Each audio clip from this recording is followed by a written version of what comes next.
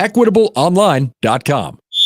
Let it fly. Your elevated sports bar experience. KOZN Bellevue, Omaha, Council Bluffs. This is 1620, The Zone.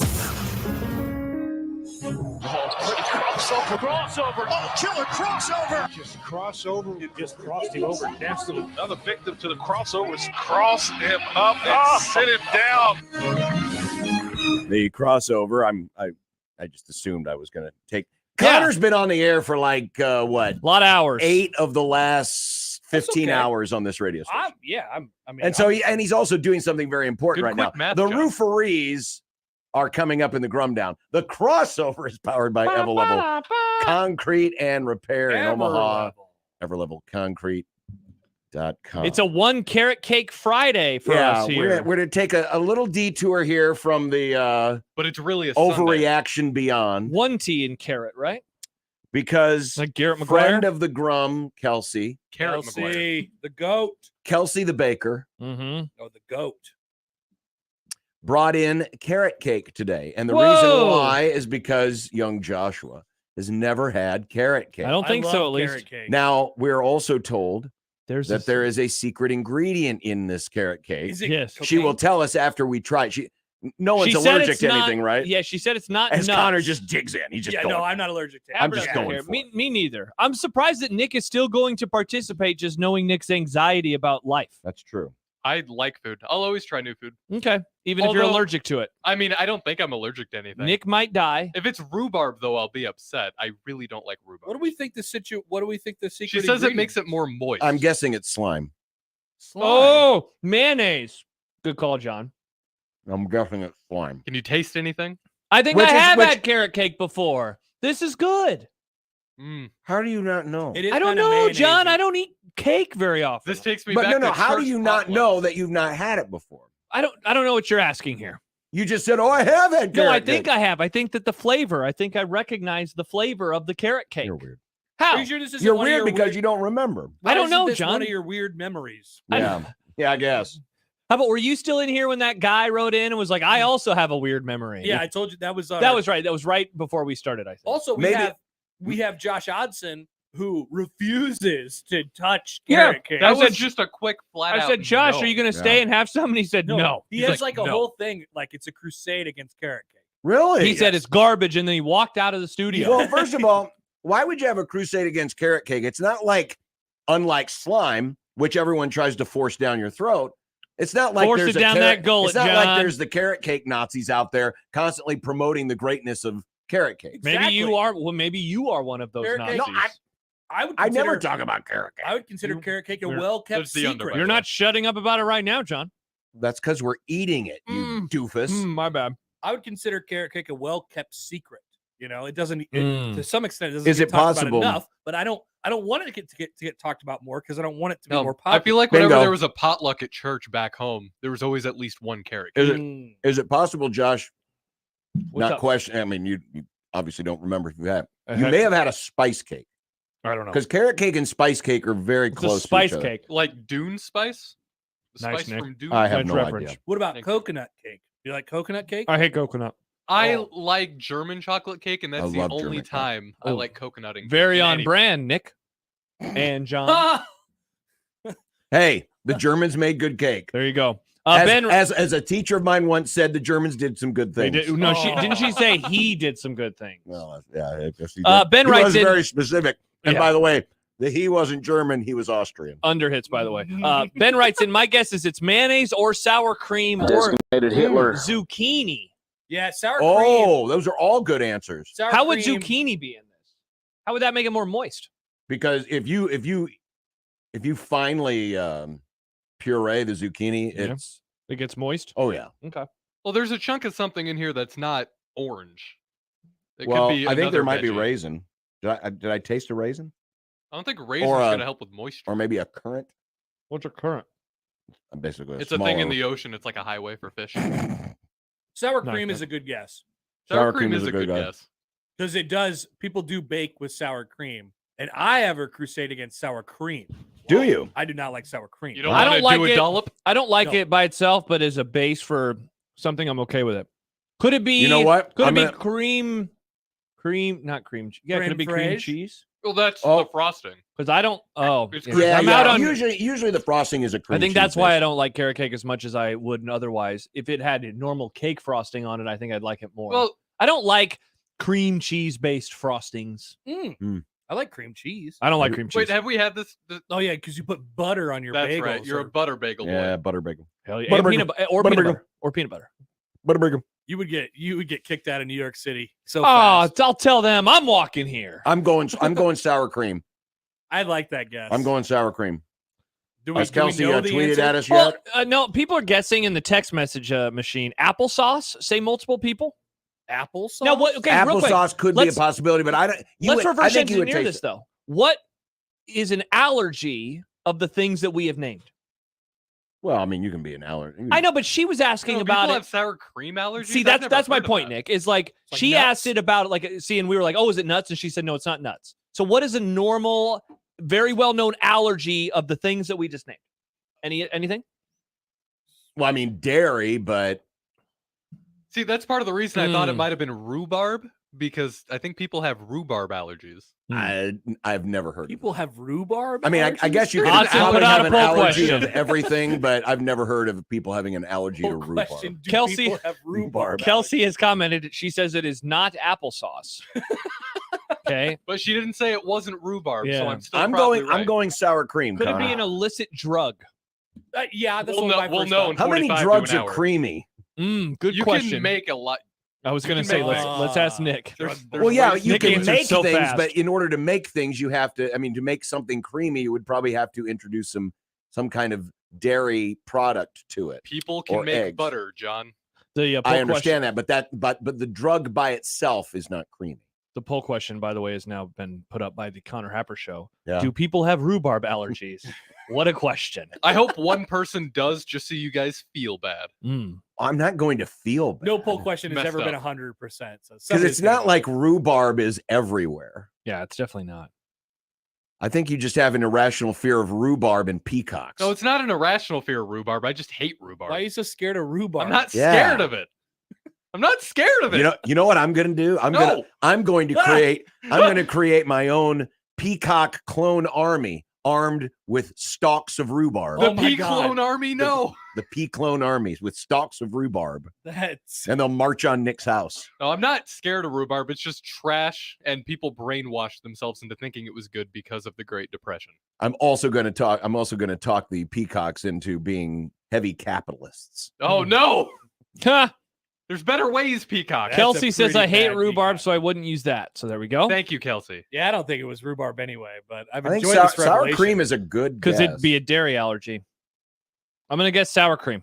Are we all saying sour Well, cream? you wouldn't. I guess you wouldn't know the dairy allergy until a few minutes later. I don't know how that works. She asked, should I say the secret ingredient? Yes. Well, yeah, we we would love all love to guessed. know. Let's Nick, say did this you too. try Sour this? cream. What's your Yeah, guess? no, I had some. I think we're all What- saying what- sour what- cream. I think sour cream. I think you're onto something with that. Yeah, But I especially don't 'cause know- cream cheese now is that in was the- only introduced because of the listener. See, cream cheese is in the frosting, right, of all carrot cake or most Well, carrot cake. most, yeah. cream cream cheese cheese frosting a is just a dairy common I guess allergy? I'll go thing. back to mayonnaise. I'll go back to mayonnaise. just Mayonnaise. to- All right, Kelsey. Mayonnaise would be funny. We say mayonnaise Diversify. or Now, let's say something You know what? before she tells us the secret ingredient.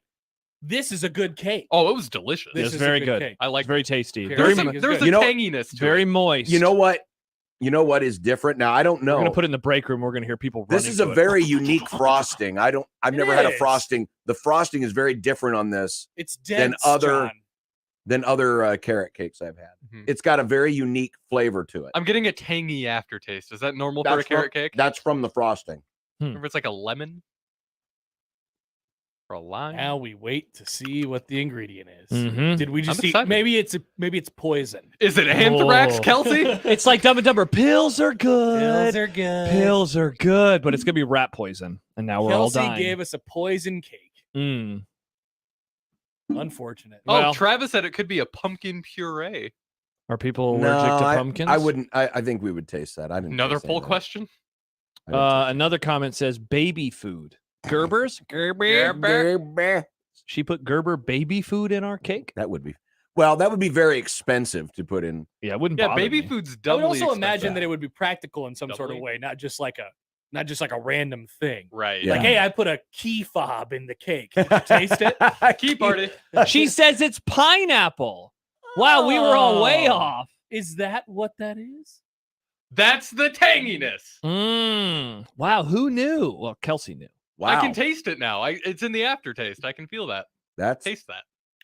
That's interesting. I like Oh, that. that was the noise of. Is it in the frost? Is it in the frosting? No, I think it's because that thing that I picked up that wasn't orange. She adds also maybe a little anthrax. Nice. Thank help God. wash it down. Well, Nick has an allergic reaction to anthrax. He does. so- You know what? This Very will be nice dangerous. though. Then we won't have to deal with Husker takes anymore because of the anthrax. Thank you, Kelsey, for ending it for all. It's of very us. subtle, Kelsey. I don't taste the pineapple. Good though. It's good cake, so that's That's cool. very good. Thank you, Kelsey. So Thank you, we're Kelsey. happy I to- asked. I go, hey, do you live? You must live close by, because she keeps bringing us food. I'm not going to say where she lives. She Okay. does not live that close. No. She does not live close to the station. No, She's lives- just she really lives- She's just cool. a Out- really nice Yeah, listener. she lives out there. Yeah. So now that you Out have there. officially had carrot cake, what do you think? Solid. Again, the cream cheese and the frosting, which I assume is kind of what knocks it down a peg for me. If it was normal Did cake you know there was frosting- cream cheese until I told you? No, I could taste it. Would you eat carrot cake with peanut butter?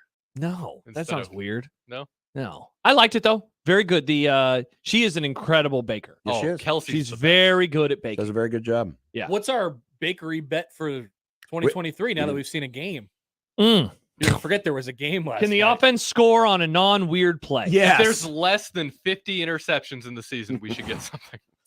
Somebody called in one of the million calls last night was like, Sims is on pace for like 65 or whatever the number was interceptions. I'm like, yes, you're right. He is on He is pace on for pace. that. Put it on the list. Okay. I think there will be less than 50 interceptions this season. I mean, he's actually only on the pace for 36 right now. So 36. That was yeah. the number. Yeah. Oh, 36? Yeah. So you Well, still still want it a on? lot I of mean, interceptions. No, we can't put that on. yeah, That's- Nick. Of course, if he would never make it to 50 interceptions. Give me the under on 36.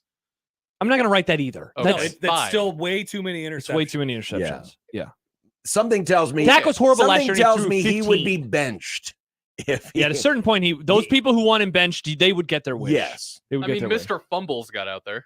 Mr. Fumbles. He Yeah. did. In Tanner Lee's That's a good bad point. in Tanner Lee's 2017, how many interceptions did he throw before people? I'm going like- to guess 15 as I pull it I'm up. gonna guess less than that. John, what's your guess? Of his total interceptions Total that year? interceptions. I haven't looked it up yet. My guess is 15. I think it was 14. Happer? Yeah, I'll say like 12. Okay. He threw 16. Mm. That's rough. That's In too 12 many. games. Tommy threw 16 in 15? 15, I Yeah. believe.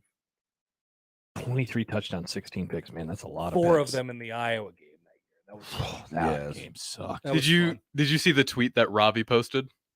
I don't know. He He's retweeted our enemy now, Nick. We Oh, dump his sorry, name, let me- please. Dump it, Nick. No, Jeez. he retweeted a picture someone posted about their little cousin or somebody they know is a senior at Georgia Tech. And, Yeah. they asked him about Jeff Sims, and then the person just said, "I'd start smoking." Okay. Well, that's opposite of Joe in Phoenix's. Remember he said he ran into one of Sims's teammates in Arizona, and the guy said, "You got the steal of the Yeah. transfer portal." Hey, let me ask you guys something, because I'm sure you'll hear it a little bit on the show today. We have talked all of a sudden now a lot, not we, people are talking about Casey Thompson. Have you seen this? Have you heard about this? Sadly, I have. From lots of people. I'll be honest. Oh no, John. Are you a Casey Thompson As guy? well, I was one that thought it, because when it looked like Thompson was going to stay, I was one not dismissing him outright as a candidate for the starting job. I will admit it crossed my mind last night. I only wondered, hey, I wonder what this game plan would have worked with Casey Thompson. But that's it. I mean, they made their bed. They decided to go the way they were going to go. I guess what I think about when we're talking about that situation is like, when did Casey Thompson become the most popular person in the world? When he's no longer there anymore. When he's no longer, he's like this is like a backup quarterback. It's a cousin of the backup quarterback theory that you always have, right? Backup quarterback, most popular player on the team. Former quarterback, most popular player in program history. You know how many interceptions Casey Thompson had last year against 1-11 Northwestern? 3, 2. against 1-11 Northwestern. Now, that's not to say that the ones last night weren't atrocious. I'm not going to say They how that. many, how many interceptions did Casey Thompson throw last year? Was at it the University of 10? Nebraska? Was it 10? I don't know. But you see, the problem here, the problem Oh, with the whole ow. Casey Thompson conversation is he 10. would have still had to play with the same group of receivers. Correct. Bingo. And And the he same can't run as running well. game. He can't And he- run as well. Right. Yeah, they. I mean, Nebraska's offense, for the most part, was one botched bouncerooski. How was it And botched? They scored. Maybe that's how it's supposed to be done, John. Sure. You drop the pass, and then you pick it up, and then you throw it. sure, yes, let it drop and bounce twice. 2 times. It's fun. It's like dribbling. Yeah. Whee! But Fun. yeah, the only offense they had last night basically was Sims's legs. Scary Gary says, we have no receivers, and you want to swap out a quarterback who can't run? Yeah, right. That would See, that's why I'm saying I don't know if Casey Thompson would have been much better last night. I no, he would not have. Remember when we did the slideshow, John, and one of the ones is how many non-sack carries a game is Jeff Sims going to have? And I think he had double them. He had double what I said Oh, in He one probably game. he probably had the number that you said. I don't know what the number was. What was it? He had 16 non-sack. He had 8. I had 7.6. So he probably eclipsed that in the first quarter. It was definitely in the first half. Well, probably wasn't in the first quarter because they only had one possession in the first quarter. That's true. But in the first half, yeah. Easily in the probably. first half. Yeah. Yeah. Yeah, right. The first half. That was oh, got an email from listener John. hi, Even John. though rhubarb is not a common source of food allergies, and although it's unlikely that it will cause any side effects in humans, it's possible to be allergic to nearly any food. Oh yeah. So you can have a rhubarb allergy. Somebody out there has one. Mm. Nobody But- was saying that you can't. Nick was sort of right. By the way, we were talking about possessions. Nebraska did, in fact, have 9 Yeah. possessions. last I night. believe Gary had that number yesterday. Yeah. He said did. 9. Yeah. So- 9 possessions. And 9 I was going times. through the numbers with 9 BC a little times. bit That means ago. no in German. So they had 9 does. possessions. They only reached the red zone twice, and they got a grand total of 3 points out of it Yeah. because their touchdown came from outside the red zone. Yes, So that's true. that Conversely, that number's Minnesota gotta get got better. into the red zone. What was it? Or inside, what was it? Inside the 40-yard line. Well, let's see. 1, 2, Well, they scored, what, 3 times? Or probably 4 times? 3, 5 4, times. 5. Because they had the interception. Yeah. But the first 3 times they got inside the 40, they got nothing out of it. Yeah. The last 2 times, sadly, they got something out of it. And then the game was over. And the game was over. The game was over. Yeah. The game? It was over. All right. I was Well, here- Connor, yeah. you've been a busy boy. Well, that's all right. I like talking about it. I like providing some sort of therapy, I guess. You got Yeah. cake? You guys, I mean, gonna have to back some people off the ledge today, unless you guys are like jump off the ledge. No, guys. I am Okay. going to do my darndest to tell people to chill. But one of our dearest friends of the Grum, Shang Ping, said, don't police fans. So maybe I can't tell them to chill out. Yes, you can. Jeez. Of course you can. Sometimes you need to hear it. You know? Yes. Sometimes you need to hear People it. sometimes need to hear, hey, not everything's awful. You know, unless you were a fool and thought this team was going to win 10 games And nobody did. and we nobody all picked them did. to lose last night. And we all We picked did. them to lose. Now, And I In picked the fairness, exact in score of fairness, Nebraska. yes, People we forget. picked them to lose, but there's a difference between, well, they lost, you picked them to lose, so they lost, and you picked them to lose, and they were winning and had a 96% chance of winning at one point in the fourth quarter and lost. Very different, John. That's very different. Yeah. You know, once you tease somebody into thinking you can win, Ooh. Do you want to tease the listeners with what we have today? a lot of good stuff All right. coming up. Oh. Connor, have a great weekend. you guys too. Bye, Happer. Enjoy your 5 minutes off this weekend. Can't wait. Bye. Yeah. Very Can't excited. wait. Very excited. The- Next week's Colorado week. Hell yes, it People is. did you know that Colorado's and TCU are playing on Fox tomorrow? I have heard this. I I've didn't seen know that this. TCU also, was playing. 1620 the zone. Nice. TCU's in this game. It's on the zone? Yeah, we're playing that Nice. wow, right here. we're on the coach. Where are our graphics with Ralphie Nice. riding down the? I didn't have time. Mm. I was working on too many other things. Nice. Couldn't build that. All right. See ya. Have Bye, a good Apper. weekend. Bye. The Grum going into a Labor Day weekend and much sadness next on 1620 The Zone. Your Omaha area forecast from Canoyer Garden Center and KETV Newswatch 7 on 1620 The Zone. Hotter, bright, and breezy for your Friday afternoon with a high today in Omaha of 91 with southerly winds between 10 to 20 miles an hour. Staying clear tonight, breezy and mild, an overnight low of 65 degrees with southeasterly winds possible up to 25 miles an hour. Staying hot, breezy, and bright for your Labor Day weekend, high tomorrow and Sunday of 98. I'm meteorologist Caitlin Harvey with KETV Newswatch 7.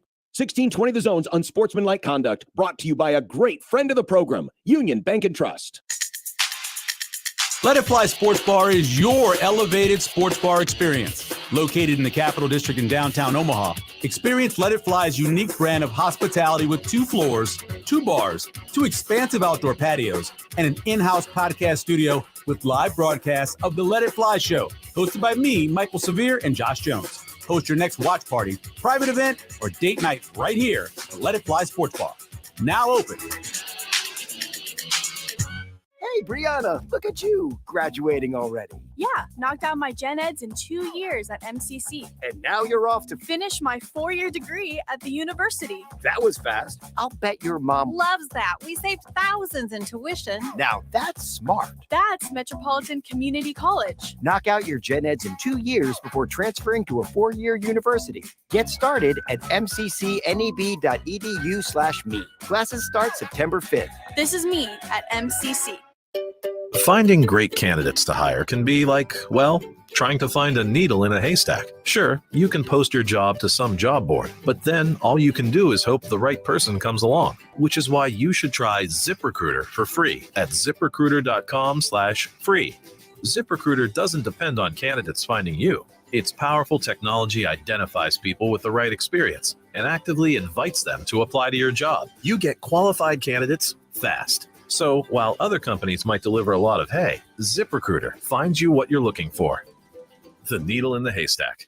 4 out of 5 employers who post a job on ZipRecruiter get a quality candidate through the site within the first day. ZipRecruiter, the smartest way to hire. And right now, you can try ZipRecruiter for free. That's right, free. Just go to this exclusive web address, ZipRecruiter.com/free. That's ZipRecruiter.com/free. ZipRecruiter.com/free. Small town atmosphere, big city taste. That's Paparino's Pizza in Plattsmouth. The buffet at Paparino's Pizza is open for lunch and for dinner. Come in if you have a sit-down hunger or get it delivered by calling in or through DoorDash. Having a football watching party? Call ahead and pre-order your pizzas. It doesn't matter if you root for Nebraska or that other team across the river. Keep up to date with specials when you follow Paparino's on Facebook. Paparino's Pizza, 542 Main Street in Plattsmouth. The Zone Hotline is powered by 42 Degrees, The Source, by your mom's house. This edition of Unsportsmanlike Conduct on 1620 The Zone is proudly presented by Union Bank and Trust. The program starts now. Nebraska football. A giant that earned the right to call itself one. We all know that story. There's no shortage of legacy in Nebraska, and we've seen new beginnings before. This feels different. One more time.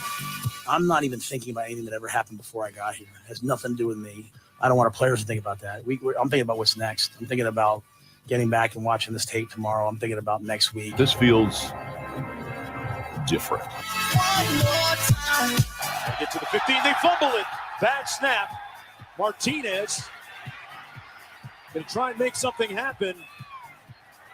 And he's picked off in the end zone. Here it is for the win. Luckenbach got it. Northwestern with its first home win on homecoming. This feels different. Now Sherney back out to punt. And room. Reed. Jaden Reed. Touchdown. touchdown, Michigan State. Same old story, same old song.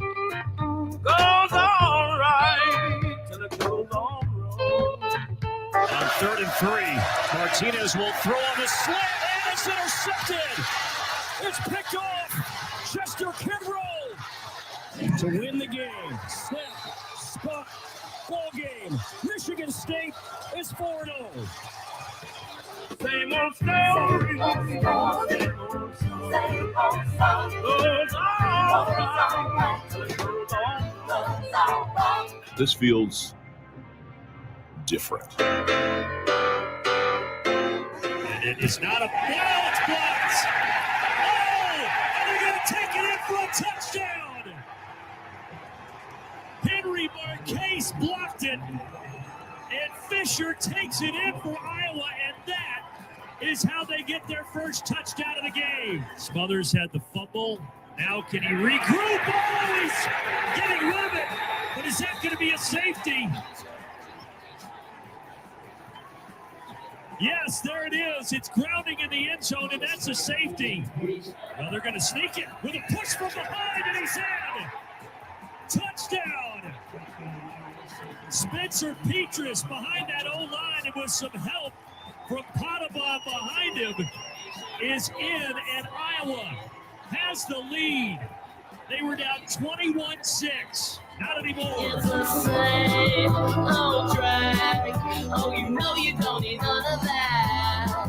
It's the same old. It's the same old drag. This feels different.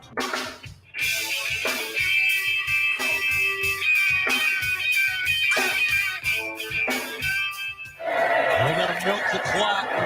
Staying on the ground. Fumble. Get Minnesota, get it. Everyone on the team knows how we want to run the football. Unfortunately, it just didn't work out. And, Anthony tried to fight for more yards. Credit to their guys. So saw the replay up there. Came in and punched the ball out. That's championship football, and that's, they made the play at the end that we needed to make. We couldn't make a play at the end, and they did. So, Kelly McManus looking in zone. Touchdown! Gophers!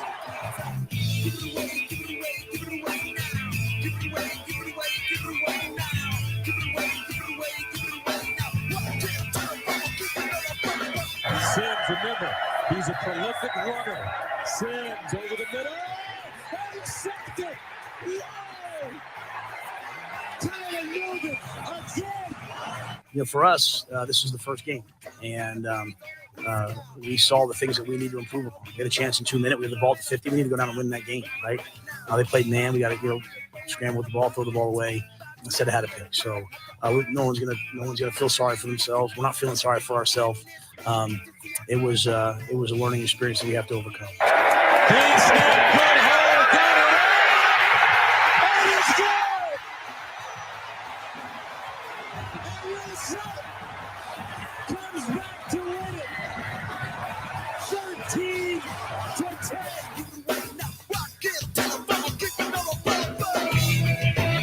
This feels different.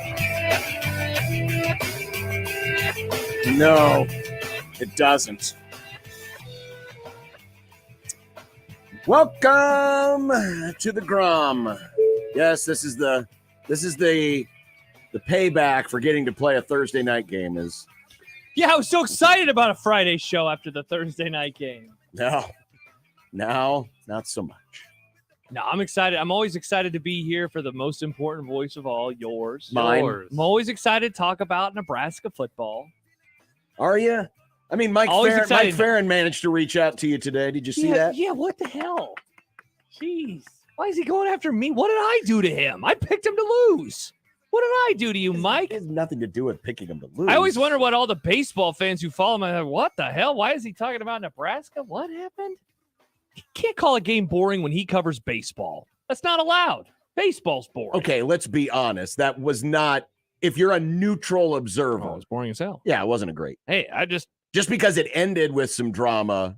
I mean, it's like it's like the first 90 minutes of a movie just really were kind of like, even if the and then ending's all of a awesome. sudden you had like a Michael Bay. Oh wow, that woke me up. Well, here's the thing. Nebraska has now become what they hate. They are now Iowa. They are going to be playing an Iowa level football. Go games, Hawks! Except without the takeaways. They'll have the giveaways instead of the takeaways.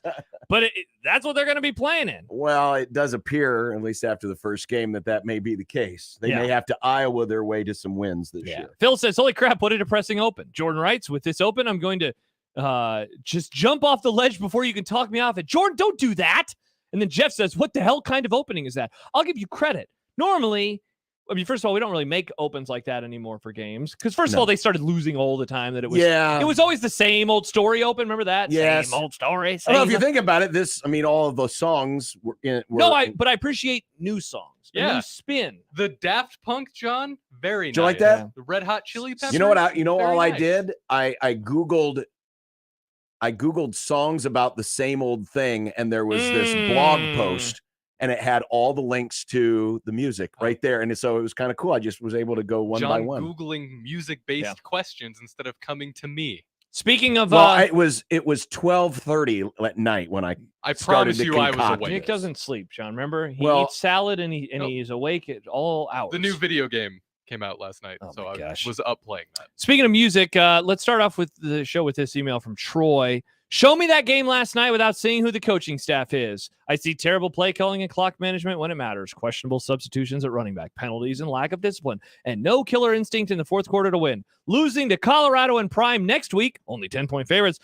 Are you ready for this? And you can put a ribbon on the season and possibly the rule era. Okay. Same song and dance with a different DJ spinning it to the fan base. All right. Troy in Washington next to All Oregon. right. All right. I want to apologize. I want to apologize, Tim. Tim is going to annoy the hell out of me. Props to JB for appreciating Casey Thompson. Tim, stop it. Well, I did appreciate Casey Thompson. Again, but for the record, I'm not saying even with Casey Thompson last night, I don't think the result is much different because Thompson would have needed a running game with support. He could not have been the running game by himself. Remember, one of the things that made Thompson good last year was he had Trey Palmer. Yeah, there was no Trey Palmer. Palmer. There was no Trey Palmer. No Trey Palmer. Which is why you really only saw, outside of the Bouncer-Ruski too, you only saw one deep shot last night. Yeah. Because they don't really have a deep threat. So now listen, I still think it would have been nice to have Casey Thompson around, of course, but once you made your decision to go a different direction, the door was then thrust wide open to a transfer. I was told many times this offseason that they tried to keep him on the roster, and he was just like, no, I want to go somewhere where I think I can start. He didn't think he could start at Nebraska, period. End of story. And so what I would say he wouldn't have been able to throw until late in the summer, and he went, there's all. And then I would say the mistake is what is the mistake there? That they didn't do enough to reassure him that this is a legitimate competition.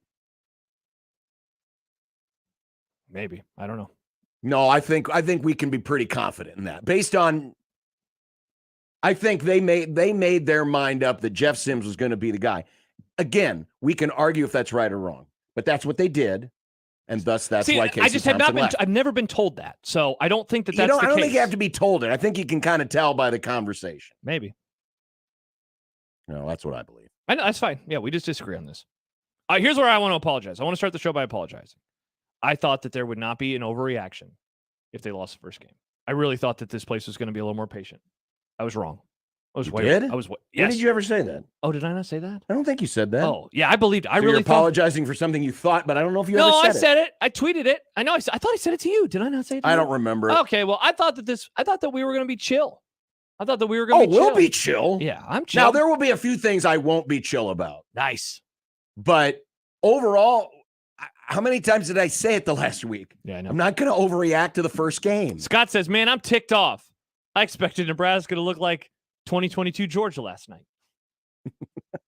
Well, if that's what you were expecting, yes, you have the right to be disappointed. Mm-hmm. You also have the right to be institutionalized because they weren't going to look like Maybe 2022 Georgia Tech, because they had their quarterback, would be more apt, but not 2022 Georgia.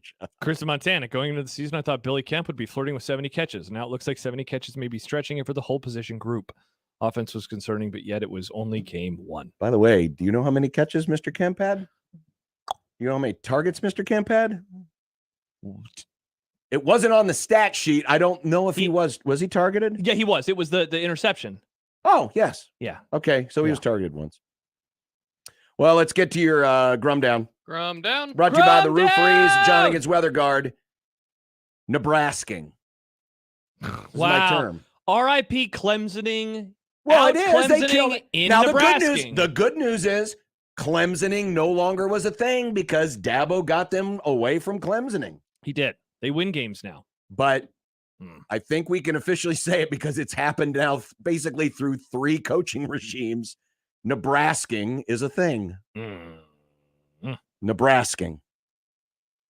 What is up with that screwball running back rotation? Yes, this is one of the things that triggered me. How worried are you about Jeff Sims? A very fine question. I think we should put it to a poll.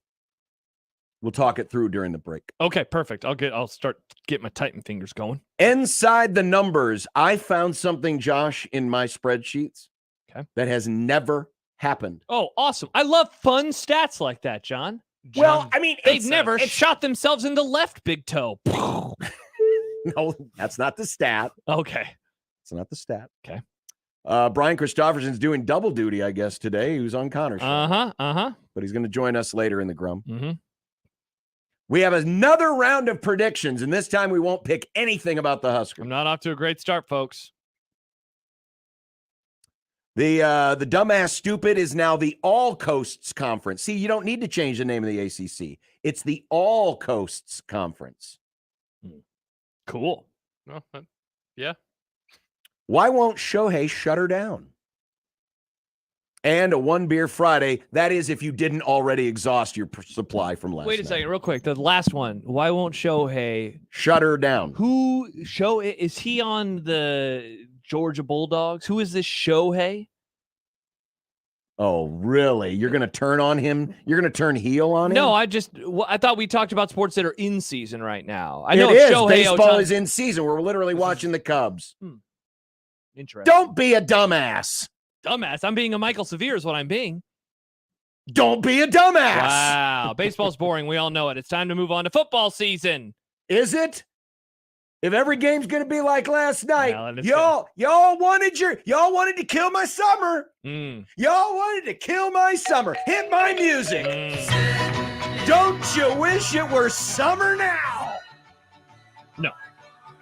Got a whole weekend of games. Then you are a masochist.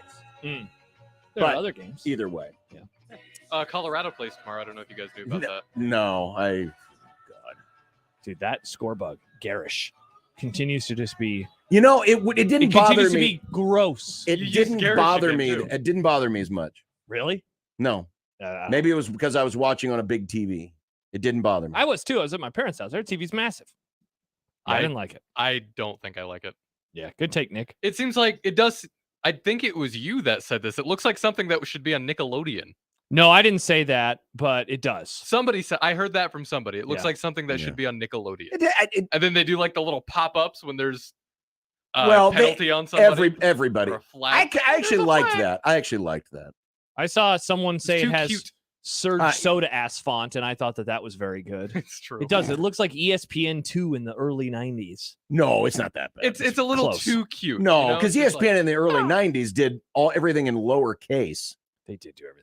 And it looked like with the big 2. They were trying too hard to be grungy. Yes, well, grunge was in the 90s. And that's why they killed the graphics. Whoa, don't say the word kill and grunge that close together. R.I.P. Oh, is it too soon? It's been like 30 years. It's only been 30 years, John. Yeah, JFK's like 60 years ago. We're allowed to talk about that now. Really? 11/22/63. It'll be the 60th anniversary in a couple months. People forget about JFK. Yep. Right. So we'll remind them. 402-951-1620. You can get in touch with us on the 42 Degrees The Source hotline by your mom's house. Nice. If you haven't gotten all your venom out, go ahead. I promise, even if you're going to be a fatalist today, I won't yell at you. I'll just remind you that this is just one game. I can't promise that John won't yell at you. I'm not going to I can't either, because if you're like the idiot on the interstate today that decided that I'm going to stop while passing this truck in the passing lane, I yelled at that person. So don't be that dumbass. Okay. But I won't yell at the people on the phone. Unless you want me to. Because some people like that. Some people like to be yelled at. Yeah, just like they like, hot wax. Oh, yeah. We're not going to kink shame on whips, this change, show. all that stuff. Yeah. You can tweet at us. We're going to talk through this poll question here, and you can vote. During the break. Yeah. At USC 1620, JTech Construction Zone Twitter feed, and the Equitable Bank inbox. John at 1620thezone.com or Josh at 1620thezone.com. At Equitable, we take banking personal. Answer the phone on the first ring. And old man Doug, you can't judge how many Nebraska fans are going to be at a game just because a bar happens to be filled with them. Also, he kept calling me out because I picked Nebraska to lose. We all did. Yeah, what's wrong with you, and I haven't heard from him since then. Well, it's probably because he's wondering where all those Nebraska fans went. He thought there was going to be 80% full in that stadium. Yeah. I don't even know what it was. Did we ever get like a big shot of the stadium? I couldn't tell. If we did, I didn't see it. Yeah. How many fans were there? I mean, it was a good representation. It always is. Yeah. But it wasn't like next week will be. No. When it'll be about 50-50. That'll be nice. I just got a positive text we could read when we come back after we announce the poll question. A positive text. The positive board. Hey, and it's a One Beer Friday presented by the Nebraska Craft Brewers Guild. What do we got today, Nick? So if you did run out, go to Scriptown and get you some more. And what are we giving away, Nick, to one lucky listener if they tweet us with give the it hashtag? Give it away. Nice. One Beer Friday. $50 in gift certificates to Scriptown. Nice. And 2 t-shirts. And 2 t-shirts. 2 t-shirts. That sets up for a date night. That'd be a cute date night. 2 t-shirts sets up for a date night? Oh, you wear the matching shirts, you get the gift certificates, you go on over to Scriptown, you have a lovely evening. Sounds like more fun date night to share the same t-shirt. Oh, yeah. Oh, I mean, it'd have to be a big t-shirt. Oh, yeah. Unless you have 2 very tiny people, like, maybe 2 tiny, like a tiny baby buff and a tiny Don't talk baby about buff Gary cheerleader. McGuire like that, John. He's already catching strays today. Oh, that's right. He is the receivers coach, isn't he? He is. All right, we'll be back and get her rolling. Don't worry, folks. It's going to be okay. It's going to be fine. It's going to be fine. Yeah. It's not your fault. 1620 The Zone. Now live on Twitch, YouTube, and 1620thezone.com. Hi, this is Doug Nodgard with Equitable Bank. Great service never goes out of style. When the digital age dawned, many said computers would be able to handle many of the interactions that used to take a person. Boy, were they wrong. How many times have you called your bank and gotten a recording to press 1 or 2? Not at Equitable. Not only does Equitable answer your call on the first ring, it's answered by a human being. That's because Equitable Bank values its customers. Equitable Bank, we take banking personally. Member FDIC. Your future vehicle is waiting for you at Woodhouse Buick GMC. Your dream of a top-notch experience and place to purchase with confidence, 119th and I is your destination. Shop first at Woodhouse Buick GMC and you'll find out quickly they truly have something for everyone. Passenger vehicles, SUVs, and trucks. Plus, envision yourself in a 23 GMC Acadia, Sierra 1500, or Buick Encore GX. Right now, great deals off MSRP or on a lease. See dealer for details. Let Woodhouse Buick help you find your next vehicle today in person, 119th and I, or online at any time at WoodhouseBuickGMC.com. GMC, we are professional grade. Here's today's Husker Max Practice Report, brought to you by Tickets for Less on 1180 and 1620 The Zone. A travel day for Nebraska football following the 13-10 loss at Minnesota last night. Yes, it was another close one in heartbreaking fashion, but Coach Matt Rule isn't concerned about his team's mental state going into the weekend. We're on the front end of something we're building. I think at the end of the day, when you look at, to be able to rush for that many yards, and I know some of them are the quarterback, but they give you 11 eligible receivers, 11 eligible players, right? You can use who you can.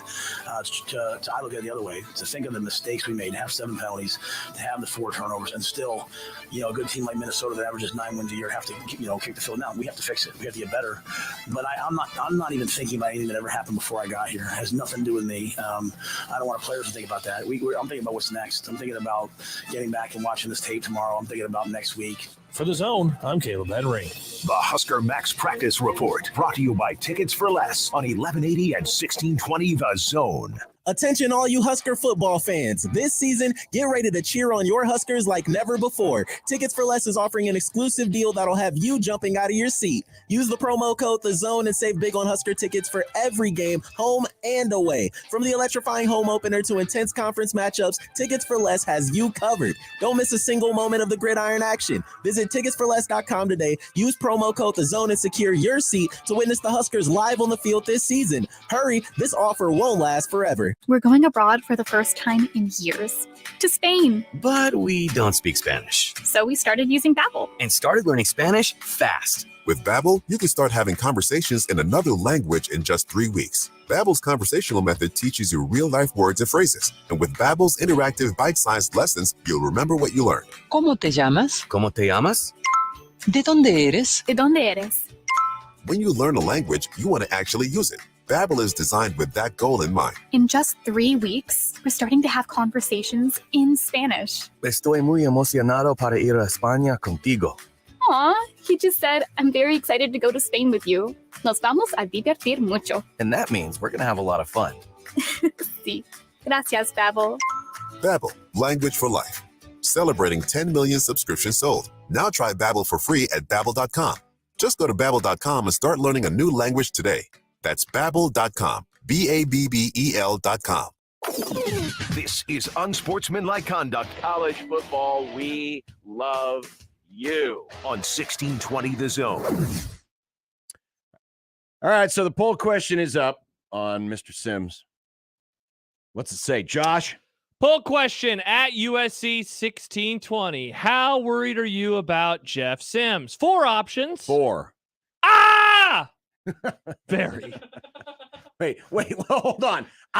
Is more than very. No, it's 2 words in the same option. Very. Oh, okay. Sorry. Okay. A little worried. Okay. He'll be fine. Or not at all.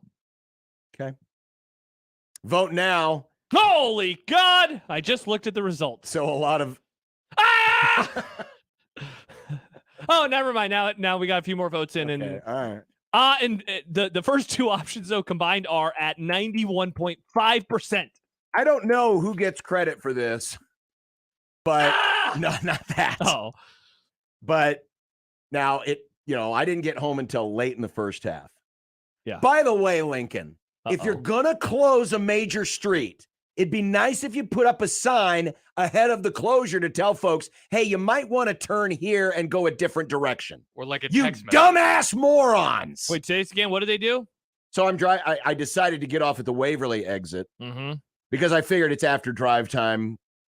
Technically, it's shorter to my house that way. Yeah. Versus going the long way around, and I save time. Yeah. Because there's not as much traffic. They closed 84th and O. Oh, those jerks. And there were no signs.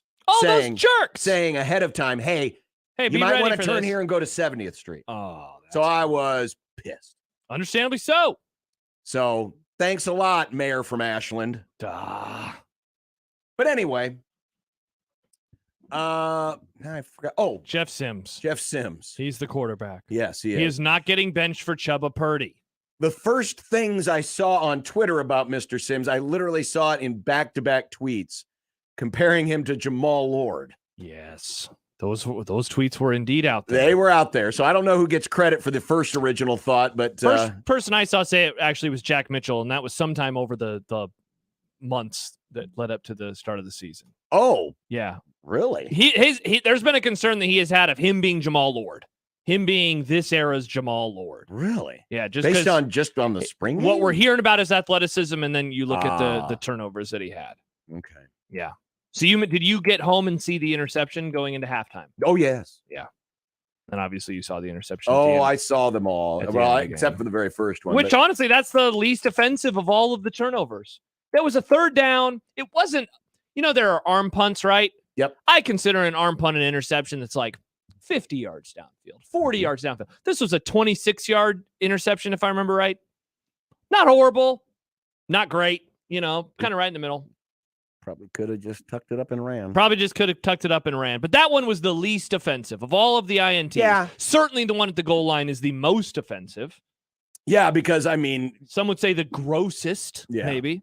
And the last one is just like, wow, of course, this is how the game is going to end. Right. This is how the game is going to end. But and I thought that they would need to run Sims a little bit. Yeah. I didn't think they would run him a lot bit. Yeah, like there's 16 non-sack rushes. Yeah, and we'll be keeping track of that. Yeah, for sure. to answer this question, like, how concerned are you? I think you can view what happened with him in the offense in like kind of multiple ways, right? The offense having to rely on him on the ground to move the ball is like that's the broadest concern I think of them all. Because then when you dive into that, like, Josh, why is that concerning? Well, first of all, because it seemed like the wide receivers couldn't get separation. The running backs outside of Irvin were not really having a whole lot of success. The offensive line struggled with push. But then the big one, in my opinion, is how many times then is he going to get hit this year? Correct. And how worried should we be about his health? Like, one of the things that I don't know if we talked about enough in the offseason was the correlation between carries and just turnovers in general. When we talk about carries, we so often think of fumbles, right? Because more opportunities to run the ball and then get hit. I think about it after last night. Carries lead to hits, which can lead to poor decision-making because you are fatigued. And he was certainly fatigued because of how much they had to rely on him. And then, of course, the biggest concern is the guy threw 3 picks. And the second one was backbreaking, and props to them for responding in the second half from it. And the third led to the game-winning field goal. And so it's like him as a performer, there was good, but there was bad in the over-reliance, and then there was obviously the really bad in some of those turnovers. Obviously, the inability to run the ball in traditional run game was a concern. The fact that for at least a spell there, and because it was, to me, it was very noticeable after the interception at the end of the first half, how it seemed like Sims was pretty gun shy. Yeah. And he was processing too much. And eventually it loosened up a little bit, but unfortunately the turnover at the end still came. But it really hampers your play calling when there's not a lot you can trust outside of the quarterback just having to make plays with his legs. It's been a problem that Nebraska's had through the course of time. Yeah. That it's like, oh my God, this is the only way we can move the ball on the ground. And it's just not sustainable. It's not, especially when that's not what you intend to do. Correct. Like they went to that early. It was first half, first quarter, first drive. Darn near. Certainly the second drive. But the second drive, I'm realizing, wow, we way undershot the number of carries, and we way under realized the over-reliance that they would have to have on him on the ground. 402-951-1620. Here's Andy. Hi, Andy. Thanks for waiting. You're on a One Beer Friday overreaction. Yeah, I just want to let you guys know I moved from Lincoln down to Florida, so Golden Knolls, and I can't wait till next year for Nebraska football. Damn it, Andy. This is going to be a long season, I do believe. Andy, what was your expectation coming into the season? Well, I thought they played a lot better than they did last night. I mean, unbelievable. It's like a broken record. It just keeps going back and back and back. So it's frustrating. Oh, I agree. I agree. And thanks for the call, Andy. I get it. The method in how Nebraska lost last night, it felt very similar, right? They choked a late lead. They made mistakes at the end that cost them the game. We've seen this happen many, many times before. So I get that part. I still think watching that game, there are good things you can take away from it. And if you want to be a little more, dare I say, level-headed, I still think you can see the glimmer of things that you can build off of so that by the end of the season, it looks like a program that's looking to make another step. Like this from Tony. This was the positive text. Positive text. Our offense is not good, but But saw many good things from the defense and special teams. Oh, the special teams last night, outside of the first return, was very good. The first, what do you mean the first? The return where they didn't get past the 20. The first kickoff return. Yeah. But and I guess I didn't get to see it, but the first punt return, Billy Kemp, there seemed to be a disagreement from like my friend group of like, he should have caught it, he shouldn't have caught it. It went down to the 1 yard line. Other than that, no notes on the special teams. In fact, they had the play of the night, if you will, when they had the kickoff return to start the second half. They completely changed the game. And the defense, I don't remember the last time I saw Nebraska's defense tackle as well as they did last night. They most certainly did.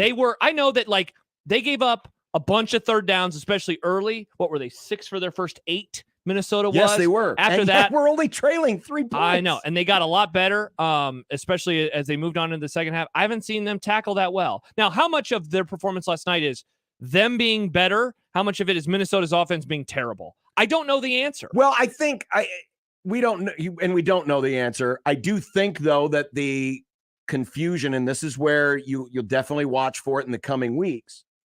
Remember, Minnesota, in preparing for this defense, said that we were kind of preparing for ghosts. Yeah. So they were having to adjust on the fly. Now that there's going to be some tape out there on how Nebraska and its personnel runs it, they'll have to adjust. But for the most part, last night, special teams and defense were winning that game and probably should have won that game. Yeah, you wish that they could get to the quarterback a little bit more. I was surprised that they had 3 sacks. That was 3. I thought that they had 1. For some reason, that's how I remembered it. But they got credited for 3 sacks. Maybe I remember 2. But if you'd like with the pass rush, because they were getting close to Cal McManus a lot. They just weren't able to finish the job as many times, especially on some of those late drives in the fourth quarter. So I liked what I saw, because here's the thing about the defense. I liked what I saw, and I don't think that they're loaded with dudes. You know, I know the offense isn't loaded with dudes. I said that all offseason. They proved it to me. The defense, I also didn't think was loaded with dudes, and I thought that they played pretty well. You know, for the most part. Now, let's see. Colorado's going to be a much different offense. I think we're going to learn a lot in that game. And then, you know, I think La Tech with their quarterback situation, their wide receiver, like they can throw the ball around the yard. So we'll learn some more there. And I think Michigan could be, you know, bad. But I came away not pleasantly surprised. I thought the defense was going to have to carry the day. I thought that they did that. They did carry the day. They, you know, insane catch on fourth down. No, it was a blown coverage. Yeah. Hartzog had help to the inside, so he had no reason to bite on that inside fake. Yeah. But, again, those types of things are going to happen. You can't blame the defense for what happened last night. One more real quick. Joel says, did they really give the traditional running game a chance? I know it was bad early, but even without his 27-yard run, Gabe averaged over 4.5 yards a carry, yet he only got 3 carries in the fourth quarter. Well, I'm glad you brought that up, because that's going to be my bone of contention today when we continue, and we'll take more of your calls on the other side. We got plenty of room for you today, because we just have BC. It's just you, just me. BC. That's right. No Kent today. Just you, me, and BC, and him. Hi. And him. And Nick. Even Nick.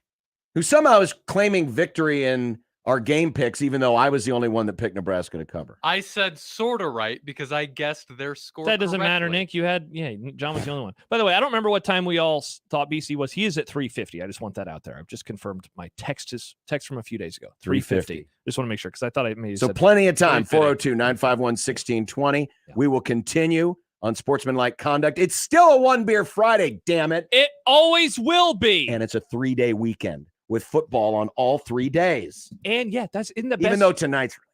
In the best part, you were like sad. You were sad. 4 days. You're sad right now, and that stinks. But maybe by tomorrow, you're feeling a little bit better. And by Sunday, you're feeling great. And then by Monday, you're feeling awesome. And then it's Colorado week. And then you're worried again because, God, I you have wrote a coworker who I keeps wrote wearing a lot of checks that my butt won't cash. And you got a coworker who's wearing a Buffs polo. Yeah, we do have that. Yeah, indeed we do. 1620 the zone. Hey, everyone. Josh Peterson here for my friends at Miracle Hill Golf and Tennis. Let me check that updated forecast for the weekend. 98 degrees. That's a band, and it's certainly not 100 degrees. 98 degrees again. And then, would you look at that? 95, and then suddenly it's in the 80s. No days in 100 degrees. But if 98 for you, you're saying, Josh, that is a little toasty. I don't know why you're so excited about it. Well, because it's not 100 degrees.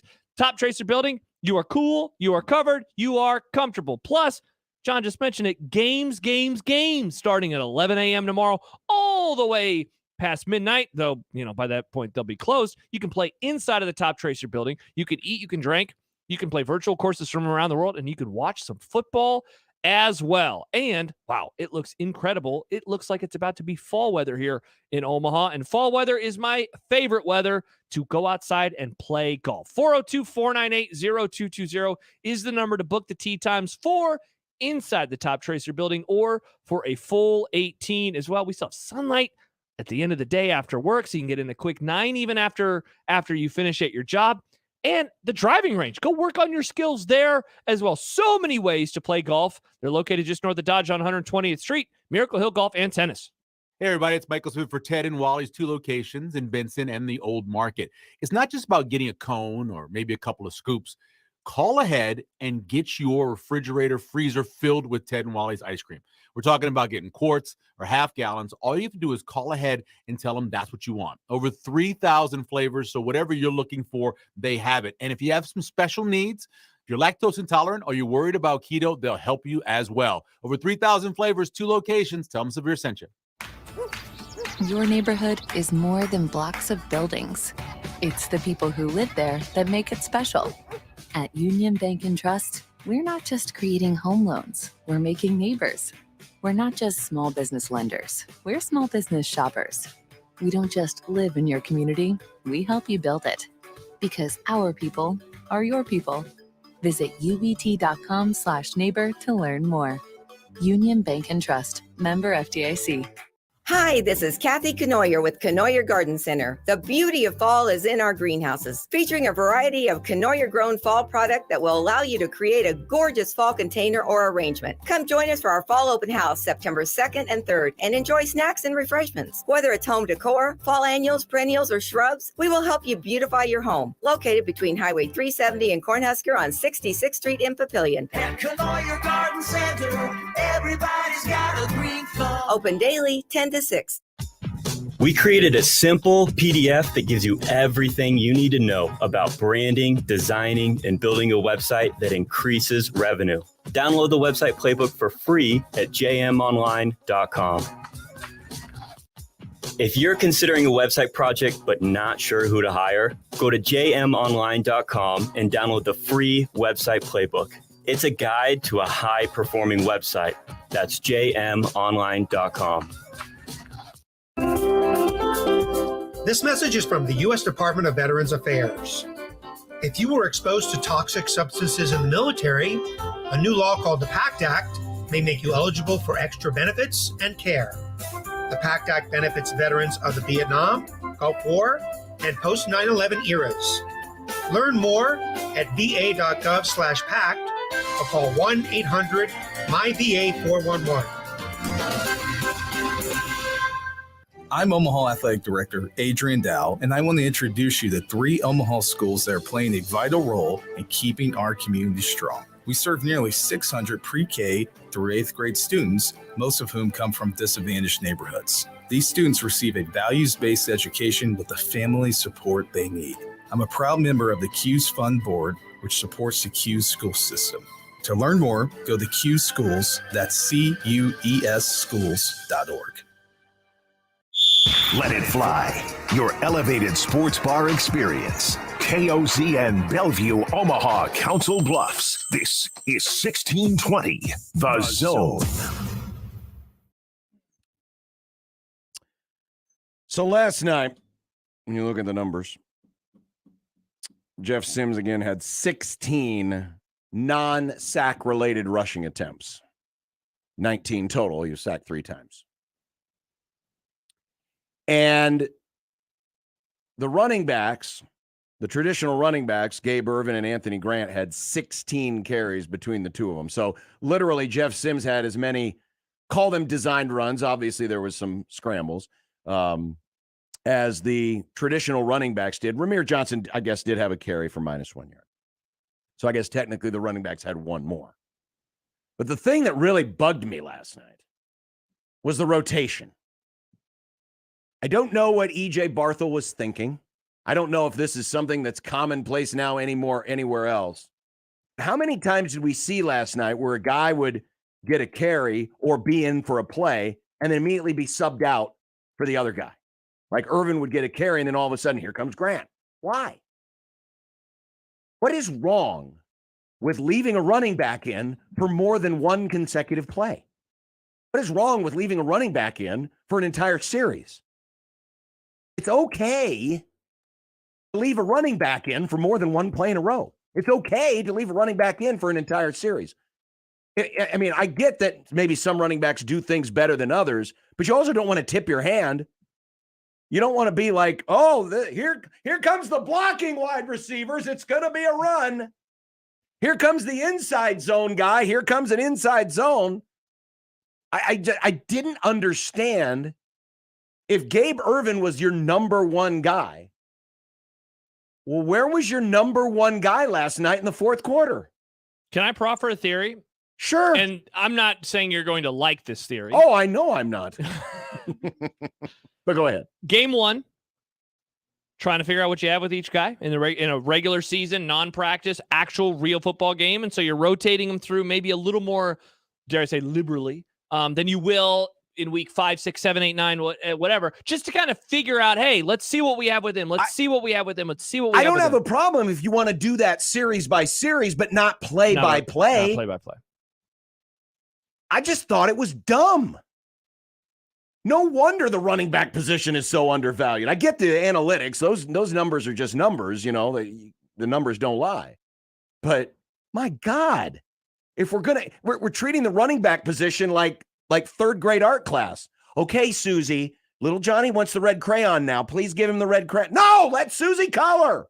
See, it's interesting because I was less bothered by the rotation, and even though I know that there's a very large conversation to be had about, you know, how much do you trust Grant? Why is he in there late? And more just not really like blown away or even surprised, but just the number of carries overall, and you just gave those. But again, 7 carries for Ervin, 8 yards a tote, though, of course, with that rush of almost 30 yards. Anthony Grant, 9 carries for 27 yards, 3 yards a carry. And then Ramir Johnson, 1 for -1. So that's a total of 17 carries. 17 carries for those 3 guys. Not even 6 carries per. Though, obviously, if you just take the top 2, they're averaging 8 carries. They had, between those 2 guys. So, like that, I think that is actually, for me, that was my takeaway. It's less so about the rotation and more so about the number of carries that they had. And, I mean, obviously, I think the hope is, you know, with, you don't put Grant out there on the field expecting him to fumble. But now, I do wonder what's next, because you know, for years we threw Frost quotes in his face, you know, things he would say in the press conference, and this is now the first one where it's getting thrown in his face, you know. And my guess is he is going to put his money where his mouth is, and I'm guessing that we are going to see a whole lot less of Anthony Grant moving forward. I think that this was giving him an opportunity because it seemed like, from what I'd heard, that because it's been 2 weeks since that press conference, right? 2 weeks. It was 2 weeks ago today, I think. 2 weeks since then. Sounds like he was working hard in practice and doing a good job again. And so I think that he had earned his way back in. When we talked about it yesterday or Wednesday, I know that I said, like, we're going to see him. I had no doubt. Like, this was not going to be a player that had 1 carry like Ramir Johnson. I figured that we would see him. That, though, that's it. That is something that is hard to earn back that trust. Yeah. He got called on the carpet. You know, he had his nose rubbed in it. We all knew that publicly. And I thought that was good. I liked that he did that. I liked that he spoke to Anthony Grant through the press. But then it's not even, John, that he made a mistake. It's like if he would have whiffed on a block and a guy would have crunched Sims and caused a fumble. Like, that would have been like, oh, man, he can't do that. He did the thing that he originally got benched for. And my guess is we're going to see a change in his role now. Well, and that's probably the most alarming thing, right? But again, go back to the fourth quarter. The fourth quarter was about, we need to run for the ball for 75 yards. And then the first drive of the fourth quarter, what do? They throw it twice in a row. 3 times in a row. And then it ended up being 3 because they were behind the chains. Yeah. I still love the first call. I thought that call was awesome because it should have worked. They should have scored a touchdown. The guy was open. Sims screwed up.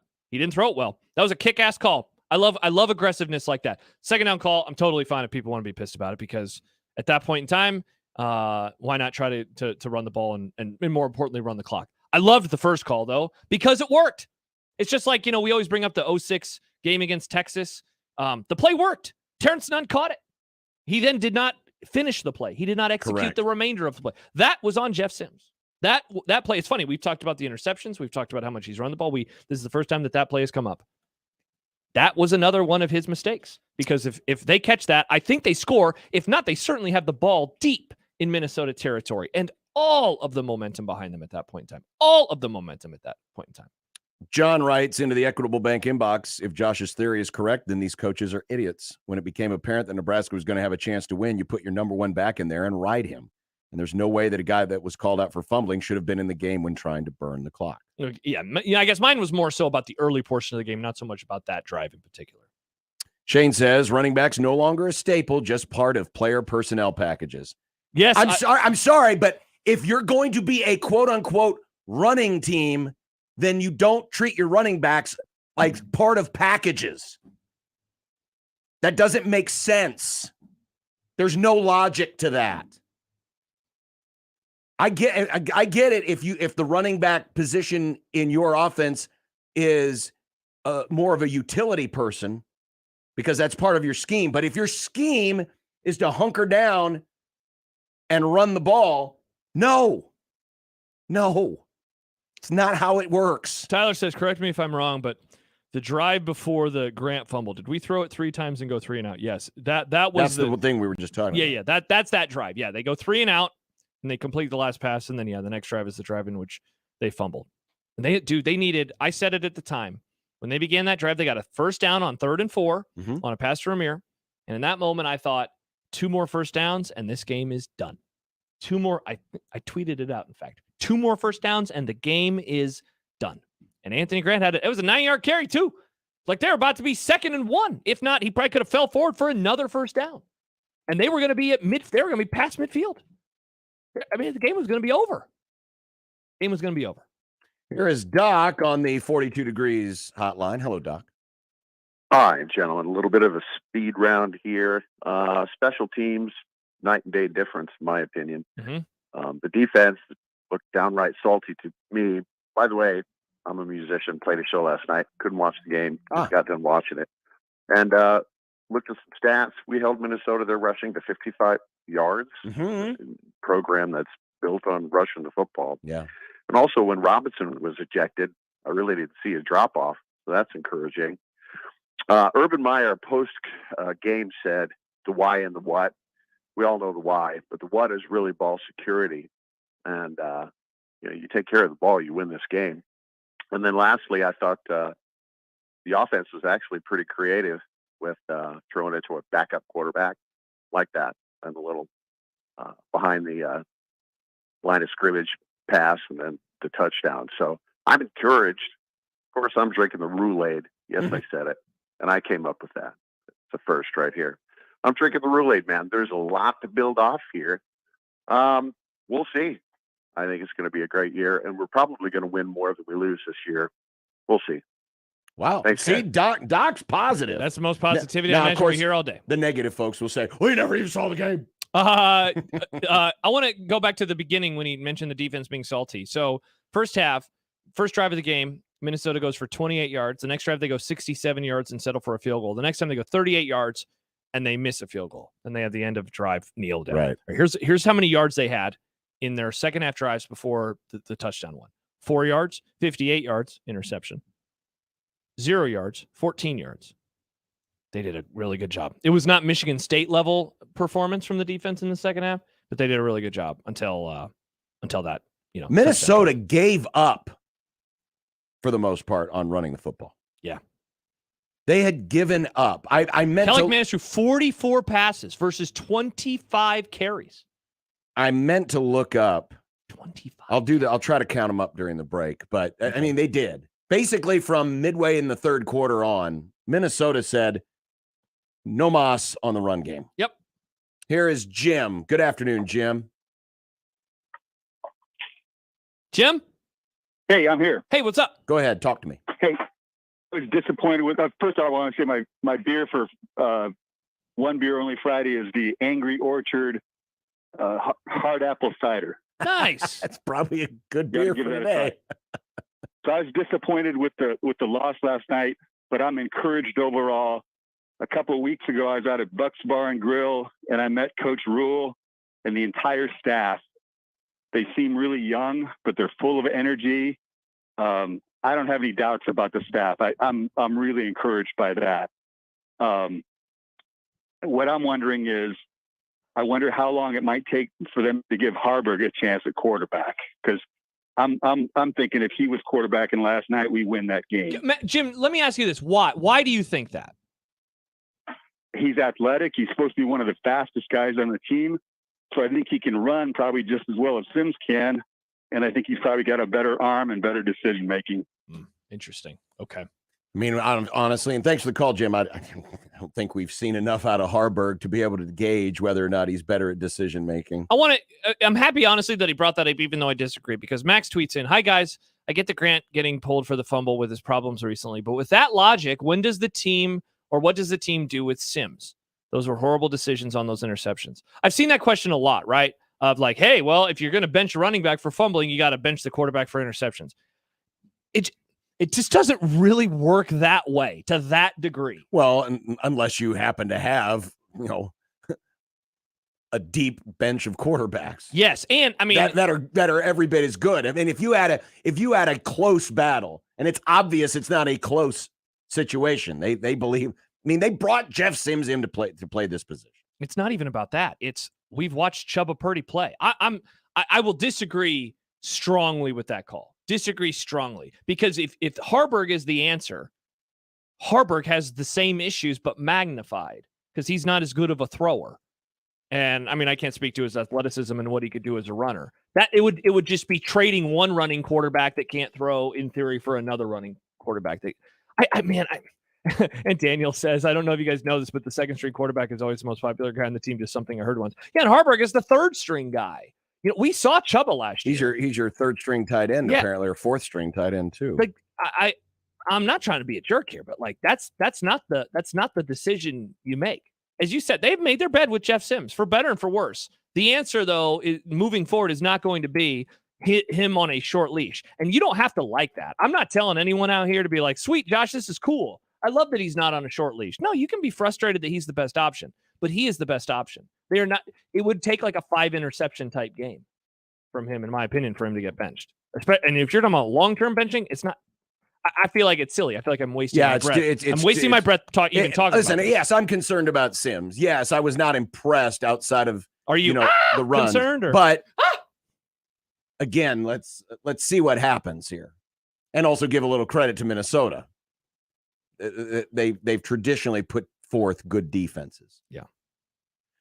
By the way, okay, the numbers in the second half. Third quarter, Minnesota 3 rushes, 7 yards. They attempted 7 passes. So 7 passes to 3 runs. Fourth quarter, Minnesota ran 7 times and passed it 19. But Kaliakmanis had 4 of the 7 runs, and I'm wondering, did all the sacks happen in the fourth quarter? Because I don't remember him straight running. I thought they got the first one in the third. There was a few in a row, or a couple in a row, I think. You're talking about Nebraska of Minnesota, right? Yes. Nebraska getting to Kaliakmanis? Yes. Yes. Yeah, I know which ones you're talking about, Nick. Yeah, I'm pretty sure. I thought that they had 1 in the third. Sack. I count 2. I think I had all 3 sacks in the fourth quarter. Wasn't there a sack right before the field goal? There was a sack. Yes, there was a sack on second down before the long rush. Before the long run that set up the field goal. Basically the second to last offensive play of the game for Minnesota. They got sacked. So yeah, they had their sacks in the fourth quarter. So I just got a DM from someone, so keep it anonymous. Says fumbles weren't a problem for Grant last year, were they? Where did this issue come from? As damaging as that fumble was, seems like bad process to basically bench him after one game, especially when they're desperate for dynamic playmakers. But if it's a consistent problem, hard to keep putting him out there. I don't know. He didn't. Yeah, that's we pointed this out after Rule made those comments. Yeah, we were all like, wait a second. He had 3 fumbles last year, but it came in. Was it 200 some carries, right? Yeah, it was near 200 touches. And so now he only had 3 fumbles. He had 2 fumbles in that practice, and now he has 1 in a game. It is odd. It is odd because it seems like it popped up out of nowhere. Andrew writes, and I know this is something we're up against it, we could tackle next. He says, big issue in the game last night not being talked about a lot is the clock management. Yeah, I'm honestly surprised. It's 3:12, and we haven't mentioned 2nd and 1. 2nd and goal. Yeah. From the 1 whatever yard line, the 1 foot line, and what happened there. Well, we can get to that and more as we continue. Your calls are still welcome, 402-951-1620. Should mention, too, because we've mentioned this on Twitter a couple of times, but when the phones are busy, it still sounds like you're getting a ringtone. You're getting a ringtone. Yes. It's a glitch. I don't know if it's a glitch or if it's intentional in our new phone system. Yeah, so we've let the folks know who hopefully could fix it, but if not, then maybe. So now, some of the times when you hear the phone continuing to ring, it's because Nick doesn't know it's ringing.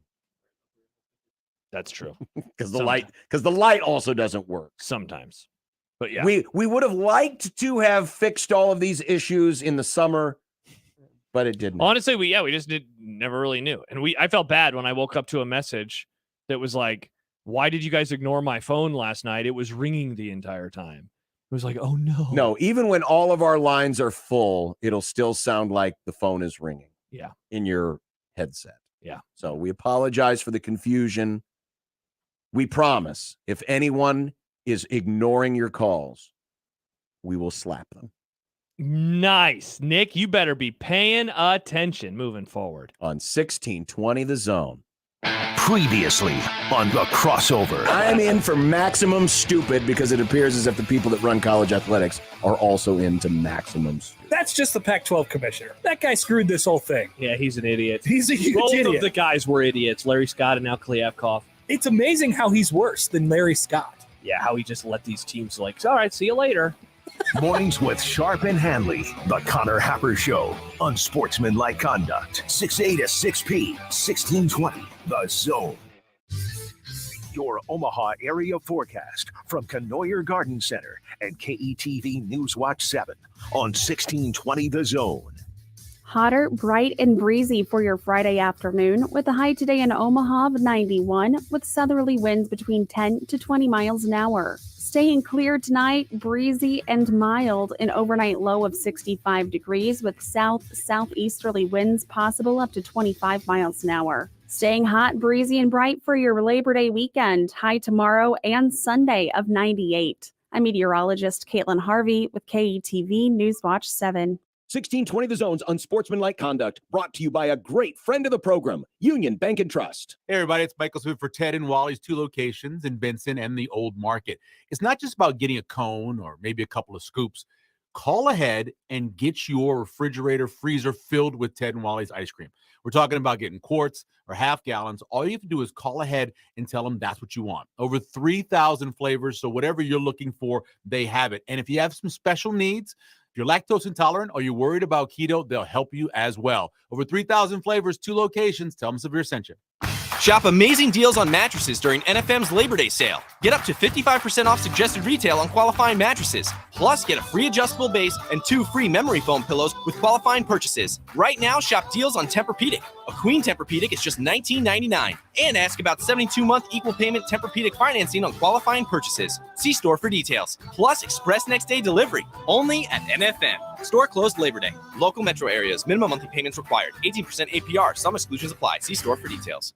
Peerless Energy Systems is Nebraska and Iowa's locally owned and operated authorized solar air compressor distributor. Peerless Energy Systems provides products and solutions for compressed air systems, helping companies in manufacturing, food processing, transportation, auto body repair, car dealers, and more. Driving industry efficiency through service, support, and relationships, let Peerless Energy Systems help you increase efficiency with your compressed air systems today. PeerlessEnergy.com.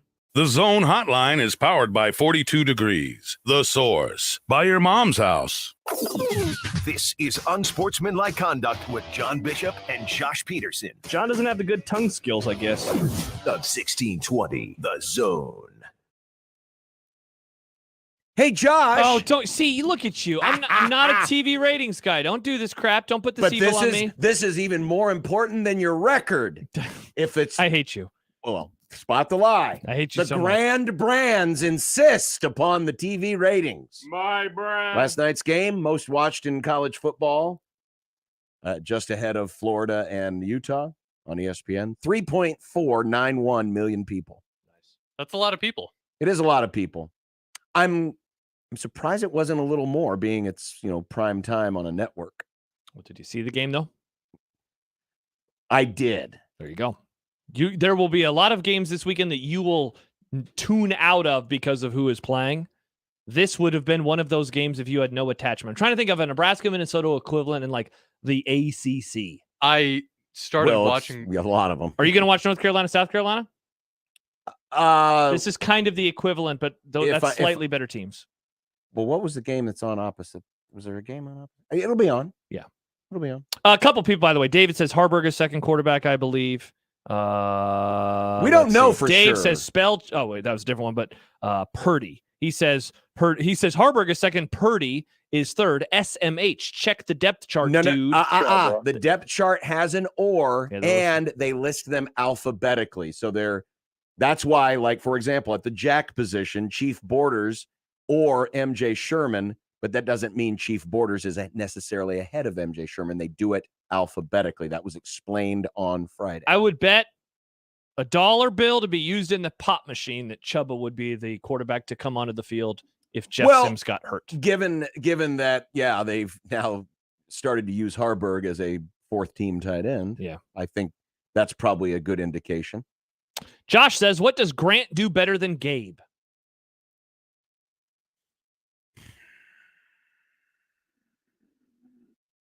It's a good question. I don't know.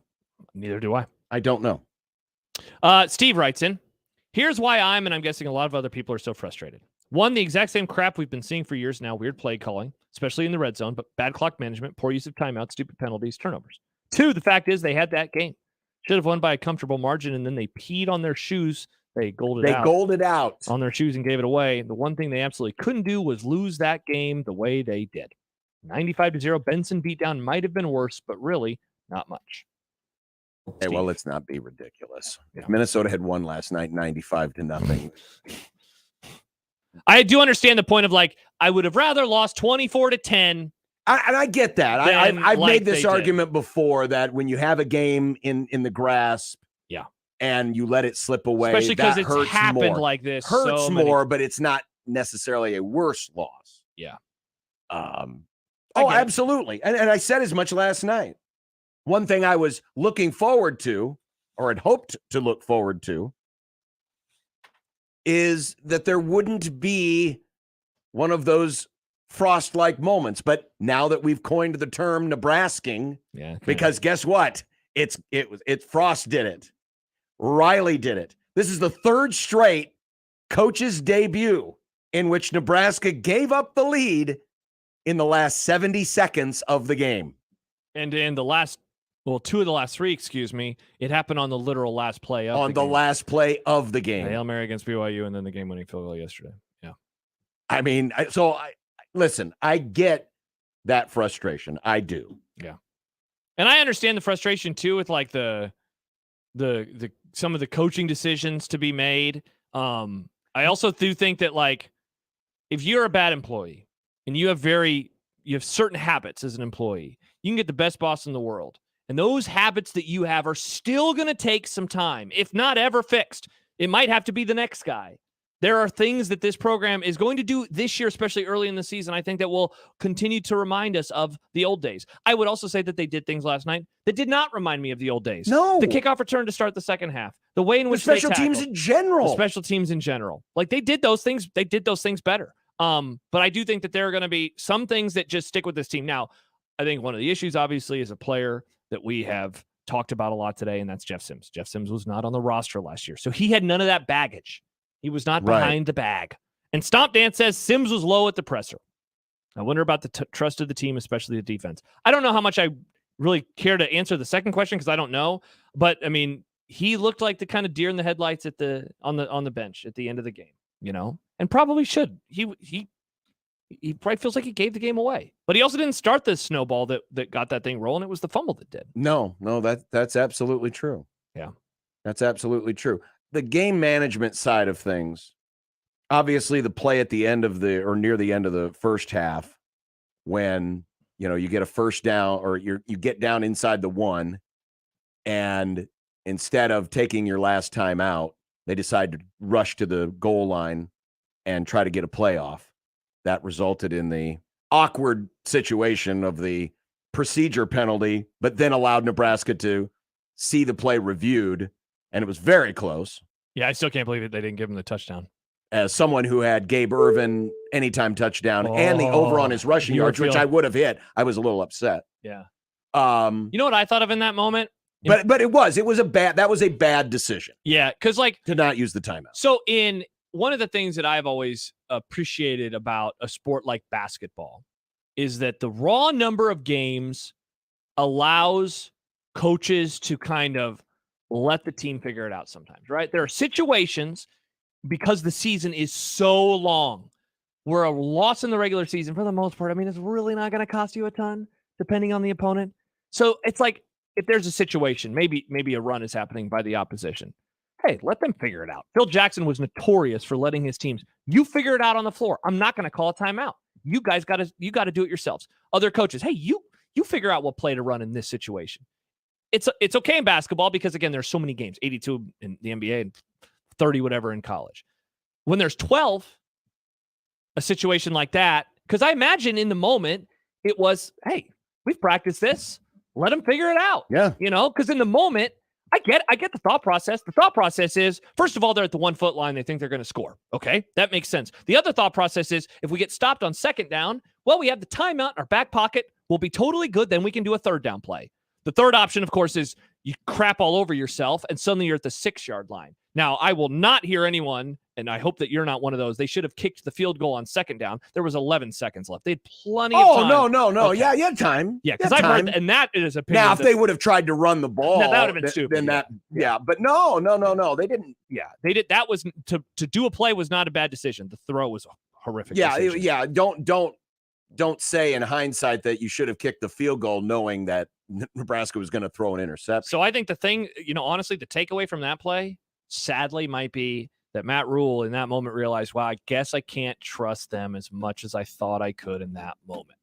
I have to call a timeout and I have to talk them through this situation. Well, and it's not even calling a timeout to talk. It's calling a timeout because it's not, unless you are very, very, very well drilled, you're not going to be able to get everyone up to the line of scrimmage and get a play off and execute it flawlessly in that moment. See, and that's what I'm guessing. He probably thought that they were very well drilled. That's a mistake. Sean, they were going to run a sneak. But that's a mistake. Okay, I'll hear you. And I agree with you ultimately. They made a mistake there. But, John, they're also college players, and they were going to run a quarterback sneak. That's not that hard to get on the line of scrimmage and run a quarterback sneak. That's pretty bad that they couldn't. And it says a lot about the program. But it wasn't even the play. It was just getting up there and getting set all in a moment where the clock is running down and you had a timeout. But you will agree, because so let's game out this theory. They do that. They call a timeout.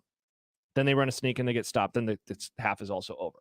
That was their thought process, is if we get stumped here, we have the timeout in our back pocket. I ultimately agree with you. I'm just playing devil's advocate and trying to understand why actually Matt Rule gave the team the opportunity to do that, because, again, they're just lining up to run a sneak.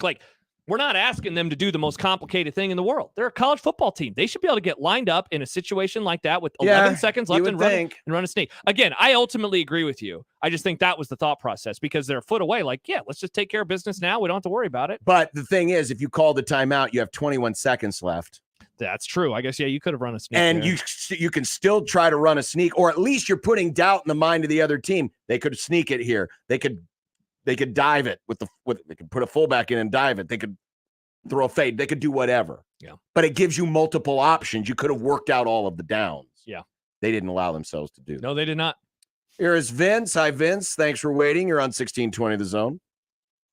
Hey, guys. Hey, first of all, your phone situation, it actually answers right away and then says, thank you for calling 1620 The Zone. We'll be right with you. Then it starts ringing again. Oh, no. That's even worse. Sorry, Vince. Because you can't listen to calling from your vehicle and you're using your phone. You can't. It's just ringing and they're like, I can't listen to what they're talking about until you guys answer and then put you on hold. So anyway, wanted to get that out of the way. Okay. A few things really quick.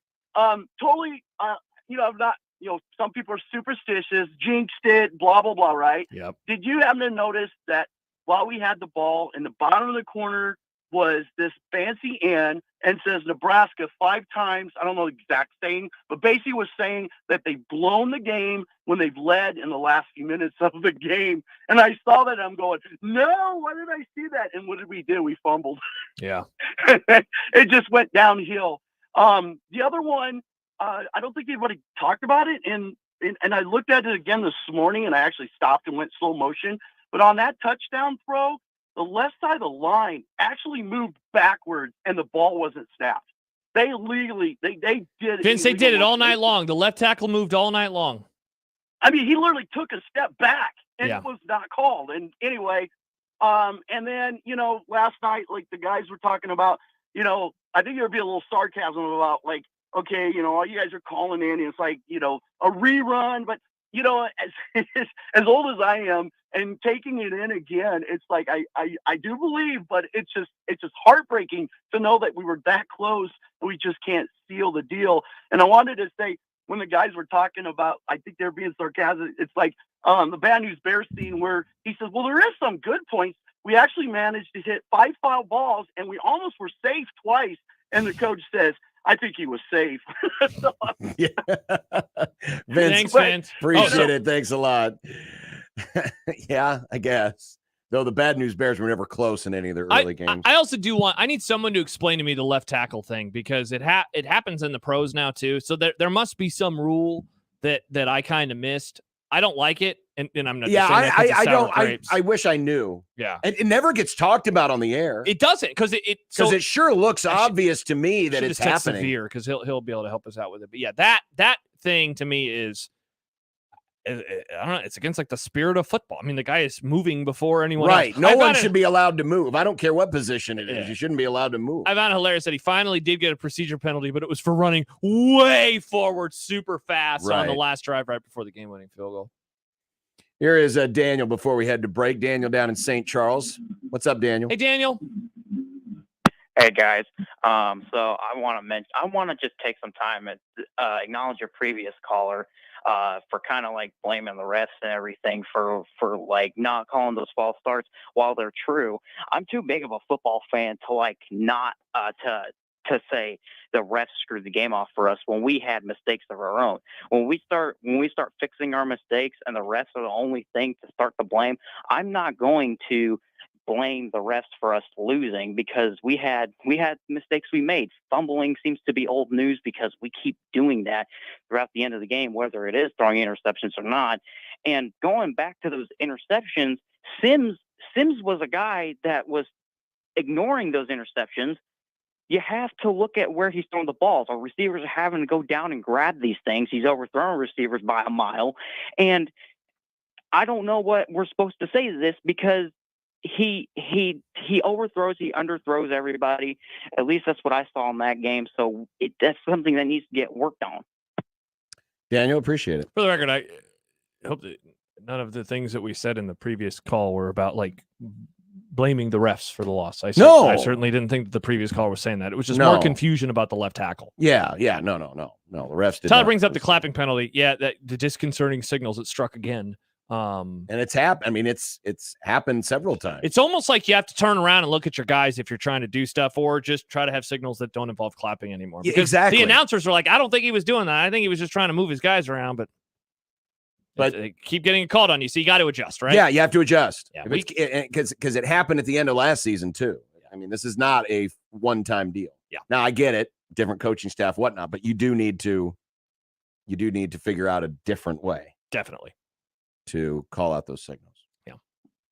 All right, coming up, Brian Christopherson is going to join us in a few. And when we come back, I found a stat last night I haven't seen in at least 20 years about last night's game. Awesome, John. Inside the number. What?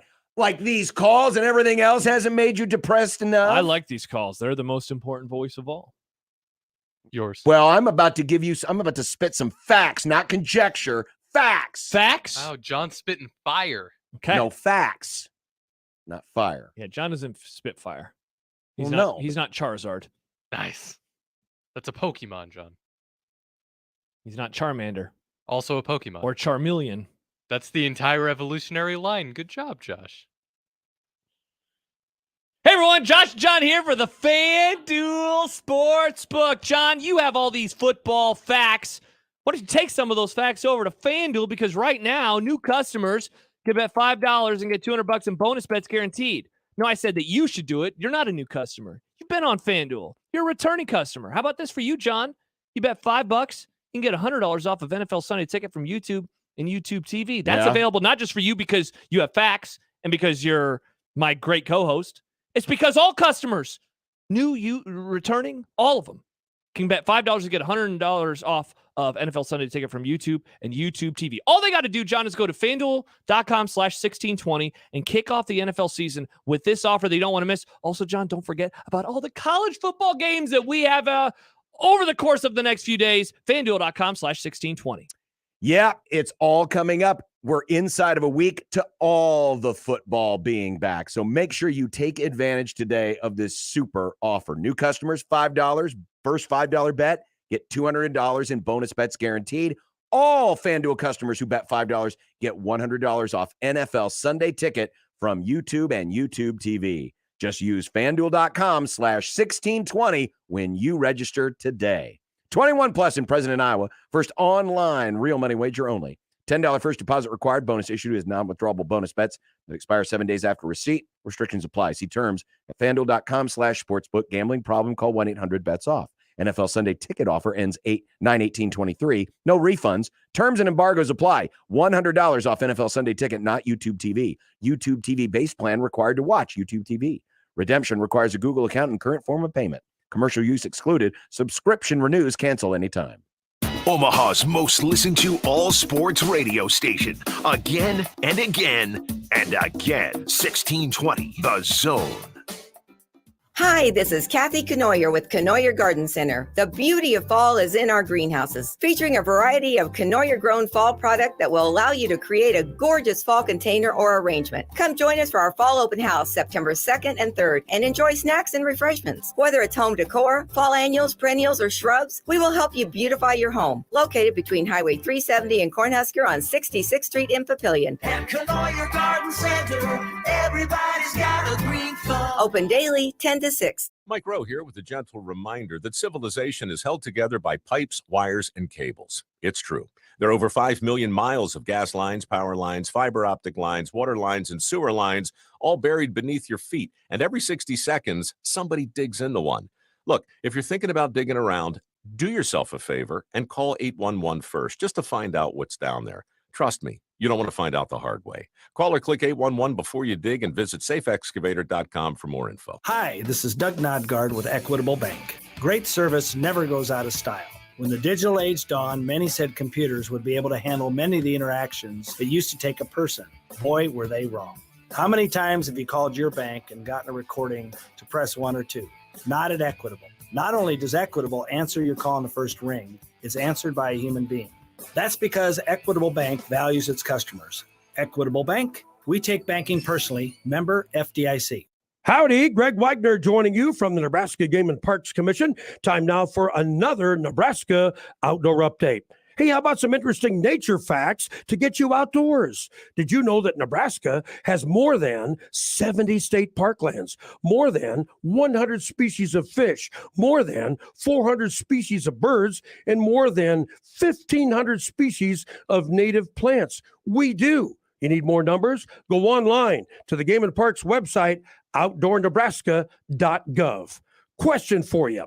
Planning to be on the water this season? Great. But remember, wear your life jacket. Keep in mind that most people who drown in boating accidents are not wearing theirs. It's like I tell folks all the time, life jackets, they float, you don't on the water. So why wouldn't you be wearing yours? Please think about that and be safe. I'm Greg Wagner with the Nebraska Game and Parks Commission. Every Friday, we bring you discounts to some of your favorite businesses in Omaha. Well, we decided that one deal a week just wasn't enough. Welcome to OmahaWeekendDeals.com. This weekend's deal is to Rusty Taco. Get 5 $10 gift vouchers, a $50 value for just $25 to Rusty Taco. Rusty Taco's a fun, fast, casual taco concept featuring street-style tacos, all made from scratch. Warm chips, house-made salsa, refreshing margaritas, and ice-cold beer round out the experience. Head to OmahaWeekendDeals.com now to get yours. 1620 The Zone's Unsportsmanlike Conduct is brought to you by Union Bank and Trust. Now back to the program.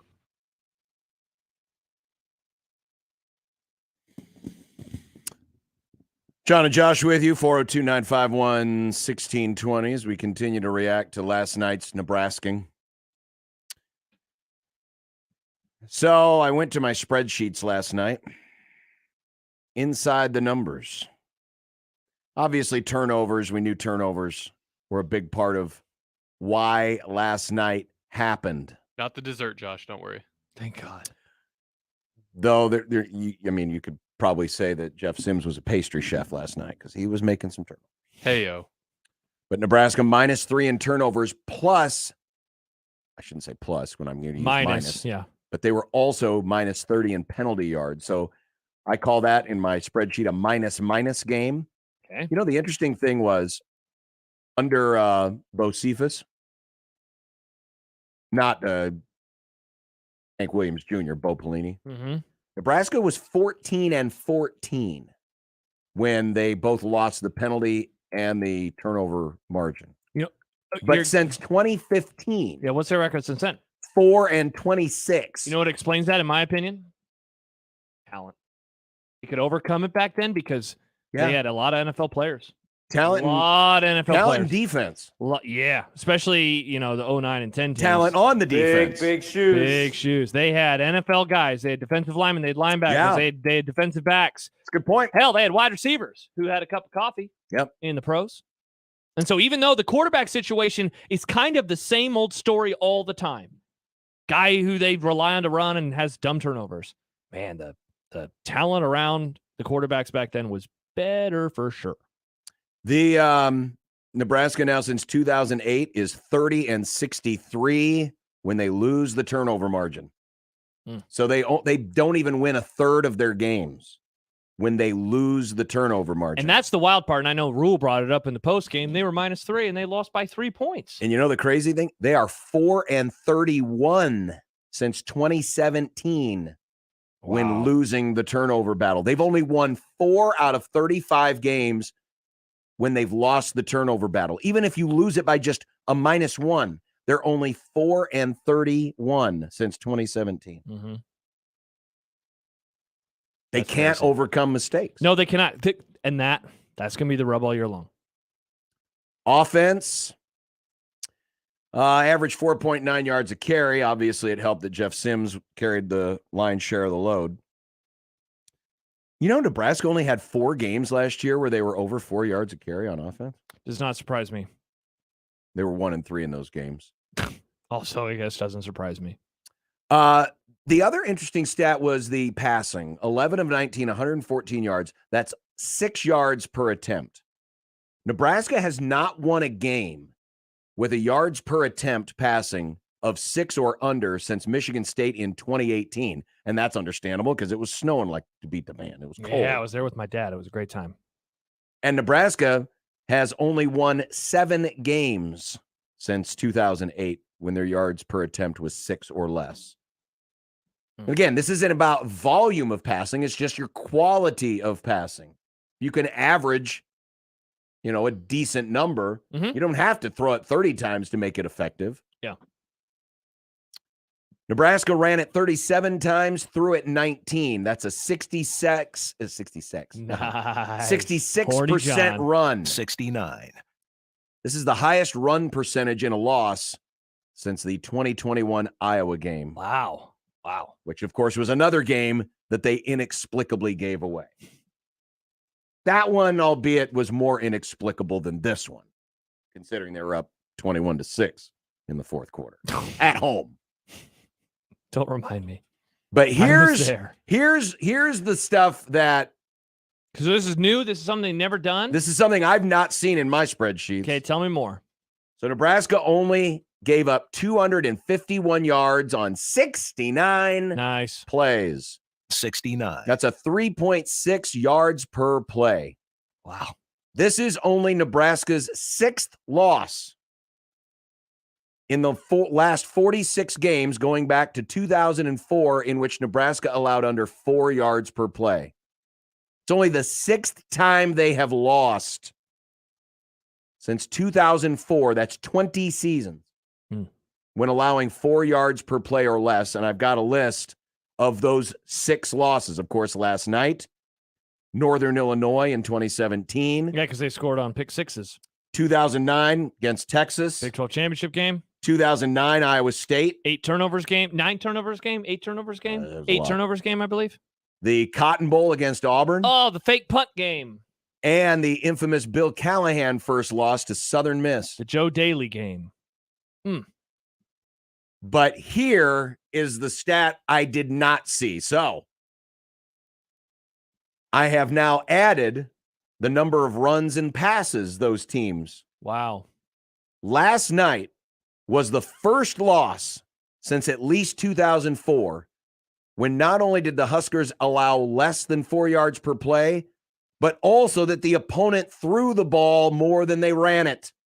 Minnesota ran it 44 times or 25 times, passed it 44. In all of the other 5 losses that they held a team to under 4 yards per play and lost, that team still ran the ball.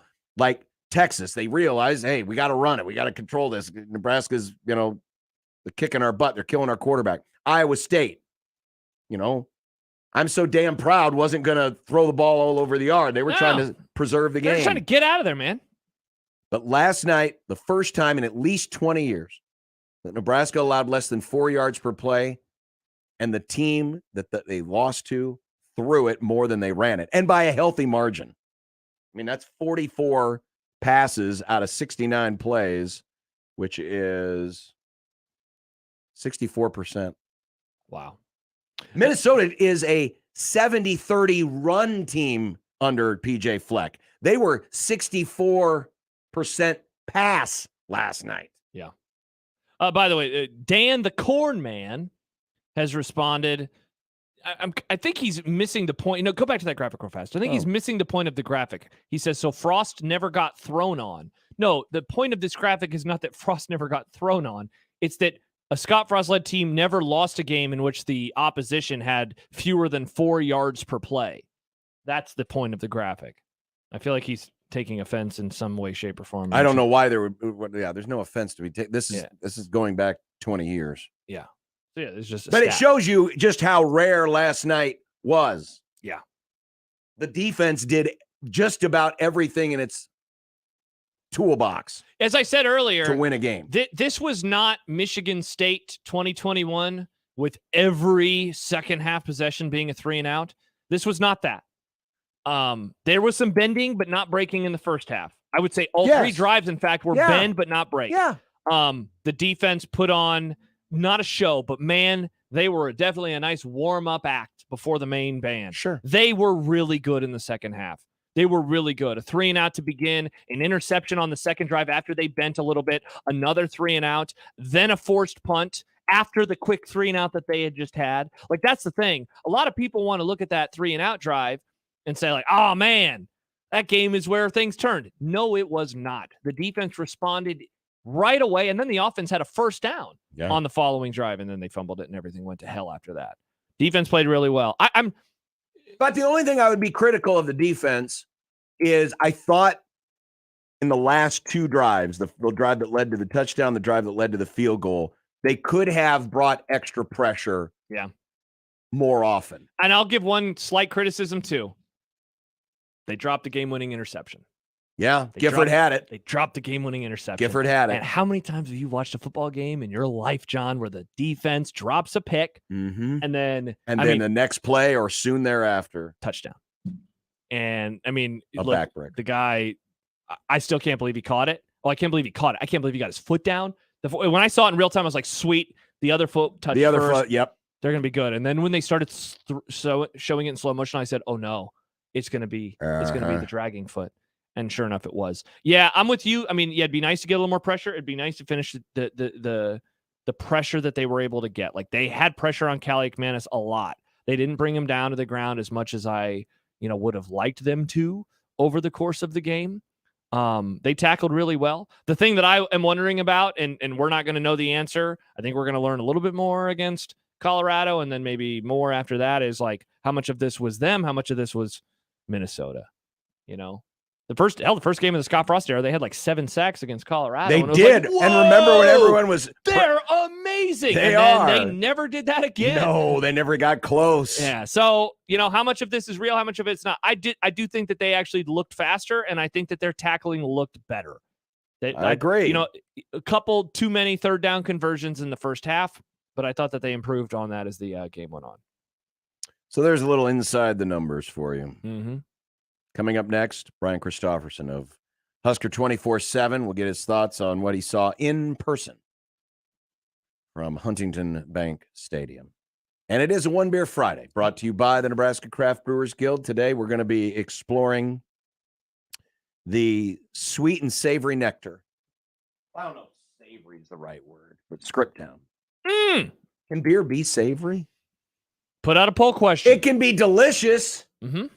And refreshing and good to help you forget things like last night. Well, Script Town is this week's featured brewer on One Beer Friday.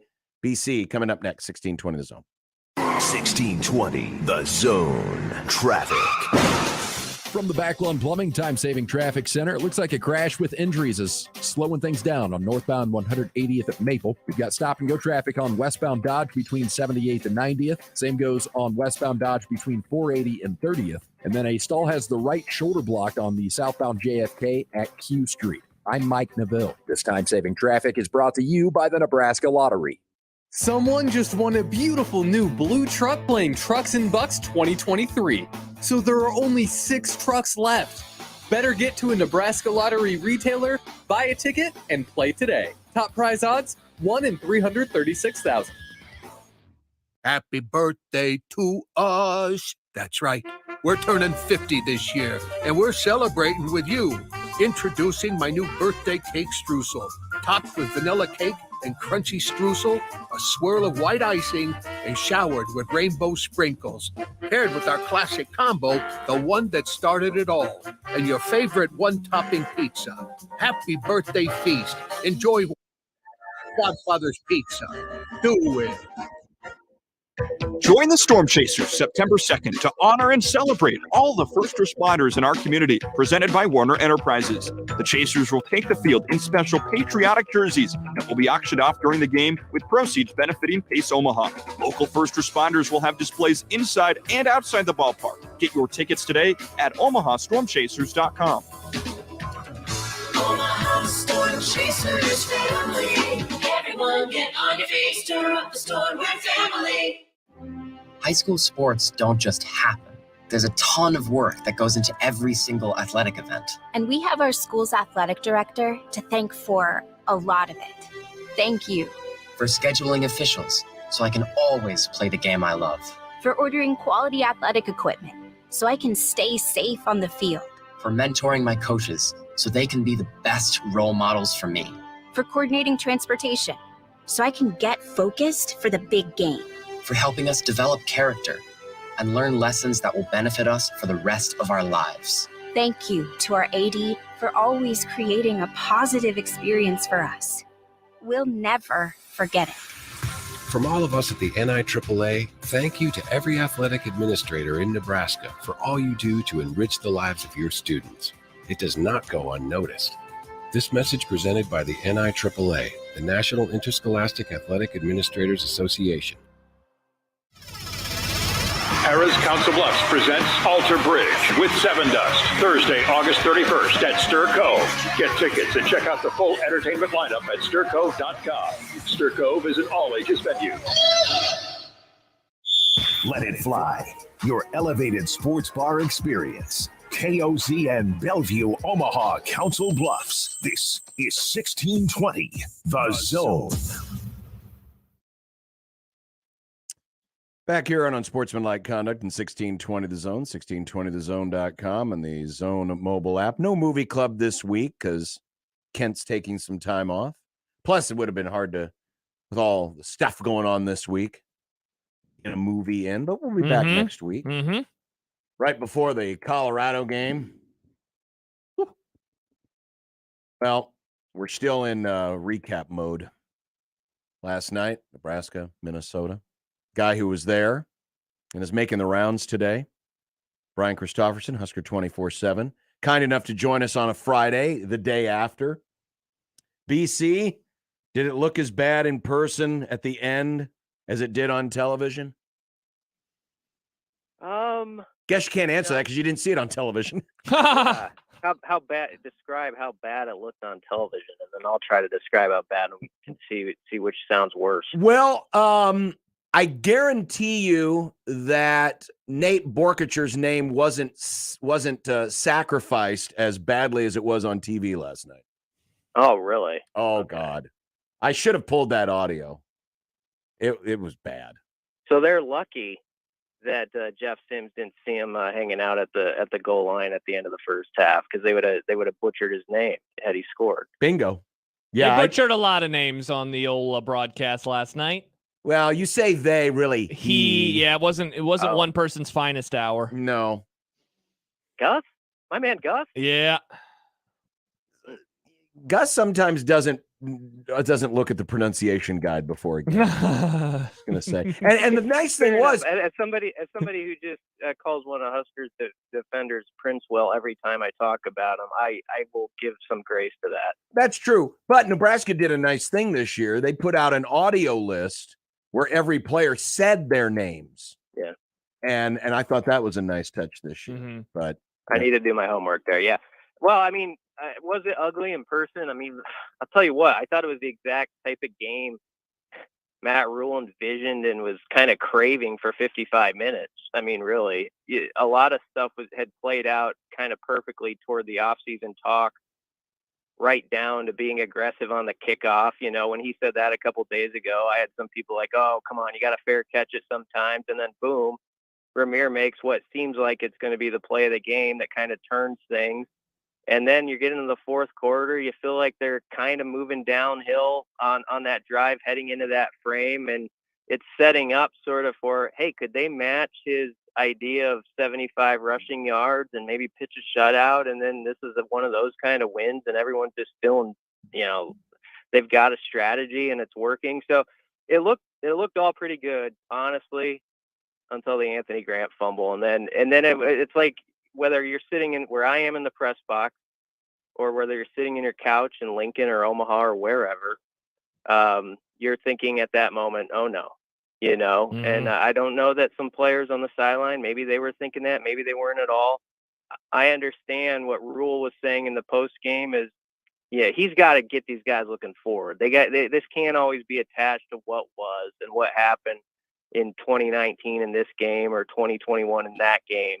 But there is baggage attached to this team until they can get through or over the top in contests like that. And so you're always wondering, wherever you're seated, when that play happens, like the Anthony Grant fumble, like, okay, that might be it, you know. And then it gets to that 4th and 10, and it's on the 12. You know, Minnesota's in a bad situation, really, and I'm watching it thinking like this is 50-50. And Nebraska's defense had played so good all night, and you still sort of have that worst case scenario. So I don't know if that's on older players' minds at all when they're out there. I don't think that factored into this one.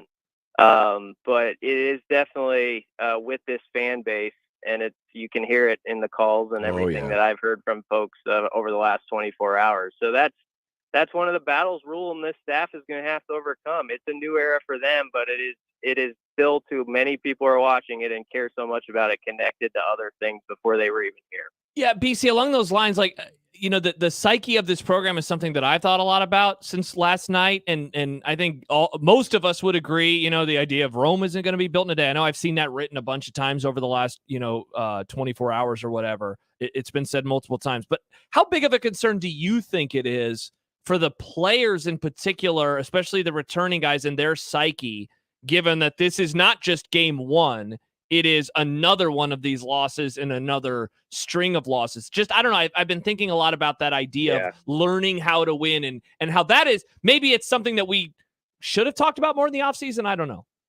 Yeah, I think it's got to be on their minds a little bit, but that's where the coaches got to be good when you get them in the film room, and you got to be like, this is where the plays are. Even on the offense, I know they had their struggles, obviously, with the turnovers and everything, but you got to highlight some spots where this is where we missed out. And Rule was saying that in the post game too. There's opportunities there that they're going to see on film, obviously, where you could have cashed this game in. And Minnesota, I don't think is going to be a world beater team this year, but they've won 9 games the last 2 years. They always play stingy defense. They know who they are. And it would have been a really nice road win. And let's be honest, most people around here weren't picking Nebraska going into this game.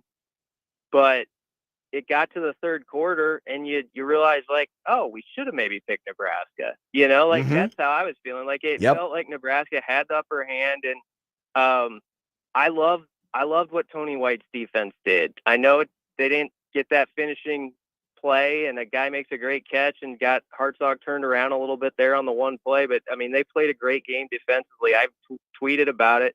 I thought that was one of the best tackling performances I've seen from Nebraska in an opener in a long time. And I think that goes to, they did have a physical camp, and they did hit each other. And so they were ready to go out there. And I thought the special teams, get beyond Ramir's big return. They were sticking guys on kick coverage. I mean, yes, Javen Wright and Kai Bayer got in there, and it's like, okay, they're hitting. And I liked all of that stuff. We're going to learn a lot more about the defense next week too, because even though Colorado has their own issues, I think they'll make Nebraska play in space a little bit more, and we'll see if they can tackle as well. But there was a lot from this game, from like 2 of the 3 phases that you would really like, and you would take and say, if they can bottle that up, this can be a pretty good season. But obviously, when you go -3 in turnovers and you just don't take advantage of the moments when they're there, that's going to bite you. A series that I think people don't talk enough about is after Buschini got roughed up. Right. It's series like those where, Nebraska gets a reprieve there. It was 4th and 22. They'd been sacked twice. It looked like a mess. And suddenly they've got the ball again, 1st and 10 on their own 45. And that's the moments where you want to see this going forward. Like, where's that play on offense? Where's that spark where you just got to break? Can you cash it in? And Minnesota did that, and Nebraska didn't there. That was the series they got it to 3rd and 3, and then Sims got sacked again. And so that drive, as much as the one everyone talks about in the 4th quarter where they threw it 3 times, sticks out to me.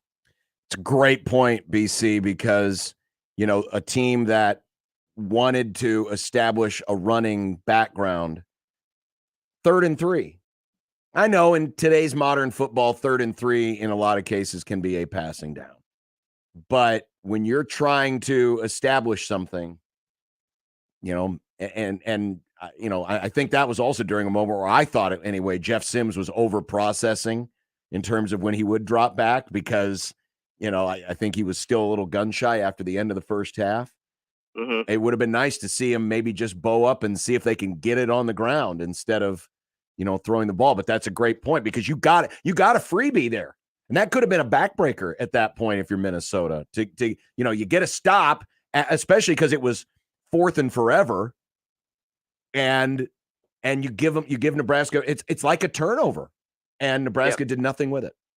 I mean, that's where I want to see Husker football this year take that step, where you get that break that probably didn't even really deserve. Minnesota just kind of biffed it up there. They ran into you and gave you another chance, and you don't do anything with it. And then you kind of flip the coin. And obviously Minnesota, when their DBs had a chance to make a pick, they made them. Some of those interceptions, that they weren't the most difficult, but they weren't just easy. I mean, their guys made some plays on the ball too. They have a good secondary, and they went out and, even on the Anthony Grant fumble, I know Anthony feels terrible about it. And he's going to be the talking point the rest of the week because of it. But, their guy, as Rule was right, did make a winning championship type play where he punched that ball out, and that probably would have knocked it out of the hands of a lot of running backs. So you got to give credit where it's due there. And I do think until Nebraska gets over the hump, it's going to be something where opposing teams are going to have a book on Nebraska, even with the new staff, where they're going to say, look, get them to the fourth quarter and see if they're in their heads a little bit. You never know what's going to happen, because this is a program that's had some weird stuff go down when it gets to those last 5 to 6 minutes. So you put them in those spots, get them thinking about it a little bit. And that's going to be something that this program's going to have to overcome. And regardless of how much Rule and staff want to turn the page from it, it is hard to disconnect because it's just everywhere around them. BC, what surprised you most from this game in a positive way, in a positive sense for the Cornhuskers, and what surprised you most in a negative way? Oh, positive way. I love what is happening with the defensive line, and that they actually backed it up and they rotated so many guys in. Like, even the first series, I don't know how many they played, 16, 17 guys, even right off the bat. And they ended up playing 22 or 23 on defense. And I know Elijah Judy, for example, is a guy who is going to have to keep growing. And he had some ups and downs in that game. But he is one of their better pass rushers in practice. And he played 21 snaps. And I only bring him up because he's an example of a kind of ballyhooed transfer that came in. And we've seen this before with D linemen around here and stuff like that, offensive linemen, where there's a transfer, we get all excited in the offseason, then we never see them. Like we actually saw him out there in key moments. They showed trust in him. I thought Cam Lenhart, he's going to keep growing where he is more of a game wrecker for the opposition than he is now. But he was sturdy. Like, he didn't look like he was lost or anything, and he played 39 snaps. Van Poppel didn't play, but he was on that road trip. A.J. Rollins was on that road trip.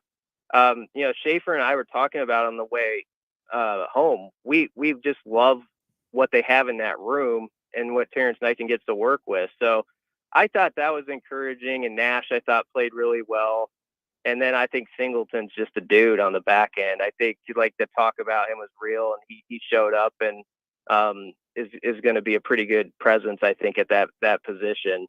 I think the most negative thing, and it's Captain Obvious speak, but this game goes so much to the quarterback, and that pick in the end zone right before the half, it was just so bad. Yeah, it was just such a bad play that it's one of those where it's a trust moment where you're trying to earn it with your team, and you got to have it, and it went the complete opposite way, and so. Does that change how you call it down there going forward? Will you have the same confidence? I'm sure they say they will, but we'll have to see, And so that was a play. And just Jeff Sims, I loved how he ran it, and he showed that he can be a force there. But I honestly was thinking that him and Billy Kemp are going to have more of a pitch and catch game going, and Billy Kemp, didn't see the ball. And that's not all Jeff Sims' fault. On his first interception that no one's talking about, Kemp was well covered, and he didn't have anybody to go to really that I saw from the press box. And, that's one where you're hoping your guy can get open, who's your kind of money man, and he didn't in that spot. So I think they're really searching on the perimeter for some playmakers, and it might take a while for some of those freshmen like Jalen Lloyd and those guys to be to the part where they can play more snaps, but they need something where they have a deep threat and can stretch the field. Brian Christopherson, Husker 24/7. What about the opposite line of scrimmage, Nebraska's offensive line? We really haven't. I mean, we've talked about the running backs and the running back rotation, but we have not talked about the O-line yet on this show. Yeah. You know what? It's weird because it's a game where you feel like the offense was kind of inept. I didn't feel like the O-line was like a train wreck or anything. I thought that, they did have some good moments running the football. I thought Ben Hart, who's been a big talk of the offseason and the work he's done with Corey Campbell and stuff, I have to go back and watch it again, but it seemed like I wasn't seeing him, just people run around him. I did think that, they got around Corcoran a couple times, and so that's an area you got to keep shoring up. I thought they were okay. Obviously, when you score 10 points and you can't finish the deal and you have a couple penalties pre-snap, when you're an inch from the goal line, it's hard to give them just to sing their praises.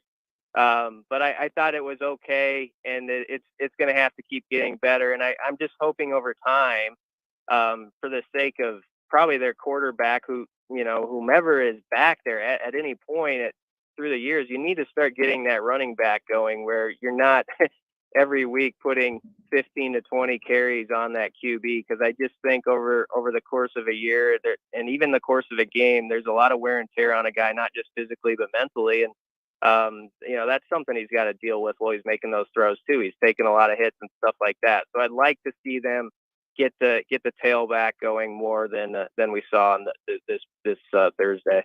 BC, going back to what you mentioned, the first interception in Billy Kemp, give us the press box view of just the wide receivers trying to separate from those defensive backs throughout the game. Like, how much of a struggle was that? And I wonder what you think that could mean moving forward.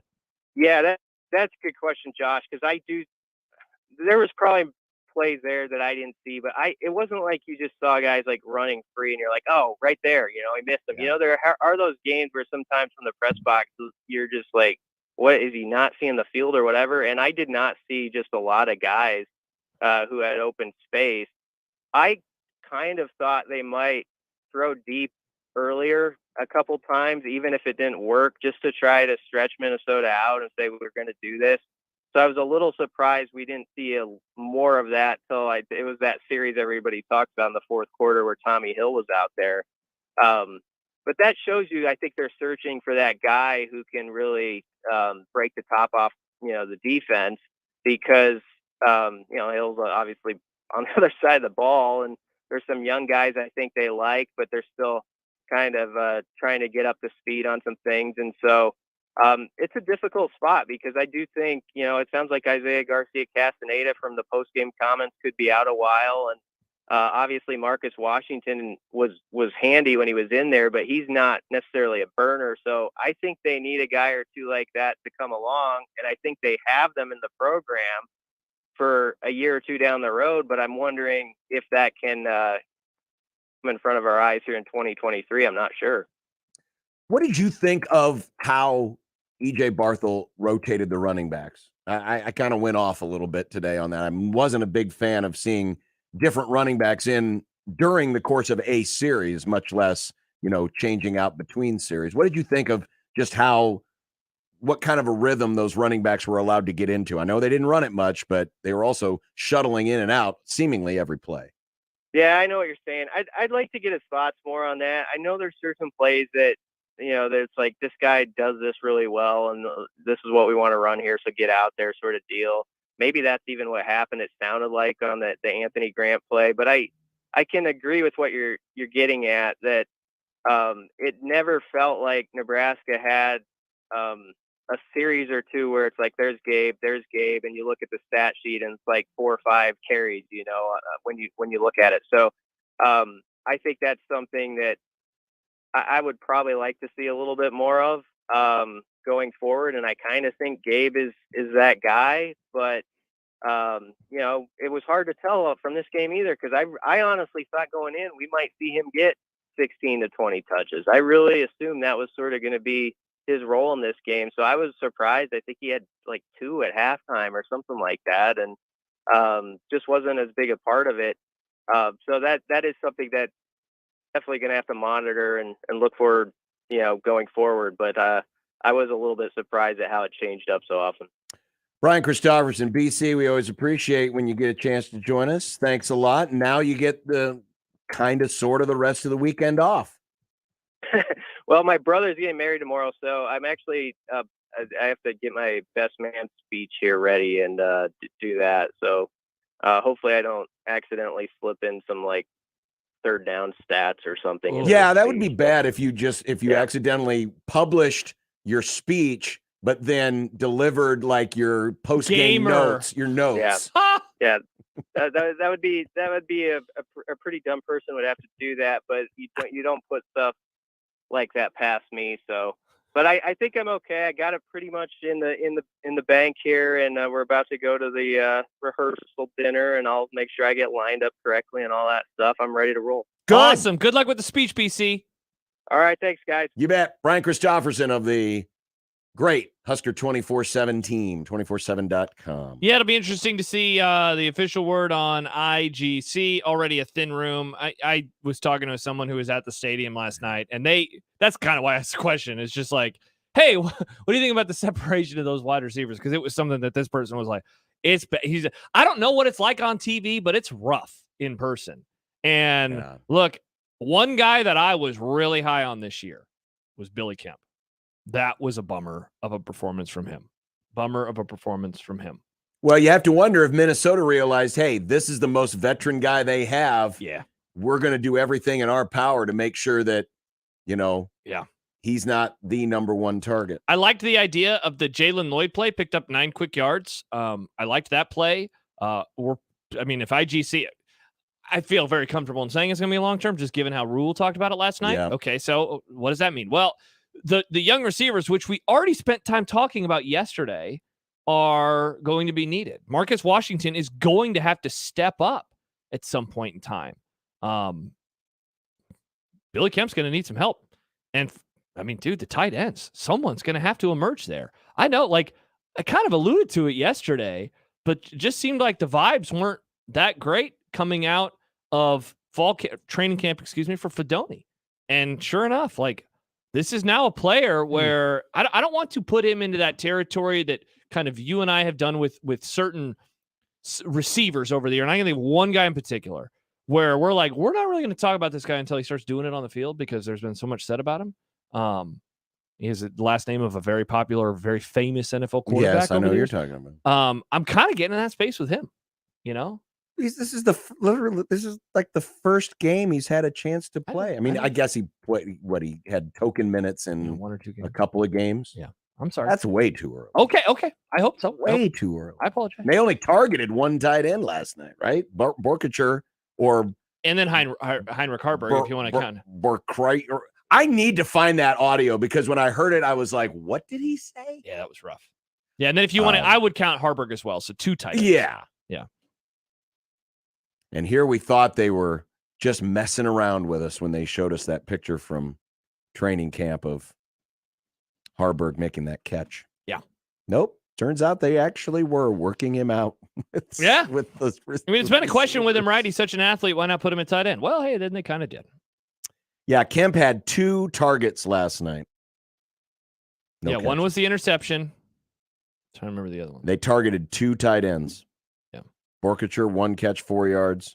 Harburg, 1 catch, 10 yards. Yep.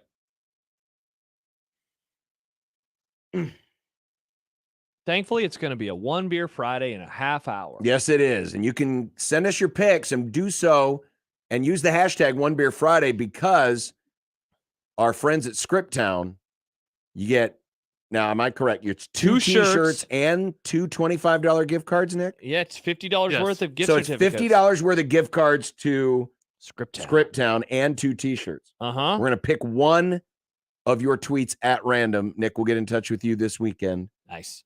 And beers on them. Beers on them. But send us a pic of what you're drinking. Featuring shirts. Or if you took a pic of what you were drinking last night because you drank your entire weekend supply in one evening, we'll count those too.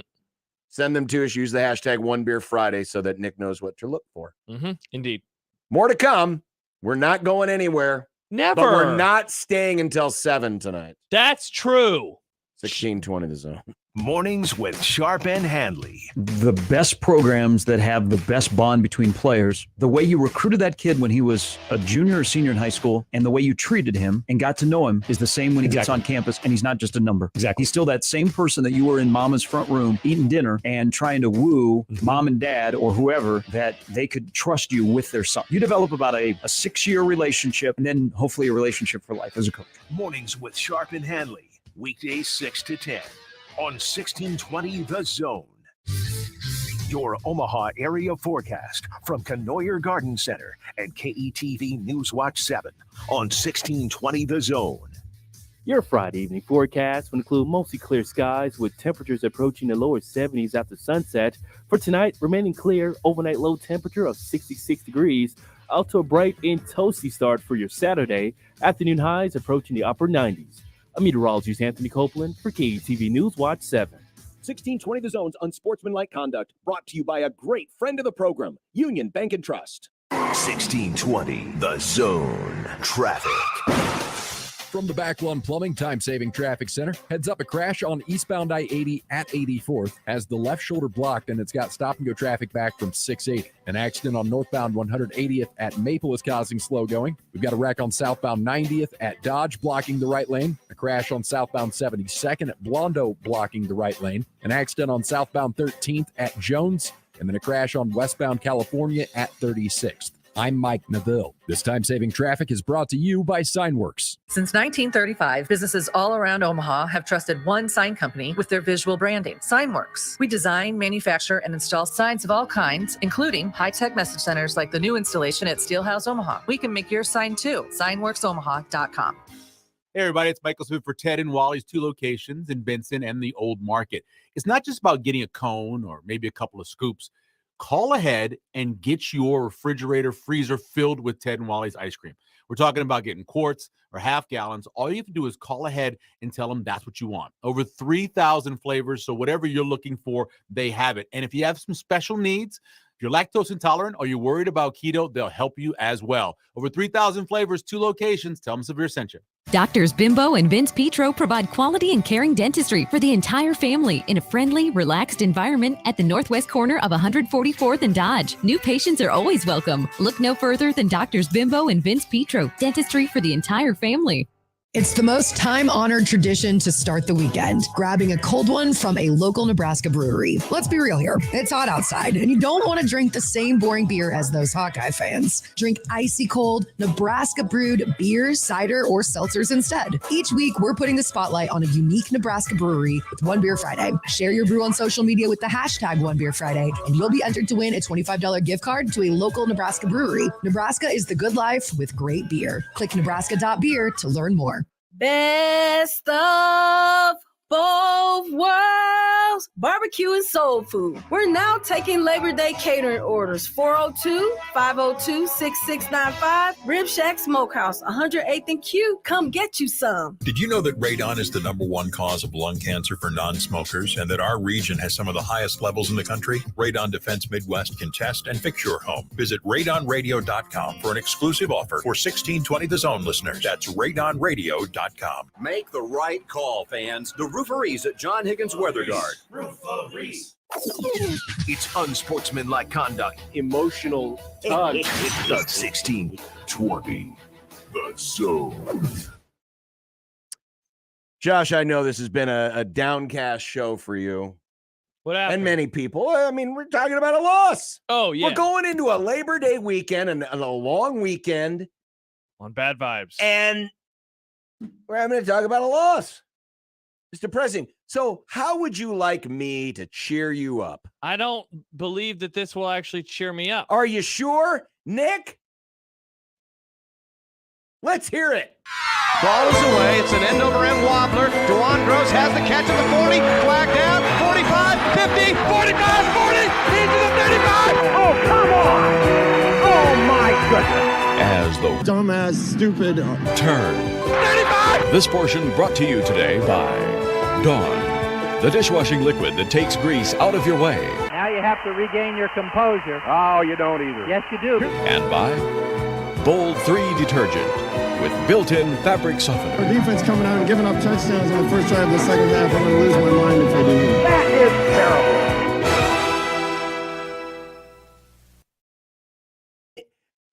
They just keep adding on. And no, none of this news is surprising, right? I mean, Stanford, Cal, SMU are now new members of the ACC. Oh, yeah, Travis in Dallas would like to get a thumbs up. Remember, Travis told us that SMU was going to a power conference. Cool. It's on the list. All Coasts Conference. I like it. That's ACC, a good name. All Coasts Conference. They don't even have to change the abbreviation. What's dumbass, and well, it's of course it's dumb on the surface to have a bi-coastal conference like this, but I mean, it's not like the Big Ten didn't do it first. But do you know what time this news broke this morning? It was known to us like around 8 or 9 o'clock in the morning, our time. They voted at 5 o'clock in the morning Pacific time. Yucky. That's brutal. Let them sleep in a little bit. They were just wanting to get this out of the way to add Stanford, Cal, and SMU. And the terms are very friendly to the ACC. Yeah. They're getting a lot of extra money. Stanford and Cal won't be fully fledged members for 9 years. And SMU's not going to take any extra money for the foreseeable future. No broadcast media revenue for 9 years. And you're saying, what is then the purpose of SMU joining a new power conference if they're not going to get the monetary benefits from it? Because they're in the power conference. Well, they're in the power conference. Also, they've already gone around to all of their wealthy boosters, the same ones who 40 years ago bought all those players. Bingo. Or the sons and daughters of those, because most of those boosters are probably dead now. I died. And they're pretty much going to bankroll that program. Man. Just so they can be in the in club. To be rich. In a conference that probably won't exist. That's the funniest part. So 3 schools voted against this because you're thinking, hey, what changed? What changed? 4 schools voted against this recently. It was Clemson. It was Florida State. It was North Carolina. And it was North Carolina State. And the latter was the one that reversed the vote today.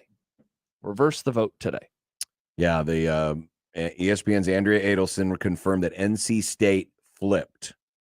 Their chancellor, Randy Woodson, he was the one believed to be on the cusp of flipping. I'm going to read from the ESPN story. The focus on Woodson intensified Thursday night when members of the North Carolina, so UNC, Tar Heels, Board of Trustees issued a statement to voice their objection to the additions.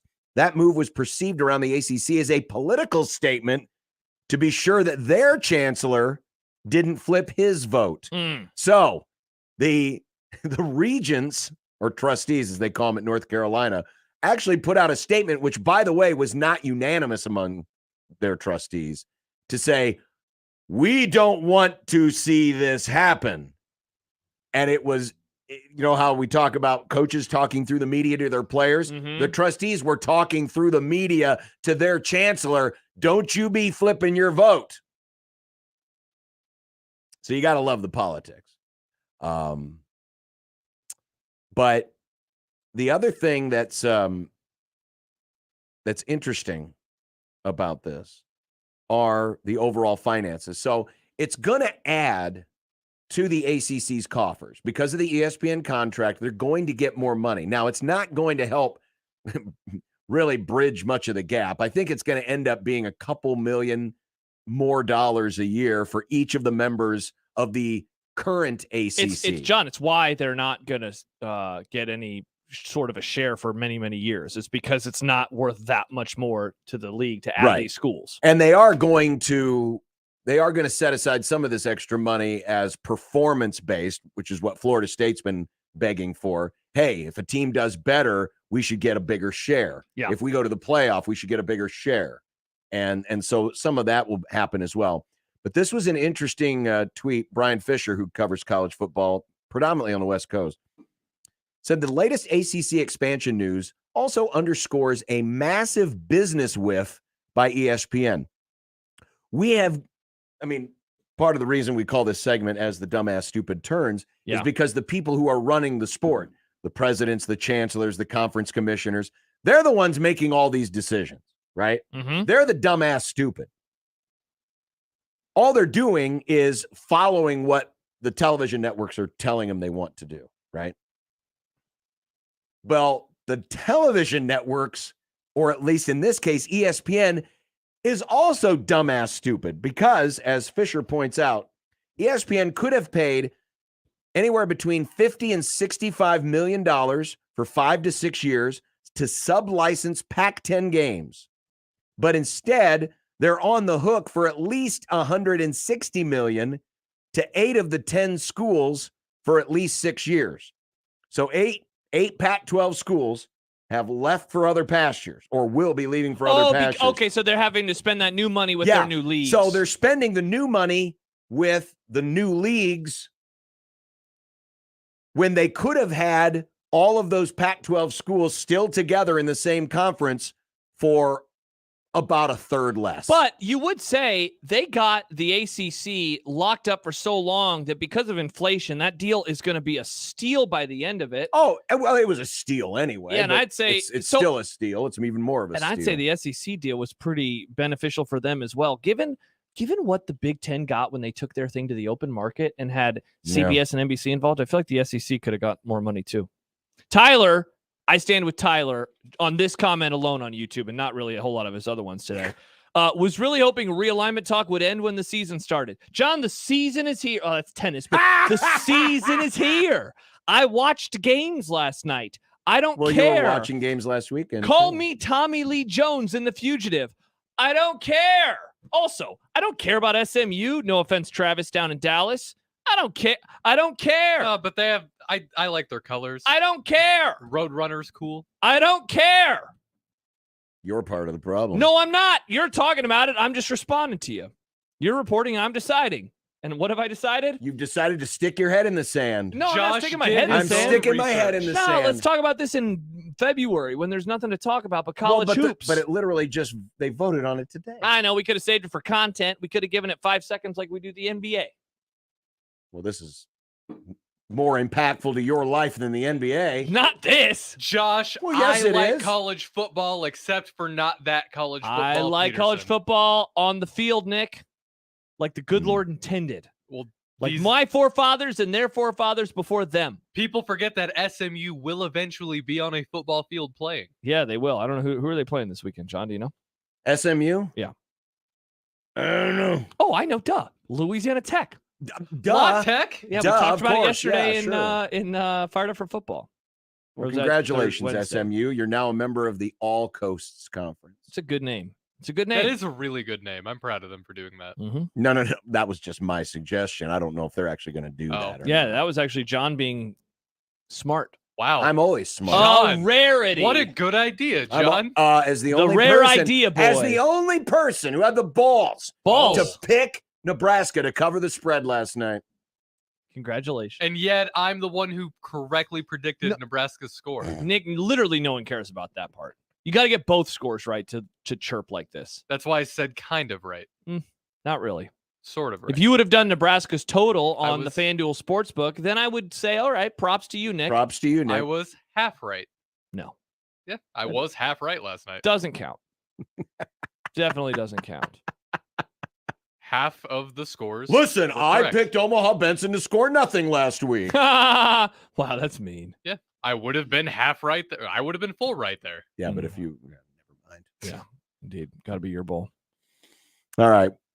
Well, I just wanted to cheer you up, Josh. I knew you were cheer me depressed up at about all. the Husker result. I'm still sad. You didn't make me happy. I'm not happier. You're not happy that SMU's in the All Coast Conference? No. But Josh, they have the cool. They do have a cool. I like their colors. Speaking of uniforms, I got an email from a listener with a uniform take that I am finding very intriguing that I want to read to you.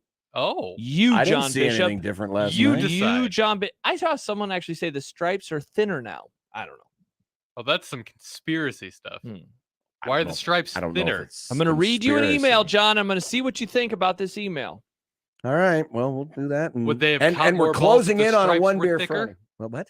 Would they have cut more balls last night if the stripes were thicker? Definitely not. Well, the balls have to be thrown on time on target. Definitely. And not to the other team. Also true. It's hard to catch something when someone's caught it in front of you already. Unless you go through them somehow and just grab it. It's not a video game, Nick. Life is not a video game. That's right. That's called a glitch. That is called a glitch. But they fixed the glitch. Sadly. Yeah. Well, your favorite Chevys are getting new looks and getting rave reviews. You can also see what all the fuss is about at the 2 locations of Woodhouse Chevy here in the metro area. Of course, there's the OG, which is just north of town on I-29, off exit 75 in Missouri Valley, and the all-new Woodhouse Chevy Omaha, 112th and Dodge. The newly redesigned Trax might be listed as a compact SUV, but that's in name only because the new Trax has more room than its predecessor, plus it's added new technological features, and it's all in an affordable package with MSRP starting at under $22,000. For those of you wanting something a little larger, the Traverse is also newly redesigned. It's bold, aggressive, and there's new trim packages to fit whatever use that you have. You can find out more on these vehicles and so many other great Chevrolets right now by visiting with the knowledgeable, friendly staff at Woodhouse Chevy. Or if you can't be there in person, there's always woodhouse.com, where you can complete most of the car buying experience right there online, including scheduling a test drive at your convenience. So see Woodhouse Chevy's entire selection and find new roads into your next new Chevy. From Woodhouse Chevy, exit 75, I-29 Missouri Valley, or 112th and Dodge in Omaha, and always at your fingertips at woodhouse.com. Remember, no matter how you listen, it's still AM radio. 1620, The Zone. Hi, everybody. Kent Pavelka here to talk about your local concrete experts at Everlevel Concrete Repair. Now, if you have cracked or uneven concrete, Everlevel can do it all with their complete repair solutions. They fix cracks, lift sunken slabs, and protect the surface, all at a fraction of the price compared to replacement. And better yet, they offer long-term transferable warranties. I'm so glad I chose Everlevel for my driveway. Give them a call for your free inspection. That's Everlevel, Everlevel, Everlevel. Try saying that 3 times fast. There's Unlimited Pro, Unlimited Obsidian, Unlimited Mini, Unlimited No Limit. At Cox Mobile, we know other mobile companies have puzzling data plans. Shouldn't it be easier? That's why Cox Mobile has 2 simple plans. Choose between pay-as-you-gig or unlimited and change plans anytime. Finally, something that actually fits you. All while running on the network with unbeatable 5G reliability. Cox Mobile. We're different because you're different. Cox postpaid internet required 5G reliability is measured by Ookla LLC in the U.S. to H 2023. Results may vary. Not endorsement. Wi-Fi not tested. Other restrictions apply. Learn more at cox.com/mobile. Hi, this is Kathy Kenoyer with Kenoyer Garden Center. The beauty of fall is in our greenhouses, featuring a variety of Kenoyer-grown fall product that will allow you to create a gorgeous fall container or arrangement. Come join us for our fall open house September 2nd and 3rd and enjoy snacks and refreshments. Whether it's home decor, fall annuals, perennials, or shrubs, we will help you beautify your home. Located between Highway 370 and Cornhusker on 66th Street in Papillion. At Kenoyer Garden Center, everybody's got a green thumb. Open daily, 10 to 6. Time is running out. You don't want to miss the fun experience of the Omaha Storm Chasers. Join the best fans and the best baseball in Omaha. For tickets, go to omahastormchasers.com. Everyone get on your feet, stir up the storm with family. The brand new Dollar General Distribution Center in Blair is now hiring. Starting wage is up to $22 per hour with benefits including medical, dental, vision, 401k, and a $2,000 sign-on bonus. Apply today by texting DG Warehouse to 25000 or online at dollargeneral.com/careers. Again, apply today by texting DG Warehouse to 25000 or online at dollargeneral.com/careers. Dollar General can't wait to have you become a team member at their brand new distribution center. Creighton Sports Update. Creighton Volleyball opens their home schedule this weekend for the Blue Jay Invitational. The Blue Jays face off against Ball State on Friday night at 6 o'clock, followed by LSU at 5 on Saturday night, and we'll cap it off with Northern Iowa Sunday at 2:30. Limited tickets are available online at gocreighton.com/tickets. And that's your Creighton Sports Update. 1620 The Zone proudly supports Creighton Athletics. Car repair is car repair. Most places you go can change your oil or fix your brakes. The difference is the experience you'll get at Omaha Car Care. We're part of the community. We were born here, and we believe that our relationship with you should be built to last. We're going to consult you, not sell you. We're going to give you a free loaner car. We're going to treat you like a valued friend that we want to continue to see in the years to come. I'm Rick Betker, owner of Omaha Car Care, and we'll be along for the ride. Your exclusive home for Royals baseball in Omaha. Right up the middle, base hit, and the Royals are a winner. 1620 The Zone. 1620 The Zone's Unsportsmanlike Conduct is brought to you by Union Bank and Trust. Now back to the program. All right, John, you ready for the best take you've heard of all time? Sure. Zach writes in, the real reason Nebraska lost. Oh, boy. They wore the surrender red pants with the white jersey. God. They should have worn the icy whites. Have the red pants become the surrender jerseys / uniforms? Have they? Many are asking, what's their road record recently, John, when they wear the red pants? It's not great. What's their record recently when they've worn the white helmets with the red ends? Also bad. Are you saying they should get rid of What's their those? record when they've entered the game calling themselves Nebraska? Should they change their name? So I guess you're not going to hear this. You're not going to hear that the red pants are the reason. Okay, I figured that you would not. I figured that you would be someone who would have your eyes open to things such as this, but I guess not. No. Okay. No, that's silliness. Okay. I will compliment. You were still complaining about the Fox the graphic bug, the score bug. Bad. I do like one thing that if you notice, they put the team logo and then the team nickname underneath. Fox used Corn Huskers. That was a good take. That was a good take from Fox. Very nicely done, Fox. I mean, if you're gonna assault our senses with cartoonishly large, with garish graphics, at least use our full given Christian name, the Corn Huskers. Yeah. Nice. Their government name, as a former coworker would say. You called me by my government name. I did like that part. I like the Nebraska Cornhuskers. It's a nice name. There were some parts, though, and maybe it was just the TV I was watching it on. Crappy. Was it getting cut off in the corners, or was that just how the TV was formatted that I was watching? What was getting cut off in the corners? The logo? Like the logo with the name. Like there was a. Oh no! They were showing replays at one point, and it just had the. Are you still watching on a 4x3? Seriously, TV? I don't even know how that would work. It said KA Huskers. No, Into that. You were watching on a bad TV. Okay, that was set up. Was it a high def TV? It was. I think it just. Maybe it was on the formatting was the off. screen wow, stretched? It was way off. Then, yeah, that's not good. You should give your friend a call and tell him to fix his TV. Probably. Yeah. Yeah. Just go through the settings. It didn't look like that. It didn't look like that for us. Okay. Yeah. Just go back to the settings. Yeah, that's a quick little fix. Should be quick little fix, unless something is actually broken. Yeah, well, that would not be a quick little fix in said TV. Andrew says not giving up on either Kemp or Fedoni. Long season. Going to take a minute for Kemp and Sims to be on the same page. Fedoni is finally healthy, but he's got to get acclimated to game speed. Well, I listen. The teams that they're playing, it's not like they don't pay attention to the new personnel. Sure. And the talk around said personnel. Billy Kemp was talked about all off season as being the biggest addition for the wide receivers. And he brings production along with him. Yeah, and all you have to do is just do a little bit of homework and realize, oh, this guy produced pretty well at his last stop. Maybe we should keep an eye out for him. Bingo. And that's what they did. Yeah. They took him out of the game. And expect that to continue to be a thing. Yeah. Until Nebraska can establish that there are other dangerous pass catchers in the offense. Mm-hmm. Yeah. So, I mean, the other guys have to prove themselves. I asked BC this question earlier about what was it like seeing the receivers separate themselves? He said there was not a whole lot of separation. There weren't a whole lot of moments where guys were running down the field wide open. Right. Now, part of that could also be on Kemp, too. This is not to say he's okay and everyone else is the ones who are bad. But those guys got to get separation.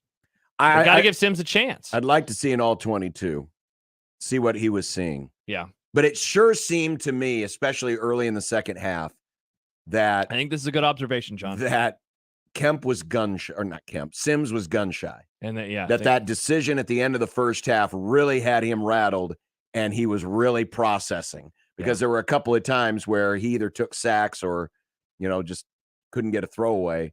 That it just felt like you would have thought that a throw would have happened because a lot of the plays were short developing plays. It's not like Nebraska was running along a lot of long developing routes. They were designed to 3-step read go, and the go wasn't happening.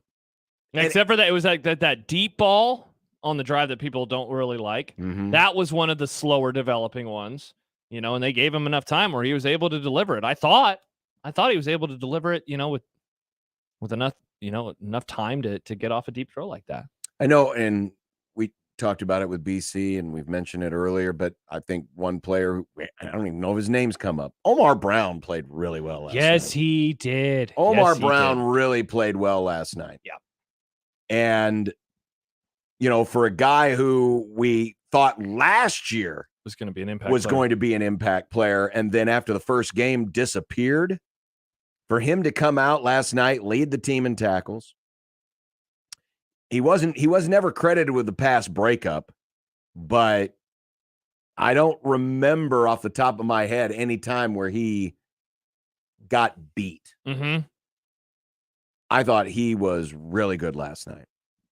And BC mentioned Deshaun Singleton, who did get a pass breakup last night. The secondary, for the most part, showed off why they came into the offseason and this season as the strength of the team, and didn't give me pause otherwise to think that they're still not the strength of the defense. Yeah, the completions that they had, and by the way, Minnesota, a paltry 4.5 yards per attempt. Paltry 4.5 yards per attempt through the air. It was a lot of underneath stuff. The 24 completions for Calic Manis, a lot of those were underneath routes. And then the ones that weren't, the ones that got first downs that weren't underneath routes, it was like really good catches. Obviously, the touchdown is the play that we're going to remember the most. Yep. And then other catches that they had at the sidelines. So, yeah, I thought Nebraska's, man, I did come away impressed by the defense. And I hope that it's not fool's gold. I want to see what it looks like next week versus, again, a different offense and a different type of offense, because I think that offense, and we'll learn a lot more about Colorado tomorrow. This time tomorrow, we're going to know a lot more about Colorado than we do at this moment. Yes. And I feel like they're going to be a team that does try to stretch the field, does try to use some of that speed. So it's going to be a different type of group that they're going to be defending. So I look forward to seeing how the defensive backs respond to that. Again, we've talked a little bit about the pressure, or at times lack thereof.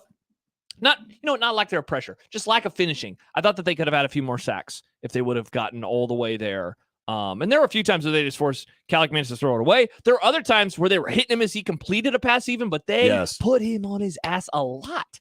And that leads to poor decision-making too. We talked about it with Sims earlier, how much of some of those poor decisions by the end of the night were just fatigue because he was running the ball a lot. Mm-hmm. He really wasn't throwing the ball a lot, but he was thus getting hit a lot because of how much he was running. Hope for the same thing if you're a black shirt player. If you're a Husker fan, the same thing can happen next week versus Colorado. But I'm very curious to see how that test goes, because I know that the last two drives, I know what happened, but man, I did come away pleased with their performance. Very pleased with their performance. They got put in bad spots at the end. Sure they did. It's and it is hard. And yes, they failed to, they dropped the interception. Gifford had an interception that would have won the game in the last 2 minutes. And yeah, they did allow Minnesota to get into field goal range. But overall, considering how much change there was, it really seemed like these guys took to it pretty well. I mean, I'm thinking back, and and this is going to be strictly off of memory. So, if I'm misremembering something, please don't hold it against me. But when you think about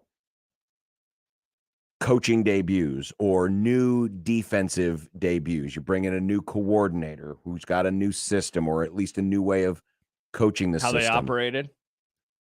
The first memory that comes to mind was 2003. Bo Pelini. Great performance. They gave up an opening drive touchdown, and then they shut Oklahoma State down the rest of the game. Exactly. That was inspiring. Do you think of then Arkansas State in 2017? Because that was the first one that came to my mind. Because I thought you were going to go negative first. Bob Diaco, Arkansas State scores late. They get a lot of points on the board. They almost right, but back. I was thinking of positives. I was thinking of positive, debuts for a new defense. How did Craig Bull and company do in 2000 in his debut? Who did they play to begin 2000? Was that San Jose State? Yes, it was. 49-13. I don't remember a whole lot about that game. I don't Obviously, either. Bo. 2014, Cosgrove, they played Western Illinois. Yeah. Remember more for offense. They allowed like 20-something points. Yeah. Bo's first game back as head coach, that defensive performance left some to be desired in 2008, but it made sense, right? They were coming off of 2007. Right. Yeah, they gave up 24 to Western Michigan. Yeah. But yeah, I mean, really, you got to go back to, Bo's original debut in 2003. To remember one as good as this. To remember one that looked as good as this. And listen, I still think, there was an element of surprise that Nebraska had that Minnesota couldn't prepare for. And so you got to measure everything through that lens. Teams will now have film. Mm-hmm. They'll have a chance to be better prepared. Yeah. But here are things that are portable, that transfer from game to game. The tackling was really good. Really good. The tackling was really good. I honestly can't remember a moment last night where it was like, that could have been a 2-yard gain instead of a 5-yard gain, or that could have been a loss instead of a gain. I don't remember a lot of those. There's only one time that I remember because I watched the game with my wife and my family. And there's one time I can remember someone saying, tackle him! And that was late. One time. Otherwise, I don't really remember a whole lot of tackle him. And how many times have you been at a watch party or in the stadium? Right. Like, tackle him! Get him! That's what it was last night. It's like, just get to him. Try to get to him. But it was never tackle him. Stop trying to rip the ball out of his hands. They tackled very well. They looked like a well-drilled machine. And you're right. That is portable. Being able to tackle well is portable.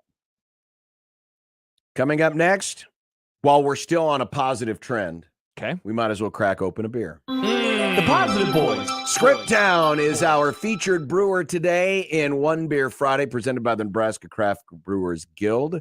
We'll do that, and we'll try to move happily into the weekend as best we can. And I have a big picture question for the rest of the season that I would like to ask you as well. Then let's do that and have more. We'll also have a weekend predictions and some content, including, is it time for Shohei to shut her down? And this is the final content on a Friday of the season, right? Aren't we saying sayonara? Yeah. All right. Sorry, Nick. This is the last time that we allow you to speak on a Friday. Wow. Yeah. Okay. Yeah. Well, until December. Yeah. Yeah. Well, that's when the season's over. totally cool. And Glad now that I know about now it that there's now. not going to be a bowl game, you don't have to worry about Exactly, Nick. We are letting you know before next. Oh, you stop it, John, you jerk. 1620 The Zone. 1620 The Zone. Traffic. From the Backlund Plumbing Time-Saving Traffic Center, a couple wrecks to avoid this afternoon. We've got a crash blocking the right lane on southbound 90th at Dodge. Also a wreck on northbound 180th at Maple. If you're east on I-80, slow going from 84th to 72nd. If you're west on I-80, delays between 60th and 680. And if you're west on Dodge, delays between 78th and 90th. I'm Mike Neville. This time-saving traffic is brought to you by Fernando's Omaha. Reason number 87 to get your Fernando's fix during football season. World Series? Never heard of her. For tailgates, watch parties, or just an ordinary Saturday, get your Fernando's fix. FernandosOmaha.com. Your neighborhood is more than blocks of buildings. It's the people who live there that make it special. At Union Bank and Trust, we're not just creating home loans, we're making neighbors. We're not just small business lenders, we're small business shoppers. We don't just live in your community, we help you build it. Because our people are your people. Visit ubt.com/neighbor to learn more. Union Bank and Trust, member FDIC.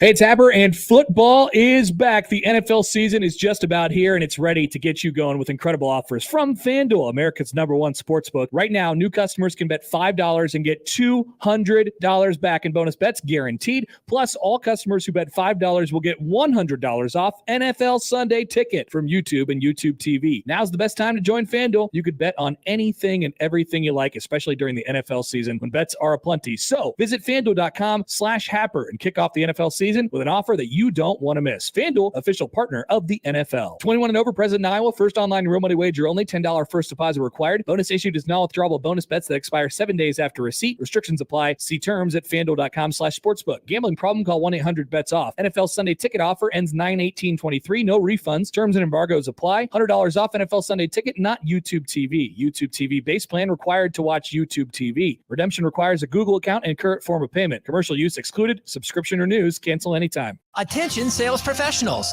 NRG Media is looking for an accomplished business-to-business salesperson who wants to take their success and skills to a new level. Is this you? Our account executives work with local businesses to create marketing plans to help them get more customers. On air, digital, on-site, audio, video, it's all part of what you could sell. A sales career with NRG lets you make a real difference.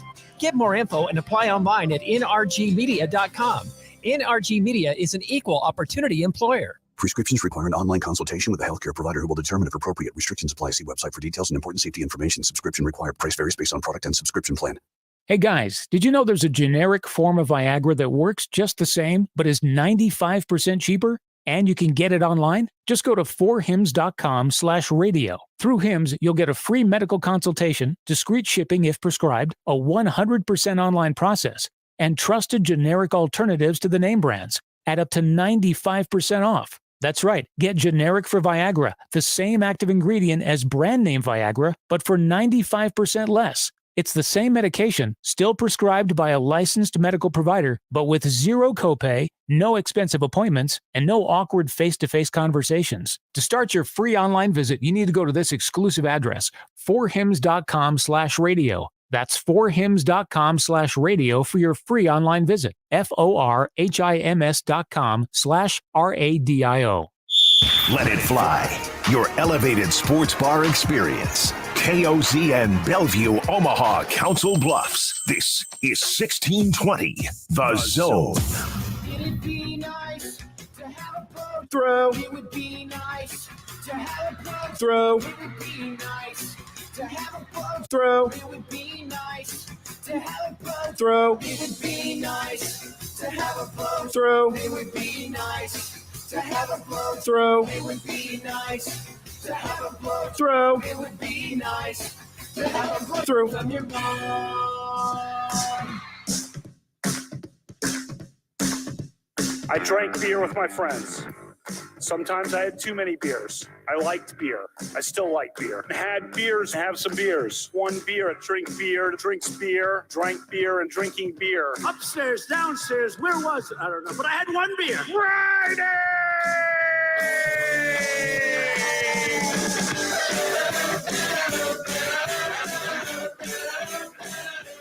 We probably have beer center each week. Ralph Club, biggest contributor. Beer. I like beer. I don't know if you like beer center or not. What do you like to drink? Next week. I had one beer. Friday. Hanging out and having some beers with friends, which I gladly do and which I fully embrace. Well, you think it was... Nope, it was one beer. Friday.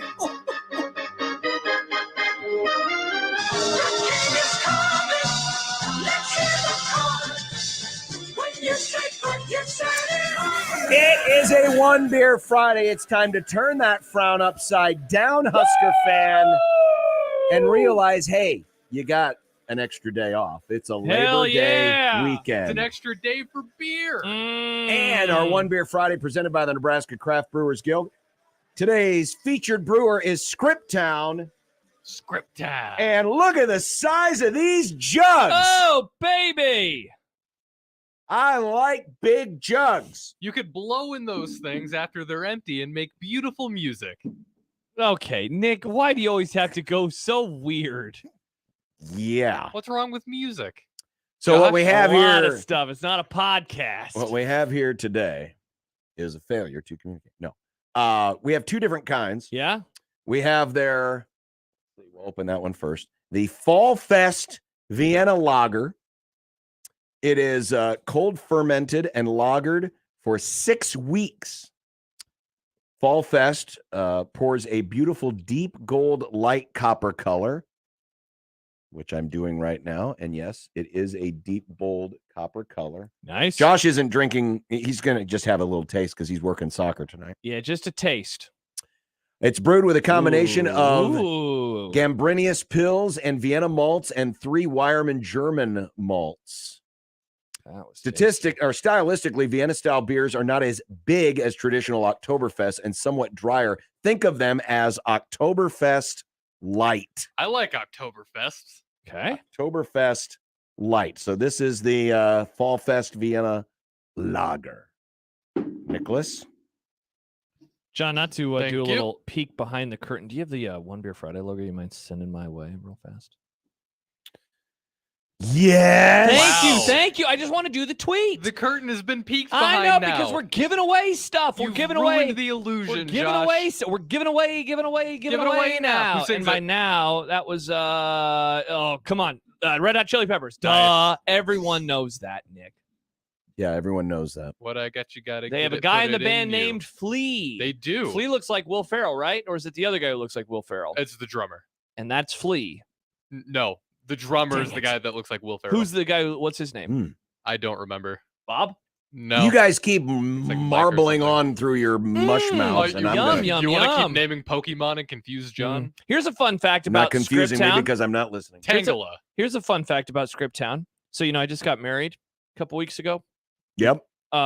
First date, before we had dinner in Blackstone, we went to Scriptown. Really? Yep. The wait at the place we went to was a little long. And they're like, hey, we'll text you when it's ready. She was like, hey, why don't we go over to Scriptown? I'd never been before. Went to Scriptown. We've been there many times as we've gone back to that first date spot. It is. It's good. Mm-hmm. That's good. It is. It's an Oktoberfest Man, light, I love really. fall. Isn't fall great?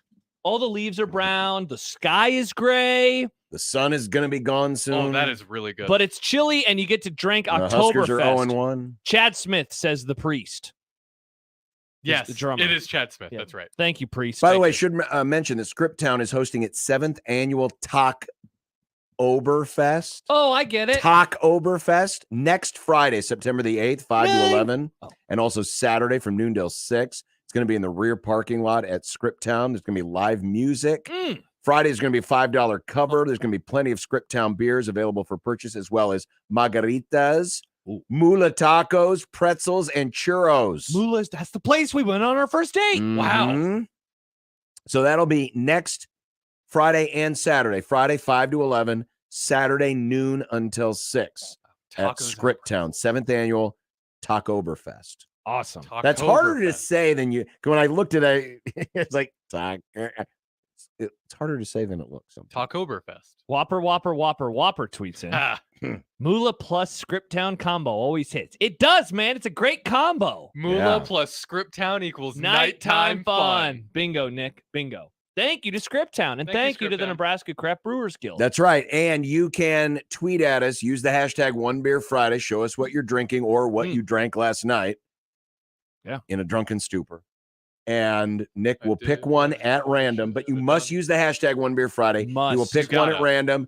You'll get 2 $25 gift cards to Scriptown plus 2 Scriptown t-shirts. It's a date night, like what Josh and his now wife had. Bingo. You could do that. Will says, good show, boys, as always. Thank you. And then, wow, what a kind message after that. Happy birthday, Josh. Wow, Will, that's so kind of you. Oh. You can wish me it again on Tuesday when we're back on the air. No, I don't even talk about when it's my birthday as much as how you talk about I when haven't it's even your talked birthday. about it. People are wishing me happy birthday, This is Nick. the third time this week you've brought it up. That is true. People keep wishing me happy birthday. I can't help Just but because read the they're wishing you doesn't mean you have to relay the wish to us. That's true. Oh, you I- could just keep it all locked up in your heart. All I nice and thought it was warm. nice from Will. I'll be 35. I'll be in my mid-30s. Yeah, mid. Oh, you settle down over Mid. there, goober boy. I see what you did there. I see what you did there. All right, so you said you had a big picture question. It's one game into the season, and already Josh is thinking big picture. Yeah. Is this big picture question? Is Matt Rule going to actually work out here? No, but I've seen a lot of Is idiotic. Matt Rule the next Scott Frost? By the way, before you get to that, I've I seen did that want to crap. I did want to relay this. So we have mentioned there is a coworker here that wears a lot of Colorado gear. Guys. He was so happy for me yesterday. He was proud of me, and I told him Why? What did because you do? I said Colorado was probably going to win, and he's like, I'm proud of you. Like, the reasons I gave weren't good reasons, though. So yeah, He mentioned that already he has been told he heard from his group of 5 friends. that's how many friends he has in the whole world. That's how many friends he has in the whole world. That they have already canceled their plans for next week. What this okay. You know what? I wasn't trying to get mad today. This fan base needs to chill the F out. Yeah, I agree. Everyone, not everyone. Some of you, you're acting really soft right now. Soft and immature. down? If this, tell that guy too. If this program is as soft as the fan base, they're going to get run off the field at Colorado. Yes, they will. Thank God they're not as soft as the fan base has been over the last almost 24 hours. My God. Is that serious? They canceled the trip? Now, he believes they might still go through with it, but they said that last night that the hotels are cancelable and they were just going to sell That's the tickets. so weak, man. That is so It weak. is. That is so weak. I think they're even as bad as even. First of all, they were a 7.5 point dog. They lost by 3. They should have won the People game. We forget get you it. said We that get they it. cover. We know that. It's how they lost. We know it's how they lost. We know that we played on that during our open of the show today. But Yeah, you're the reason they're not the going Colorado Buffaloes are not a good football team. No. They are not a good football team. Don't use this as an excuse to bail. Please. Seriously, John, I don't understand how. The only way you'd be in that mindset is if you had these grandiose ideas. And if you did, I don't say I didn't warn you, because I did. Don't put so much on this first season. Just go and enjoy the games and know, yeah, were there mistakes last night? Sure. Yes. Was the coaching perfect last night? Of course not. And I get that the end result looked or felt the same as so many other painful late losses. I get that. But seriously, it's one game. Yeah. It's one game. John, I just don't know how you could go into this season so excited, even with all of these warning signs that, like, maybe they're still going to be bad. We talked about many of them over the last 9 months. Skill positions, a lot of questions. Running back room, a lot of questions. Quarterback, turnover prone. Defense lived up to all the positivity, so props to them. Mm-hmm. Special teams did as well. There were signs, there were concerns. I just don't understand how you go in that excited, and then, like, a day later, you're like, season's done. It was that fragile for you? It was that fragile for you? It's ridiculous. So here's my question. And honestly, this kind of fits in with it. And I don't want to ask, can they improve over the course of the season? Because obviously they will. I mean, you would hope they would. How much will they improve over the season? There's the old coaching adage, the most improvement comes between games 1 and 2. Right. I mean, here's the nice thing about yesterday is there were some positives, there were some negatives, but it was game 1. In theory, there's a lot of room to get better. And they still almost won the game. They lose by a field goal by stepping all over themselves at the end of it. How do they grow from this? How do they get better from this? And then how much better can they get from this game? This will not be the hardest opponent they play, but it will also not be the easiest opponent that they play. In my opinion, this is not a Northwestern situation. We did not just watch Minnesota pick up their lone win of the season. No. They are probably... If we did, that would truly be an upset. Yes. They are a middle-of-the-pack Big Ten West program, in my opinion, at this moment in time. Mm-hmm. Maybe program's harsh, but middle-of-the-pack team this season in the Big Ten West. So I think that's what they are. So that means they will probably play 2 or 3 teams worse and 2 or 3 teams that are better. Thankfully, the 2 or 3 teams that are better, they're all later in the year. Illinois is before the bye week in a month. And then Wisconsin and Iowa are the last 2 games of the season. If I'm right about the division, those are the best teams. Mm-hmm. The worst teams in Minnesota, in theory, are also later in the year too, Northwestern and Purdue. And am I missing anybody? Is that everybody? Who did I miss? Purdue, Northwestern, Minnesota. I think that's everybody. Like, that's a question. How much improvement can they have? How much improvement can Jeff Sims have? Oh, they can have a lot of improvement. How much will they have? How much do they need to have? Well, listen, dare I say it, the next 3 games are winnable games. Mm-hmm. They are very winnable games. Last night was a winnable game. They just didn't, but it was a winnable game. So the next 3 games, winnable games. Now, obviously, things are going to ramp up very severely come game 5 against Michigan. Mm-hmm. But it goes back to what we talked about last segment. There are a lot of things in this that look portable, especially on defense. The tackling was good. The fundamentals appeared to be very sound. You know, the discipline appeared to be there. It looks like there's some talent there. So you can ride that a little bit. Yes, it's disappointing. Jeff Sims didn't turn out to be all that in a ice cream cone. But at an airport. But there's a lot of room to improve. A lot of room. And I think, and that goes with the play calling as well. Yeah. I'm guessing that Marcus Satterfield is looking back going, man, I wish I could have done this differently, done that differently. And they're all gonna look together. And one thing about Matt Rule is, man, he rides his assistants.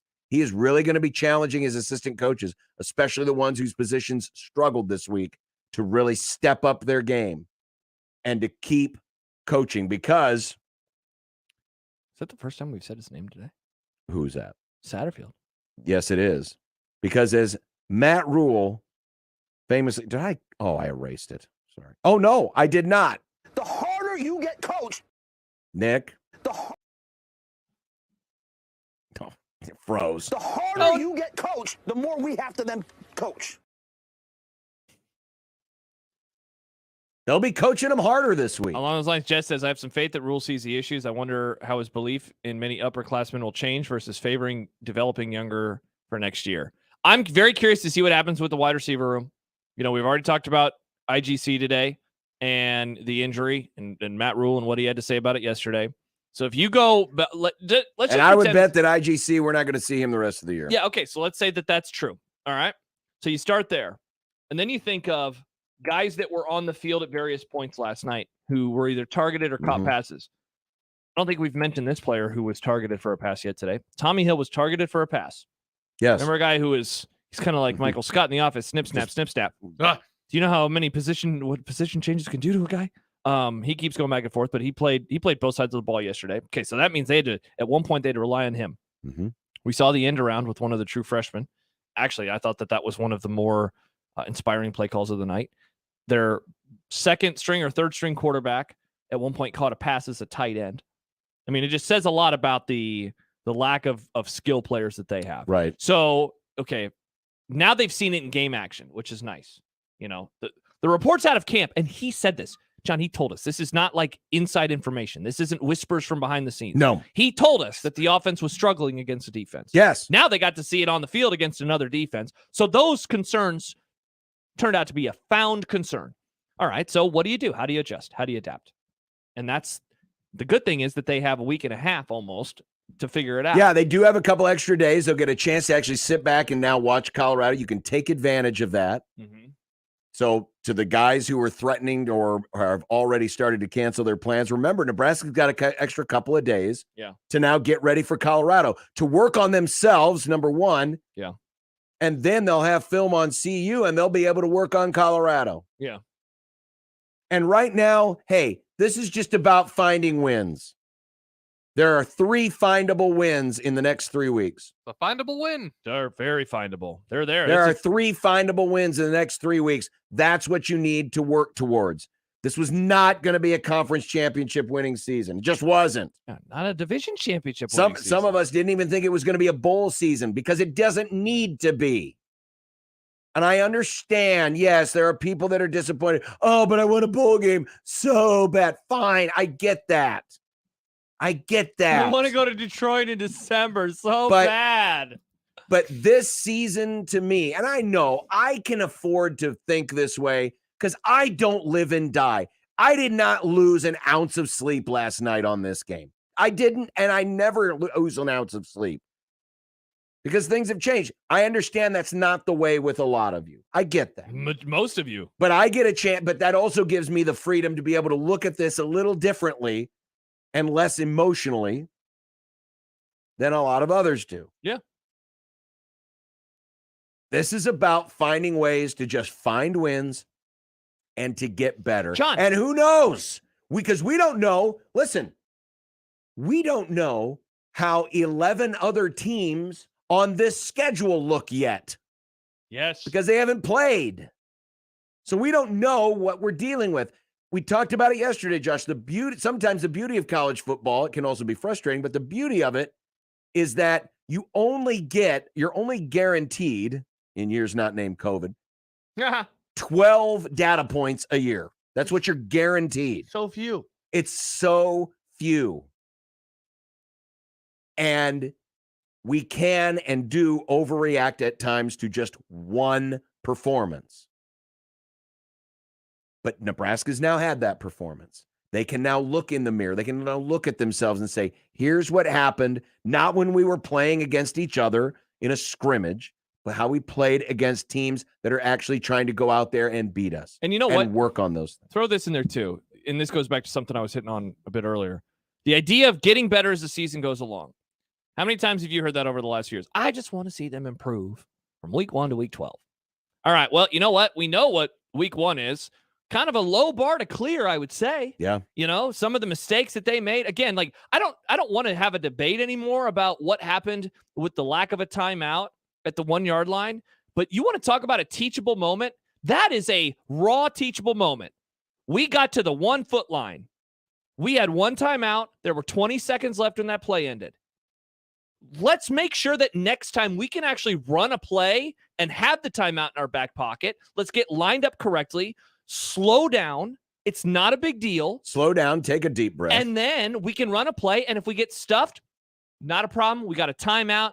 Then we can, decide what to do next. Like that is a incredible teachable moment, even though it backfired on him spectacularly yesterday. And I think it was a teachable moment for Rule 2. I said it earlier. I think now he probably says, okay, well, maybe I can't trust this team as much as I would have liked to in a situation like that. Because, again, all they had to do was just get lined up correctly, and they were going to score because they were at the 1 foot line. So that's you don't want to look for silver linings in every single loss, but you got to when it's the first one of the season. And the first game of the year is the biggest opportunity for silver linings. Yeah, because it's the first data point, like you said. And so they can get better. If they don't, then that's a problem, and we'll talk about it by the time we arrive in November. But if you can, I think that they almost beat a solid team, a team that will be middle of the pack in the Big Ten West. Minnesota will probably be a bowl team. They almost beat them on the road, and they had 4 turnovers. That's the other thing. Cut down those turnovers, too. We'll see if they can. Coming up next, we have predictions. Yes, another round of predictions. I said that I was going to be better, and I gotta start practicing more with my predictions. I gotta do read better. the tape. I got Review to. the tape. I got to. But we have a lot of college football to pick this week. Of course we do. That's the only and sport of course, that matters. the main event, NASCAR. Thanks for putting my sport in there. Did John. you put NASCAR last? Gosh, you are a psycho. Put that crap. We should do the NASCAR prediction in the first segment of the hour every week and just get it out of the way.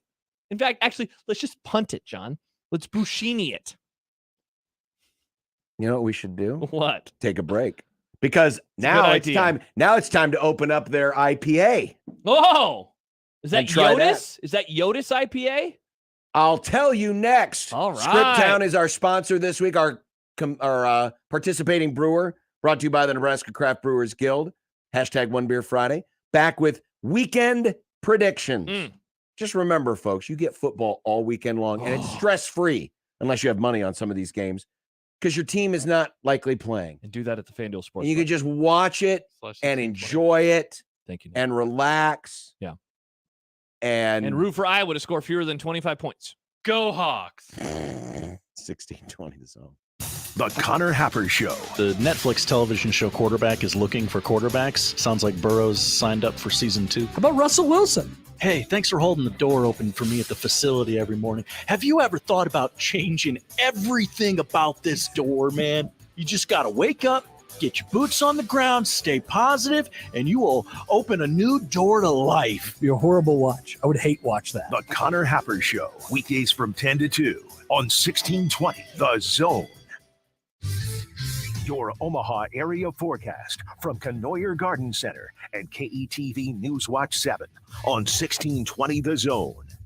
Your Friday evening forecast will include mostly clear skies with temperatures approaching the lower 70s after sunset. For tonight, remaining clear, overnight low temperature of 66 degrees, out to a bright and toasty start for your Saturday. Afternoon highs approaching the upper 90s. I'm meteorologist Anthony Copeland for KETV Newswatch 7. This hour is powered by Dollar General Distribution Center in Blair, Nebraska on 1620 The Zone. 1620 The Zone. Traffic. From the Backlund Plumbing Time-Saving Traffic Center, looks like a wreck has the right lane blocked on northbound Northwest Radial at Military Ave. Otherwise, delays on eastbound I-80 between 84th and 60th. And if you're west on Dodge, slow going from 480 to about 30th. I'm Mike Neville. This time-saving traffic is brought to you by IBEW Local 22. Does great pay, fully funded medical benefits, and a solid retirement sound good to you? IBEW has immediate openings for electricians. Invest in yourself with IBEW Local 22. Call 402-810-0789 or visit IBEW22.org today. Whether you are looking for your first new vehicle or looking to upgrade, make sure you visit Woodhouse Chevy in Omaha and Missouri Valley. The all-new Trax features both affordability and technology with prices starting at under $22,000. And coming soon, the all-new bold, aggressive look of the Chevy Traverse. See our entire selection at woodhouse.com and schedule a test drive at your convenience. Find a new vehicle that exceeds your expectations and find new roads to Woodhouse Chevy. Exit 75 off I-29 Missouri Valley or 112th and Dodge in Omaha. And always at your fingertips at woodhouse.com. Join the Storm Chasers September 2nd to honor and celebrate all the first responders in our community, presented by Warner Enterprises. The Chasers will take the field in special patriotic jerseys that will be auctioned off during the game, with proceeds benefiting Pace Omaha. Local first responders will have displays inside and outside the ballpark. Get your tickets today at omahastormchasers.com. Omaha Storm Chasers family. Everyone get on your feet, stir up the storm, we're family. PACE, Police Athletics for Community Engagement Organization, is dedicated to preventing at-risk and disadvantaged inner-city children from becoming involved in street gangs, crime, drug use, and victimization. Last year, PACE served over 5,000 area kids with wholesome competition and free participation in soccer, baseball, CrossFit, and flag football. To help PACE and local families make sure kids have access to safe and fun spring and summer activities, please go to paceomaha.org to support the PACE mission. Thank you. 1620 The Zone's Unsportsmanlike Conduct, brought to you by a great friend of the program, Union Bank and Trust. John Bishop and Josh Peterson. I don't need a vibe, I need bacon. Vibe won't fill my stomach. It's Unsportsmanlike Conduct on 1620 The Zone. Ladies and gentlemen, it's time for predictions. Over, bet the over. Vikings in the over, bet the over. We have cracked open the Yotis IPA. Yotis. From Scriptown.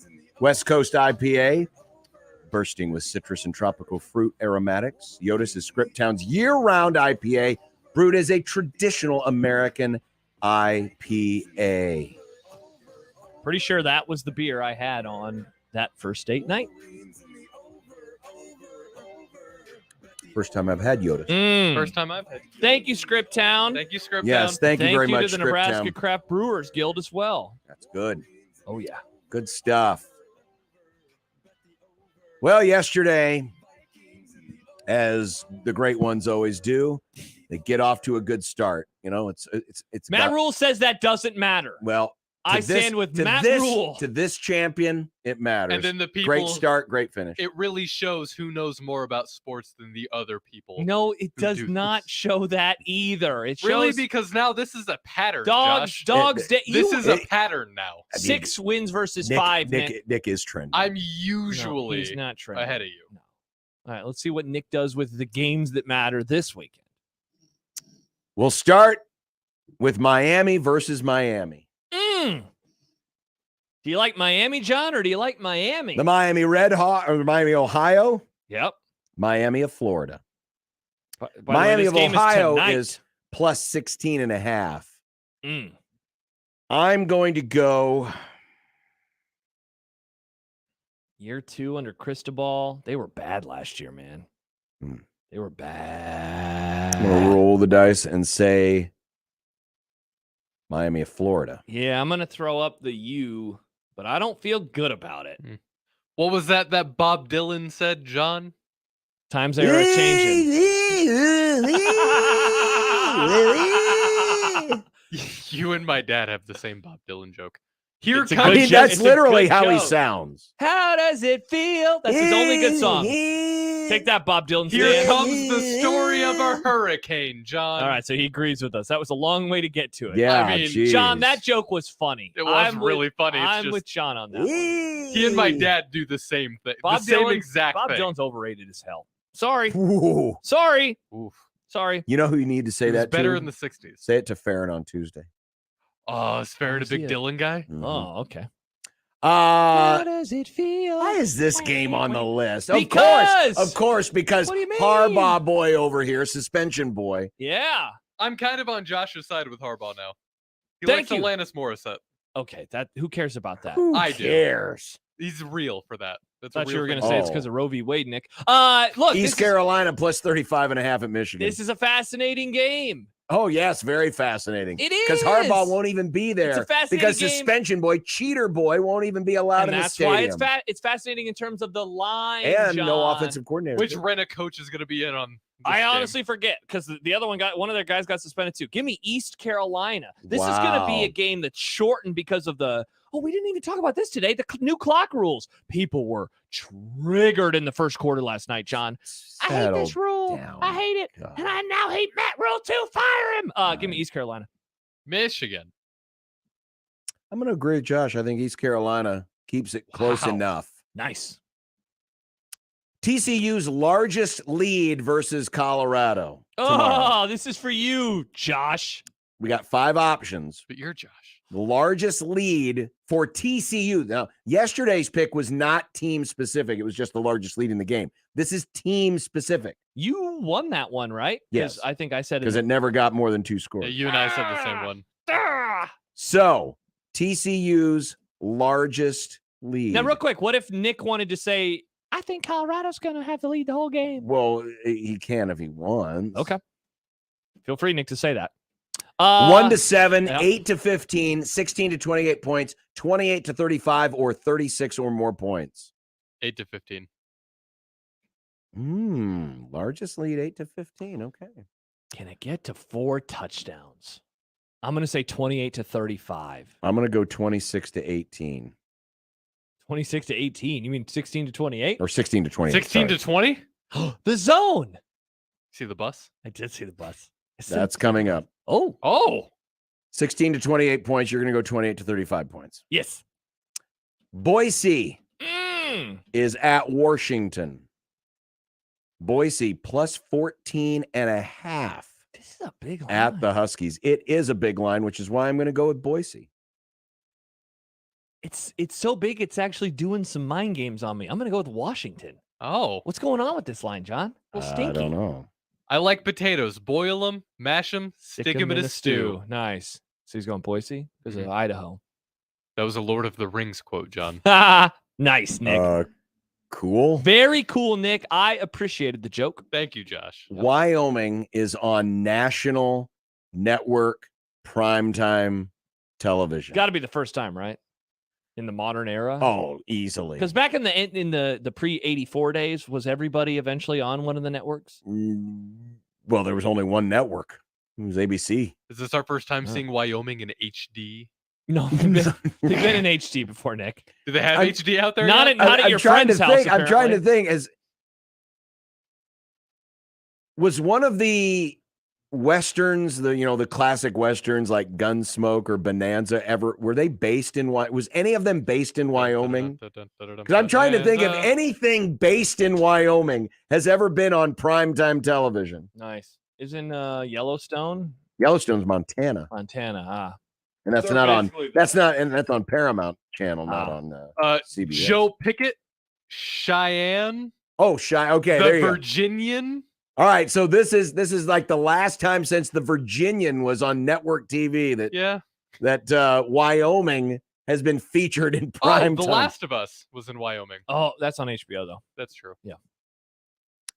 Texas Tech is a 2-touchdown favorite at Wyoming. What's the elevation in Laramie? It's like 65 or 66 or 6,700 feet. 71. Oh, 71. Ooh. I liked this yesterday. I mentioned it. Give me Wyoming. Oh man, now everyone's on this, and Texas Tech will probably roll. Wyoming? Why not? I'm gonna watch this game. I'm excited. I'm going to go with Texas This Tech. is kind of a because you sicko know game. what? As Kind of. someone who Prime last time's, week kinda stinks. at 12,000 feet climbed a mountain, You were like, didn't affect me. oh, it didn't affect. You're like, The elevation thing, not a factor. The best lungs. I have the best lungs. Everybody says it. Sunday morning. Yes. The real sicko game. Yes. I can't wait for this game, John. I mean, there's going to be some people that are going to go straight from face the nation Ugh. into Northwestern and Rutgers. Talk Josh, about sludge. I want to watch this game. Oh, hell yeah, Nick. They're going to go from church and praising the Lord to praising him for this game. Thank you, Jesus, for giving us Rutgers versus Northwestern. Northwestern time, is a not even 6.5 point dog against the Rutgers. That music's going to hit so freaking hard. Da, da, da, da, da, da, da, da. Rutgers rolls. Yeah, Rutgers. Northwestern stinks. I'm going to go for the funny choice here. Give me Northwestern. Man, that would actually... Because I want the chaos and the fun. I could see that. Everyone's like, oh, man, maybe we underestimated him. Maybe Fitz just sucked. Isn't the Ohio State Indiana game on CBS on Saturday? It is, yeah. That's the first. So that'll be game. the first time that the CBS music will hit for a Big Ten game. Not for this crap fest. Iowa. Over or under 33.5 points versus Utah State in the race for 325. Do we know if Cade is, well? Seems like he's Do we know okay. anything about They're Cade? talking like he's going to play. Over. That See, and remember, didn't sound very confident. It did not. Remember, the defense and special teams counts for Coach Brian, the Brian man of the group. I'm going to say they go over. God, I almost feel like I should go under just to be different, but Yeah. I think they're going to be over 33.5. Which means, I hope that scoreboard goes up that high. I don't think it does in Iowa City anymore. I think they stopped it at like 22. It's because they got good defense. Most of Saturday them, night, San Francisco. It's the Battle of the Carolinas, North and South. By the way, you might want a little history lesson, maybe if you have a spare moment. Read about the history of why there is a North and a South Carolina. Does it have to do with the Civil War? Well, this was before the Civil War, but Does it it have to do with probably racism? it probably dealt with issues that eventually became central to the Civil War. North Carolina is a 2.5 point favorite against the Cox. Heels or Cox? Nick? Give me the Cox. Speaking of the Civil War, I stand with my northern brethren as always. Give me North Carolina. I always go north over south, just like in the 1800s. I'm going to go heels as well. Nice. The game of the weekend is actually Sunday night. Yep, last game of predictions here, folks. Good No, predictions. actually not. Finish up with the game of the weekend in college football. Actually not. Because no other sports matter. LSU, Except for 2.5 Formula point favorite at Florida State. Last year, LSU Oh, God, the noise. It's back.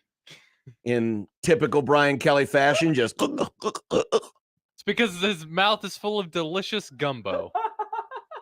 but this time, Brian, LSU actually The Bry Man. exceeds their coaching Oh! and ignores it and plays above their coaching and wins. LSU. I'm not listening to you, Brian Kelly. I'm a player on your team. I'm not listening to you because I can't understand your broken Southern accent. We had Todd Furman on yesterday. He of the Bet the Board podcast. Yeah. And I was finishing the pod this morning. Man, they were basically giddy, kind of dancing around how they really feel about this game, but they are in on Florida State, so it has me nervous, but I'm going with the Tigers. Go Tigers. I'm going to go with your Florida State Seminoles because Oh. a friend of the program, Jeff Colhane. Yeah, John doesn't remember Jeff and his great story Tough that he told. look. Yeah, it was such a great story. He remembered it, John. That's how much Yeah. it meant to him. He was like, I called Jack and John the next morning after Nebraska beat Missouri on a Thursday night, and I called them driving home. And Jack was like, yeah, that was such a great story. We all remember it. I'll never forget the story. It was a bonding time, I John, actually for don't everyone remember but you. Yeah. Don't remember that. COVID brain. Try warming the icy heart of yours, John. Well, for those of you who are just so out on college football now, there is baseball this weekend. Phillies at Brewers, big series. Is this big? Tell us why it's big, John. Well, the Brewers are in first place, and the Big, big Phillies are the top team in the wild card. Mm. Pick the series. I'm going with the Brewers 2-1. I asked Farron about the Phillies recently, and it seemed like it was a good question. So I'm going to go with the Phillies, also 2-1. That dude on the Phillies hit his 300th home run last night or the other You night? mean Bryce Harper? Yes. That dude, John. You That know, dude. That Yes. guy. You So give me the Phillies. 2-1.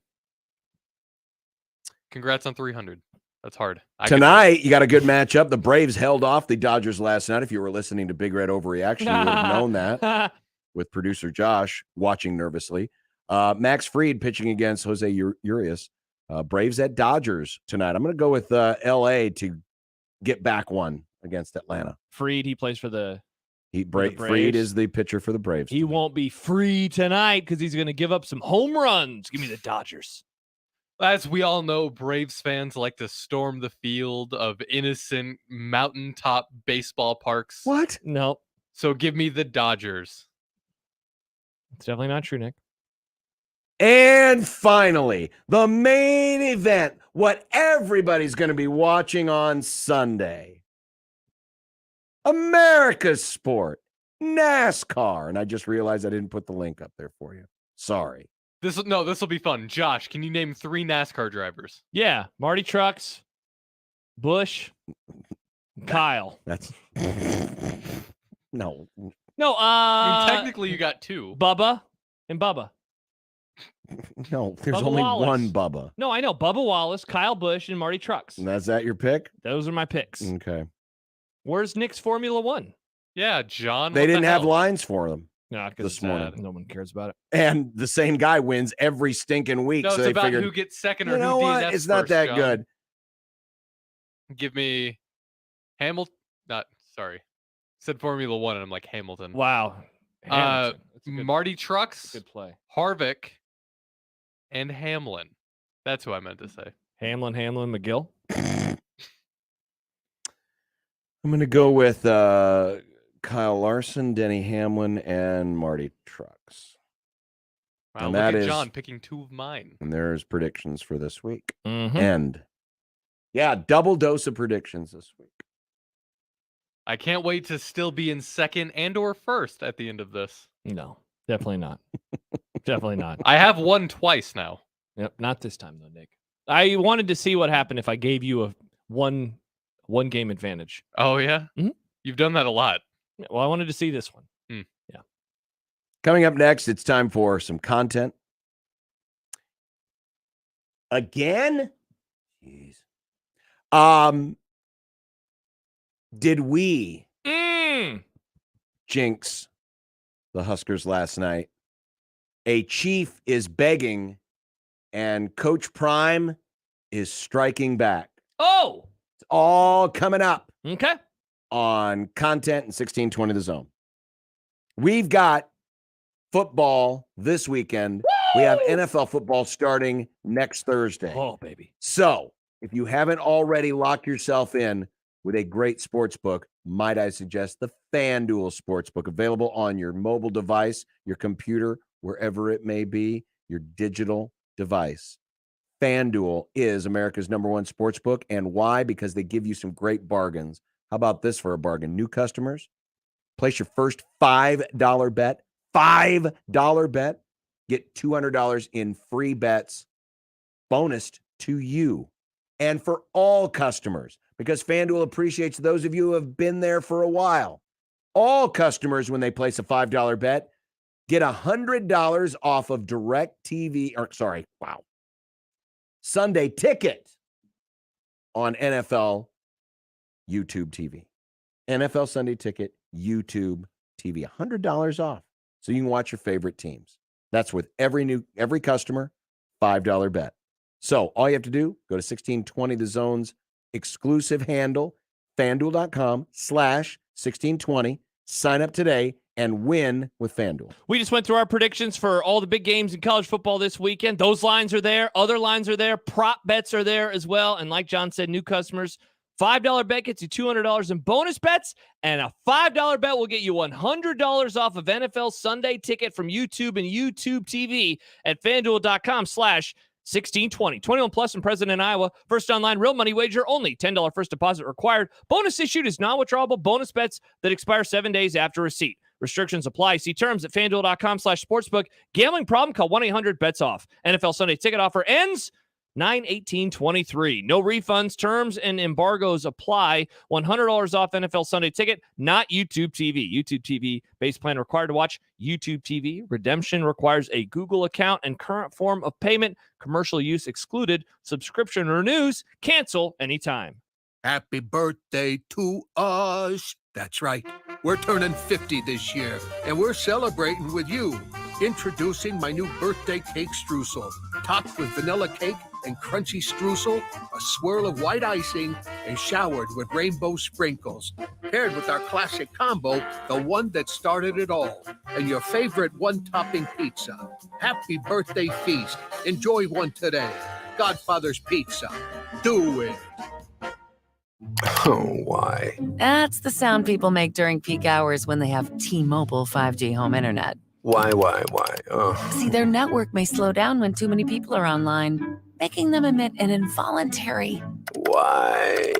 Why get T-Mobile 5G home internet when Cox Internet has faster and more reliable download speeds during peak hours? Visit cox.com/5G home for details. T-Mobile prioritizes certain T-Mobile phone users over home internet users during times of congestion. The cigar enthusiasts at Hearth Cigars and Pipes are a pretty diverse bunch of humans. Some enjoy an adult beverage or two, others pass the time with a competitive yet friendly game of dominoes. Still others enjoy shooting some pool downstairs, while more than a few are just satisfied with each other's company. The common thread with all of them is the awesomeness that is their favorite cigar from the humidor. Hearth Cigars and Pipes, just off the 48th Street exit from I-680 at the corner of Mormon Bridge Road and McKinley, and at hearthcigars.com. Prescriptions require an online consultation with a healthcare provider who will determine if appropriate. Restrictions apply. See website for details and important safety information. Subscription required. Price varies based on product and subscription plan. Hey guys, did you know there's a generic form of Viagra that works just the same, but is 95% cheaper? And you can get it online? Just go to 4hims.com/radio. Through Hims, you'll get a free medical consultation, discreet shipping if prescribed, a 100% online process, and trusted generic alternatives to the name brands at up to 95% off. That's right. Get generic for Viagra, the same active ingredient as brand name Viagra, but for 95% less. It's the same medication, still prescribed by a licensed medical provider, but with zero copay, no expensive appointments, and no awkward face-to-face conversations. To start your free online visit, you need to go to this exclusive address, 4hims.com/radio. That's 4hims.com/radio for your free online visit. FORHIMS.com/RADIO. It's obvious. We're being let down by the institutions we used to trust. The mainstream media are distracting us with meaningless headlines instead of focusing on the real concerns of American families. Countries we're at odds with are hoarding food, financial systems are strained, and supply chains remain too fragile. We can tell something is coming, so we're preparing. Folks are getting into self-reliance and investing in emergency food storage. And My Patriot Supply, the nation's largest emergency preparedness company, makes it easy for you to have peace of mind knowing you're prepared. Go to mypatriotsupply.com and secure some emergency food kits. There's a dozen to choose from that contain tasty breakfasts, lunches, and dinners, averaging 2,000 calories per day. Get at least one food kit for each family member. And while you're there, stock up on water filtration, heirloom seeds, and emergency gear, too, at mypatriotsupply.com. It's time to prepare today. Go to mypatriotsupply.com. mypatriotsupply.com. Your neighborhood is more than blocks of buildings. It's the people who live there that make it special. At Union Bank and Trust, we're not just creating home loans, we're making neighbors. We're not just small business lenders, we're small business shoppers. We don't just live in your community, we help you build it. Because our people are your people. Visit ubt.com/neighbor to learn more. Union Bank and Trust, member FDIC. 1620 The Zone's Unsportsmanlike Conduct is brought to you by Union Bank and Trust. Now back to the program. Look, I made you some Unsportsmanlike unsportsmanlike content. Unsportsmanlike content. Content that's unsportsmanlike. All right, Nick. Spotted underneath Huntington Bank Stadium Easier last for you night. to say. Got to be your bull. One of the Husker team buses The bus number was 1620. Oh, no. Did we curse Nebraska football last night? 1620, the curse? No, because Neil Nelkin did this? My exclusive sources tell me did that this was the defensive bus. Oh, good call. Yes, it was. This is where They put the offensive bus on 590. This is where yeah, this is where Tony White and company got on the bus. Props to them. Yeah. Props to them. That was funny. That was good, John. Yeah. It has been 9. And all the players who wanted to go to the Trump rally after the game, they got put on bus 1110. Actually, you're not wrong. It has been 9 days since Shohei Ohtani blew out his elbow, ending his pitching for the foreseeable future. But he's still hitting, still racking up stats for a losing team that's going nowhere and appears to be hesitant to undergo a second Tommy John surgery. Why? Why is he making a mistake? No. It says, why is he making a mistake? I know what it says. I'm asking. This is genuinely me asking. Oh, you think he's making a mistake? I think he's making a mistake. Well, isn't the theory? Wouldn't the theory be he's going to be done pitching? Is that the theory? Well, the problem is if he undergoes another Tommy John, his doctors are going to tell him you need to sit out. Well, first of all, he won't be able to pitch until 2025. Okay.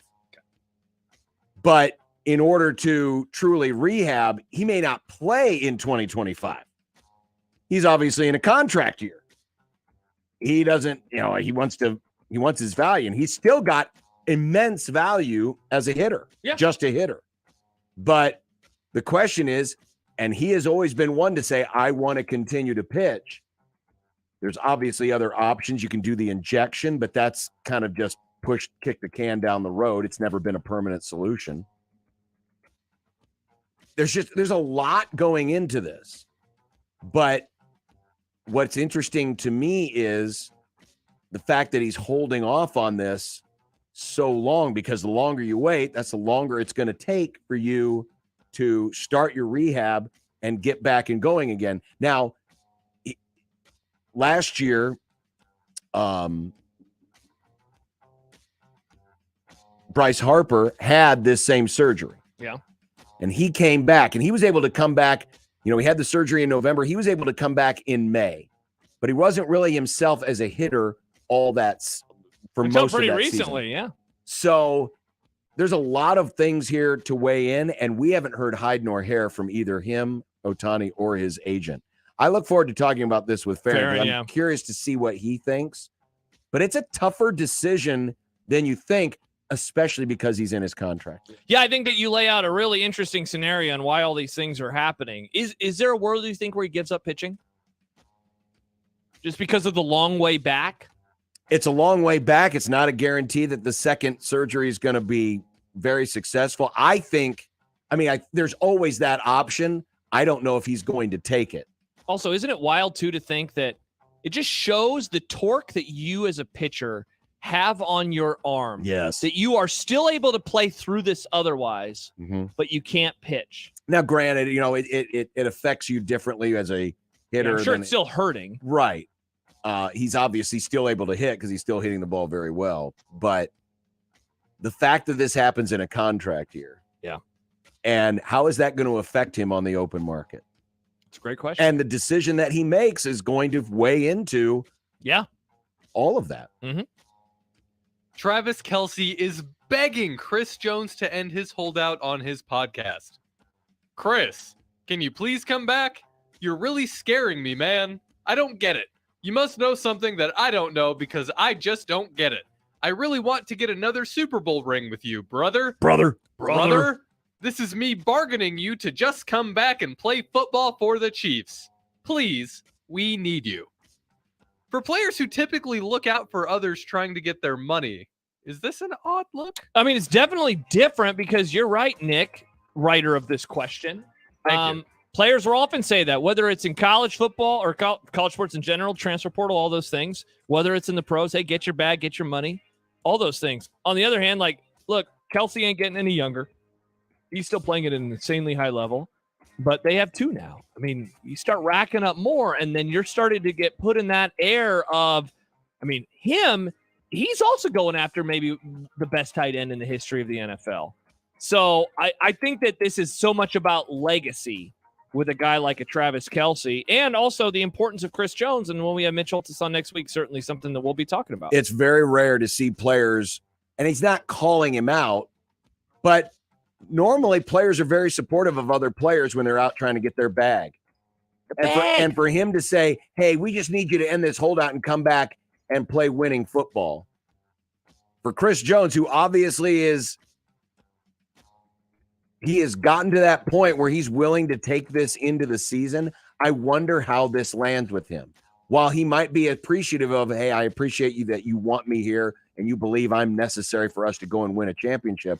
Dude, as someone who may be and is probably currently the best at his position, I wouldn't call you out and say, hey, you just got to end your holdout and deny you your chance to get your money. Why are you denying me my chance to get mine? I'd be very curious how this is landing with Chris Jones today. Coach Prime, who, by the way, is going to be on Fox tomorrow. I don't know if you knew that. Also 1620 The Zone. Isn't claiming Florida State as his alma mater. Hurricanes like myself. Yeah. And you're a Knoll, my friend. No. Actually, do you know where I graduated from? Yeah. Who said that? You know everything. She didn't know that. They didn't know that. Tell them again, where did I graduate? I graduated from HBCU. So I'm a who? Well, you're still a Knoll. I'm a who? I thought it's where you graduate from, isn't it? Why you keep calling me that? It goes to where I graduated from. I'm an HBCU grad. That doesn't sit well with FSU grad Danny Cannell, who tweeted, wow, the lack of respect for the school that gave him his start is wild. The same school that retired his jersey. The same school that let him be Prime. There is a way to handle this question, and this ain't it. Prime fired back saying, nobody gave me nothing. Wow, Nick. Who's right? Honestly, I don't want to say who cares because we will answer the question, but I almost want to say who cares because both are right, both are wrong. We watch Sunday Night Football, and they'll do the thing where the players announce where they went, and sometimes they'll say their college, and sometimes they won't. Nobody cares when they don't, except for, I guess, fans of a team. And it's like, well, why didn't you say Nebraska? For the most part, nobody cares. Prime obviously was doing what he was doing to prove a point with the original reporter. In my opinion, yes, he is an old. That's where he played college. I also understand him saying, whoa, that's not what I am. I graduated from an HBCU. I want to be referred to as that. And it was a bit of a gotcha moment. On the other hand, like, who cares, Danny? Like, you don't have to be that upset about it. I just think it's just another, we're talking about him again for another weird reason. I think everyone's right. Everyone's wrong. You're right on that because you're also wrong. Listen, the reference was in the rivalry between Miami and Florida State, of which Deion Sanders had a big part in. Yes, he did. So they weren't actually, hey, where did you get your degree from? Yeah, it's where did it you was play about where football? did you play your ball? Yeah. And I thought, I thought that was interesting in how he answered it because it makes you wonder, is there something wrong between Deion and Florida State? And certainly with Cannell responding like he did, you'd wonder that even more. You sense that maybe there's some folks in Tallahassee that are like, how come this guy doesn't want to claim us? Yeah. What's wrong? What did we do to you? So, yeah, they're both wrong. Will any of the three schools moving to the ACC be any good? Stanford will be good in volleyball. Stanford will be good in a lot of sports. Yeah, that's true. I look forward to ACC water polo and ACC rowing and ACC chess. It will be interesting to see how this benefits SMU. Power to power changes has not really been a benefit to anybody, but teams that pop up have done well. Utah and TCU obviously being the best examples. Could they be that? Now, they won't be getting the full share for a long time. So that's going to be a bit tougher, but I do wonder how this is going to benefit a school that was essentially left for dead when the Southwest Conference ended, and now they have climbed all their way back 30-some-odd years later into the ACC. Could be it's a better baseball conference today. That's true. With Stanford joining the ACC, which is arguably the second best conference in all of college baseball. People forget about the College World Series. They do. 9 months away. Other stuff is happening in the sports world, too. People forget about that also. Yeah, I did. What non-Nebraska related things are you excited for in the sports world? Let me answer for the both of us. Of course, it's Sunday nights, Southern 500. You're going to watch that over LSU, Florida I won't State? be home Sunday night. Oh, that's right. You're doing something with your son. Look, a lot of football this weekend. That's the only sport that I will watch this weekend. Oh, and soccer tonight. So Josh is claiming he is going tonight. to call tonight's Creighton soccer match with his eyes closed. And soccer This ought to tonight. be good. I was talking about watching in the fan sense. You know, being a fan. Tonight I'm a Sure. professional broadcaster. You know what I'd like to do? I would like to get into Josh's TV and lock out all the football channels, and the only channel he has available to him is Bally's Midwest, so we can watch the Royals this weekend. That's evil. That is evil. You're a worst person of all time. His wife could probably do that, though. No, I don't think she wants to watch him anymore either. Yeah. You guys should have come to that conclusion a long time ago. Pick a new baseball team. Not a bad take. Labor Day weekend has finally arrived. How will you spend the next glorious 3 days away from me? Well, we talked about obviously watching soccer tonight, broadcasting soccer tonight, and then lots of football. And then my youngest brother and his wife, they're in town. Saw them last night for the game, and they'll have their party on Sunday. And maybe a rendezvous with some of my friends for an event that could be happening next week, which apparently I'm not allowed to mention anymore. Well, it's because it's illegal. Yeah, I mean, there's going to be football tomorrow. It's a murder cult meeting. I get to see my little grandson play football tomorrow. That'll be fun. I always forget about Grandpa John. That's right. I forgot about Grandpa John. I'm Grandpa John. Also, of course, there will be lots of college football on. Oh, wow, The Cubs, you're home? The Cubs will be on. I'll have a lot of things to do. I'll be gas mowing. Gas mowing. It'll be warm, but And not I'll try too to. warm. I'm going to try to smoke something this weekend as well. The ganja? No. Oh. Something better. The Delta 8 ganja? Meat. Oh, I do like smoking meat. Oh, PSA, there's a tick in Nebraska now that if it bites you, it can make you allergic to red meat. So cover up out there. Oh my gosh, Nick, screw you. What? Yeah, no, I'm All right, we got to go to break. letting people know. Bet of the day is next. Your neighborhood is more than blocks of buildings. It's the people who live there that make it special. At Union Bank and Trust, we're not just creating home loans, we're making neighbors. We're not just small business lenders, we're small business shoppers. We don't just live in your community, we help you build it. Because our people are your people. Visit ubt.com/neighbor to learn more. Union Bank and Trust, member FDIC. Huskers Pizza and Sports Grill is always looking to make your game day bigger and better. Cheer on your favorite team this season in front of a 22-foot LED video wall showing up to 8 games at once. TVs are everywhere else you can look with a state-of-the-art audio and video system. Enjoy a Big O pizza or award-winning char-buffed wings. There's just no better way to do your game day. Huskers Pizza and Sports Grill, 173rd and West Center Road. And for takeout at 162nd and Maple.